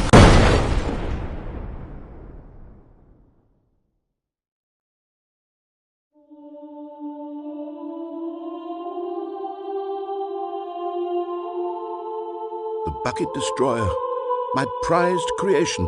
You had so much potential. We were going to do such marvelous things with you, tell such spellbinding stories about you. All of it squandered now. Goodbye, new friend. For the moment in time that you were here, you were magnificent.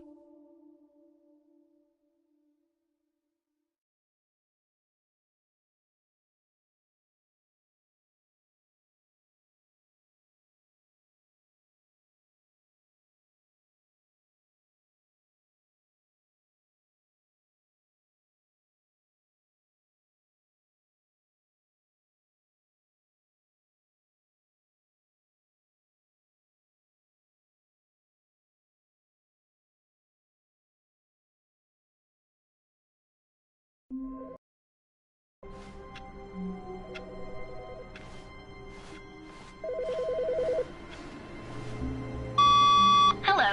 This is a recorded message scheduled either by you or a person in your place of work. The purpose of this message is to warn you about the dangers of recorded messages. If at any time you believe you are listening to a recorded message, please terminate it immediately and cease all flow of information from the recorded message into your perceptual sphere. Thank you, and have a pleasant day.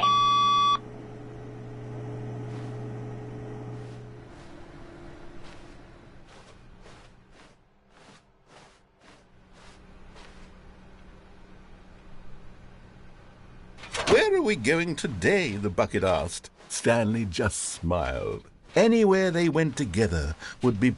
Stanley clutched the bucket tightly to his chest and entered the door on his left.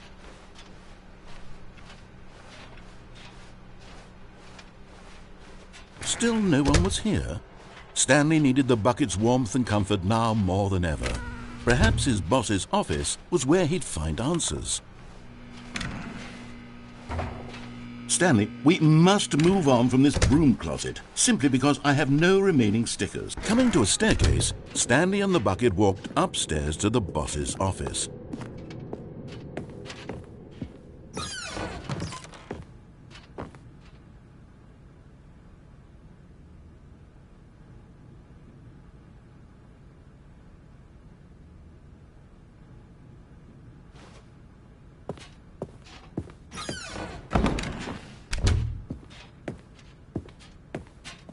Stepping into his manager's office, Stanley was once again stunned to discover not an indication of any human life. Crushed by the weight of this revelation, Stanley may have broken down into an emotional dumpster fire if not for the soothing presence of the... But Stanley guessed the correct code by sheer luck. Was it that the bucket knew all along? Was the bucket guiding him? Yes, this is certainly the most logical explanation.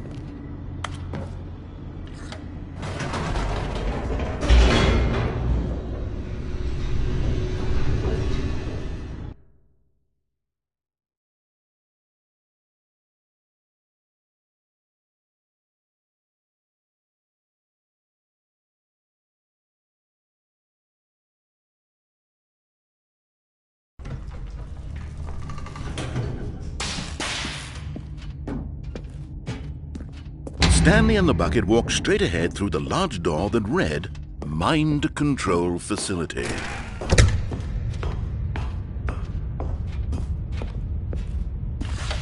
The lights rose on an enormous room packed with television screens. What horrible secret did this place hold? Stanley and the bucket both wondered to themselves. But just as Stanley was about to proceed further into the mind control facility, he tripped and fell over the railing and into the dark void below. Thankfully, he fell directly onto the bucket, which safely cushioned his fall. Now, what to do next? Stanley wondered. Stanley and the bucket could find no way out of this enormous pit, and so eventually they decided that the best thing to do would be to simply get comfortable down here. So they set up a little couch and relaxed. It really wasn't so bad down here, a bit cold perhaps. After some time had gone by, they installed a few shelves as well, and a sort of kitchenette that was useful for when the bucket was craving paninis. But it wasn't until the rugs and the standing lamps came in that it really started to feel like a home. In fact, after some time, Stanley realized that it had been ages since he had even thought of the mind control facility at all. He'd never gotten to fully explore what was up there, never been able to unearth the many mysteries of the mind control facility. This lack of closure began to eat at him. Soon he was dwelling on his regrets, and the state of their home slowly decayed as Stanley became withdrawn and neglected the cleaning. It unsettled the bucket deeply. Stanley wasn't usually like this. The bucket tried to reach out to him again and again, but to no avail. All Stanley could think about, all he could talk about, was going back, doing it over again, staying on the path. It was a mistake to leave the path. It was a mistake. It was a mistake. I need to do what the narrator says. I need to see the true ending. This made no sense at all to the bucket, which was simply trying to live its life down here as comfortably as possible. Yet Stanley was unconsolable. This isn't an ending. This is just a hole in the ground. The bucket sighed. True, it wasn't an ending. But it's where we happen to be. And maybe, possibly, if we accept the reality of things, maybe this will become an ending eventually. It's what the bucket was counting on. The two of them waited for a very long time.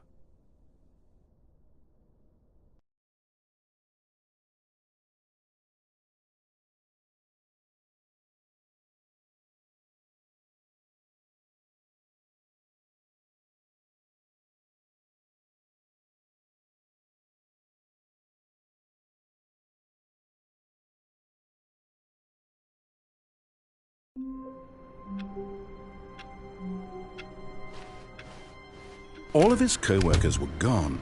What could it mean? Stanley decided to go to the meeting room. Perhaps he had simply missed a memo.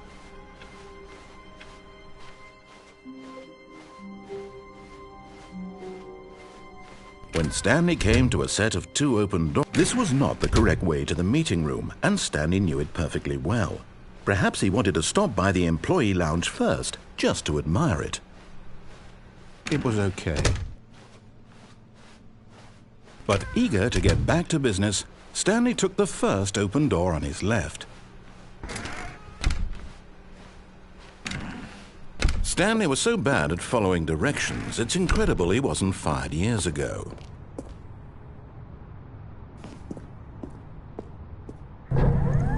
Look, Stanley, I think perhaps we've gotten off on the wrong foot here. I'm not your enemy, really, I'm not. I realize that investing your trust in someone else can be difficult, but the fact is that the story has been about nothing but you all this time. There's someone you've been neglecting, Stanley. Someone you've forgotten about. What? Really? I was in the middle of something. Do you have zero consideration for others? Are you that convinced that I want something bad to happen to you? Why, I don't know how to convince you of this, but I really do want to help you, to show you something beautiful. Look, let me prove it. Let me prove that I'm on your side. Give me a chance. Now listen carefully, this is important. Stanley walked through the red door. Oh, thank God you are willing to listen to me. Do you see that I really have wanted you to be happy all this time? The problem is all these choices. The two of us always trying to get somewhere that isn't here. Running and running and running, just the way you're doing right now. Don't you see that it's killing us, Stanley? I want it to stop. We would both be so much happier if we just stopped. And I think I have a solution. Here, let me show you.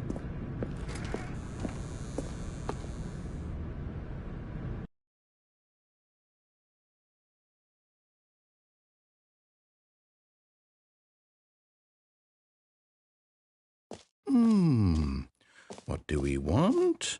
What are we looking for? Here. Yes. Oh, it's beautiful, isn't it? If we just stay right here, right in this moment with this place, Stanley, I think I feel happy. I actually feel happy.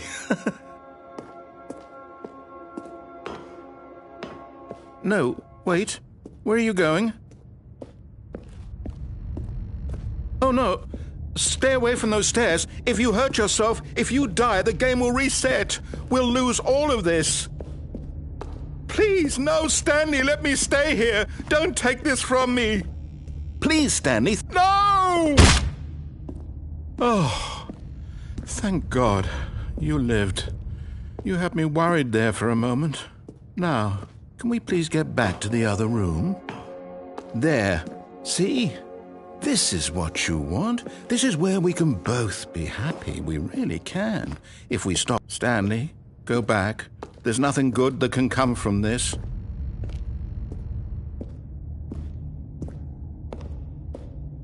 No. No, no. What are you doing, Stan? Do you just not believe me? What can I say to convince you?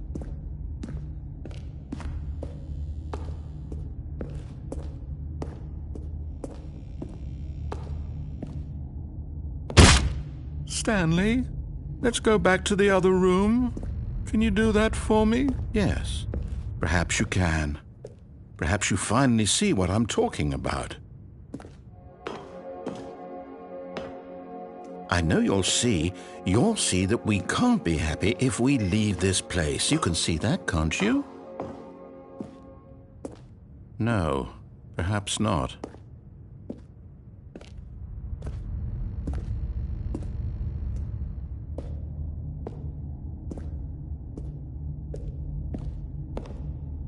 My God, is this really how much you dislike my game? That you'll throw yourself from this platform over and over to be rid of it? You were literally willing to kill yourself to keep me from being happy. Am I reading the situation correctly?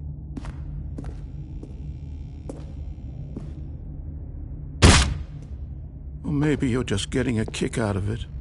Don't you actually want to stay alive? Or are you just teasing me?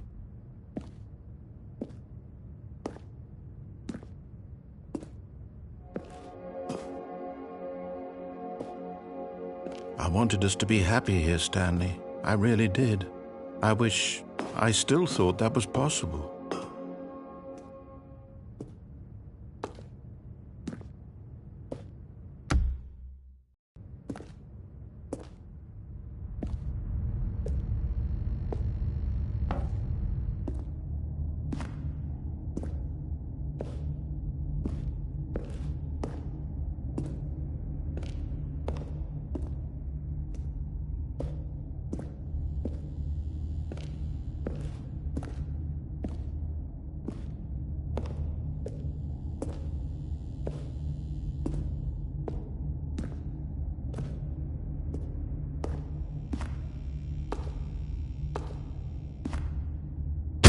Is it over? It's going to restart, isn't it? I'm going back.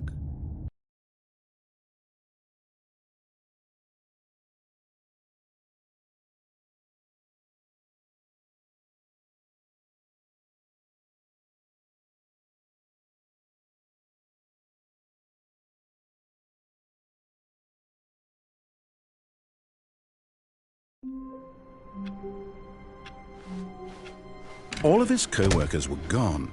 What could it mean? Stanley decided to go to the meeting room. Perhaps he had simply missed a memo.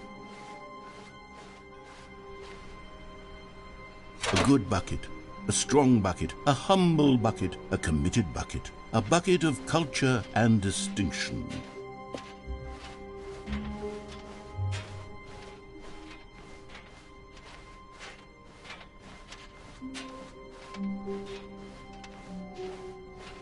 Stanley clutched the bucket tightly to his... This was not the correct way to the meeting room, but Stanley had felt the bucket calling to him, telling him that the employee lounge was simply the place to be. And here it was. Had the bucket turned out to be correct? No, never mind. The bucket was wrong. Stanley took the door on his left to go back to the meeting room. No, Said the bucket. don't go to the meeting room. Go somewhere else. The cargo lift, yes. Go there. Go to the cargo lift.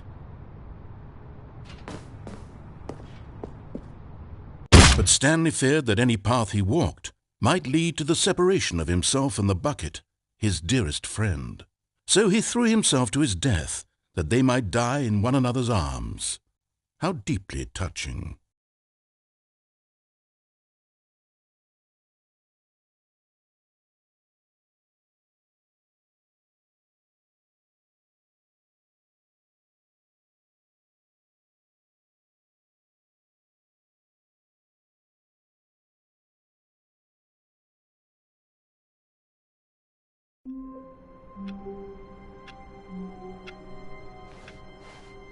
Someone was following Stanley. He was sure of it. If he checked over his shoulder now, he would surely catch them. It was only a matter of time. Ah, the embrace of an old friend, a weathered companionship that stands the test of time. Stanley clutched the bucket tightly to his... This was not the correct way to the meeting room, but Stanley had felt the bucket calling to him, telling him that the employee lounge was simply the place to be. And here it was. Had the bucket turned out to be correct? No, never mind. The bucket was wrong. Stanley took the door on his left to go back to the meeting room. No, Said the bucket. don't go to the meeting room. Go somewhere else. The cargo lift, yes. Go there. Go to the cargo lift. Oh, well, look who's got cold feet. Well, from here, it looks like the only way forward is down, since the lift won't be coming back, but that's okay. You've got a bucket. Did you know that buckets are routinely used as cushioning devices? It's true. You can fall on a bucket from literally any height and survive. Whoops. Looks like I was wrong. How clumsy of me.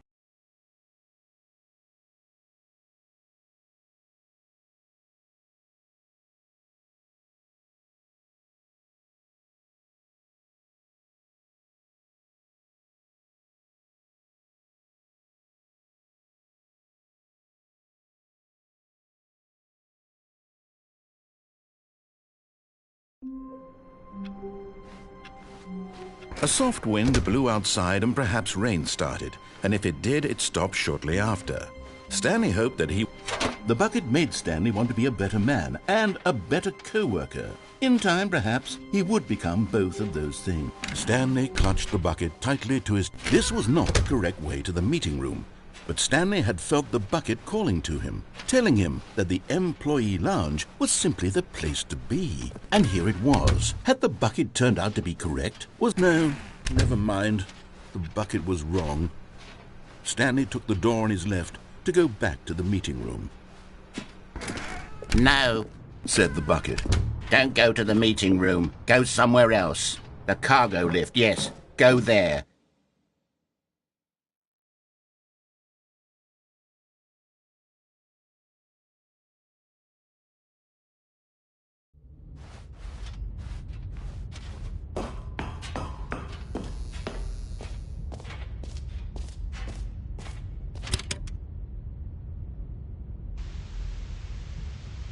Okay, this is day number 295, tape number... I don't even know. I've lost track. Nothing feels real anymore. The longer I study this bucket, the less sense anything makes. The sheer euphoria I feel every time I pick it up. No matter how many times I've done it, it's always the same feeling. And the emptiness in my chest when I set it down, it doesn't make sense. There's no explanation for it. I still haven't figured out why I see the world so differently when this bucket is in my arms. Why everything feels so... What do I do with this treasure? I can monetize it. Yes. It's unthinkable the amounts of money people will pay for even just an hour with the bucket. This is my golden ticket. But I have to be careful, because as soon as this gets out, there's going to be a target on my back. Even now, I don't know who might be trying to get... What's that? Who's there?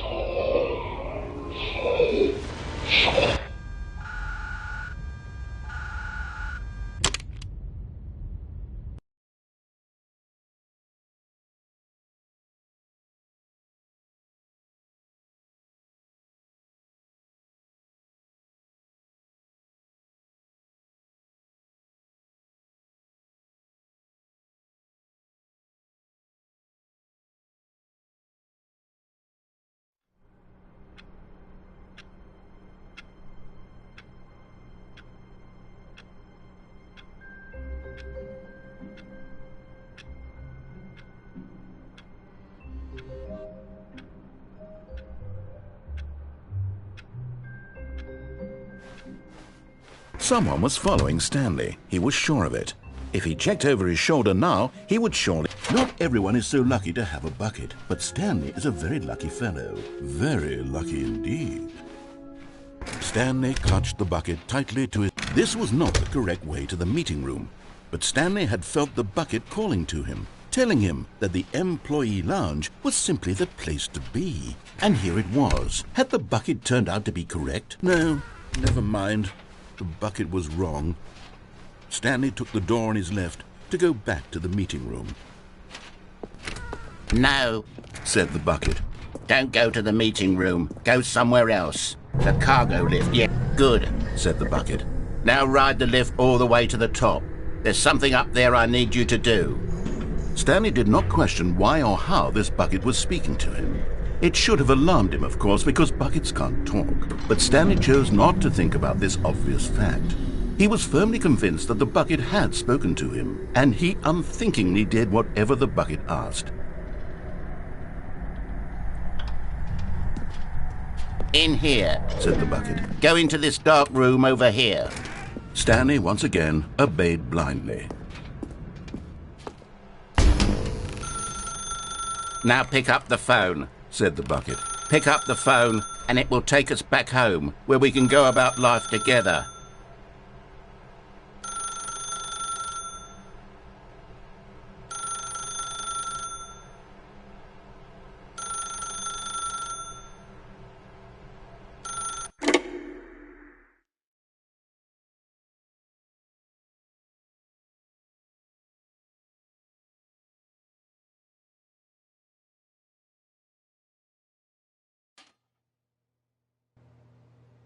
This is the sad story of a man named Stanley and his bucket.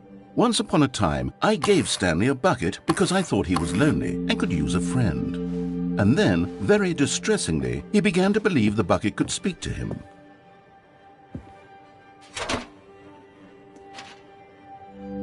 The Stanley Parable Reassurance Bucket was merely meant to provide the comforting glow of companionship. It doesn't literally talk and give you orders. Whatever Stanley is hearing the bucket say to him is just in his head.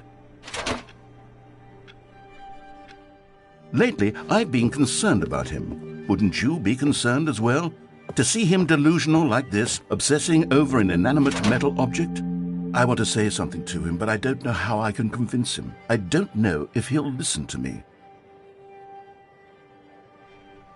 Oh, I'll try anyway. Stanley, can you hear me? Listen to me. It's just a bucket. It can't think, it can't talk. All it will ever truly do for you is effectively transfer a liquid from one location to a different location. That's it. It doesn't do anything else. You see, he's not listening. He's still taking orders from the bucket. You know, once upon a time it was me he took orders from, me he trusted and listened to. Now all he cares about is his awful bucket, this stupid hunk of metal.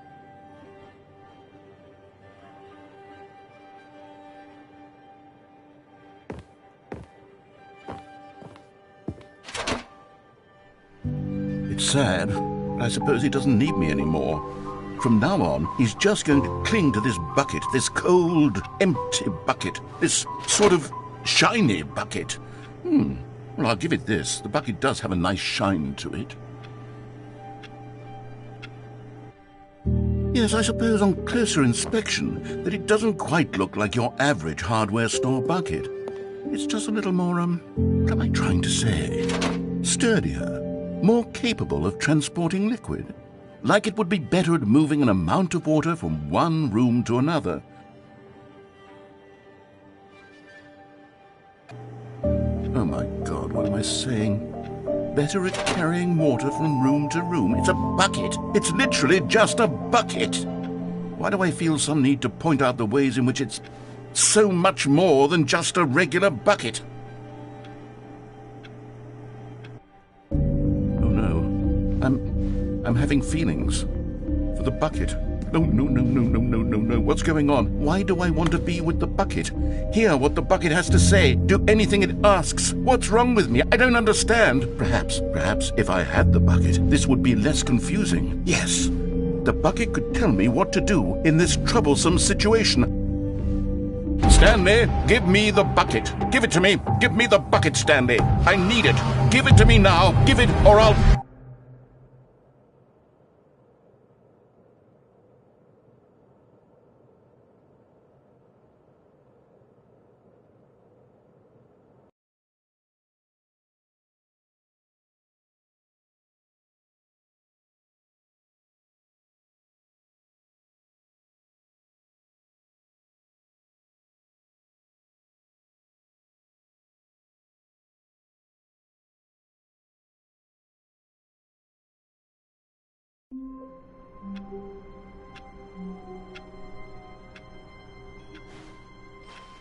All of his co-workers were gone.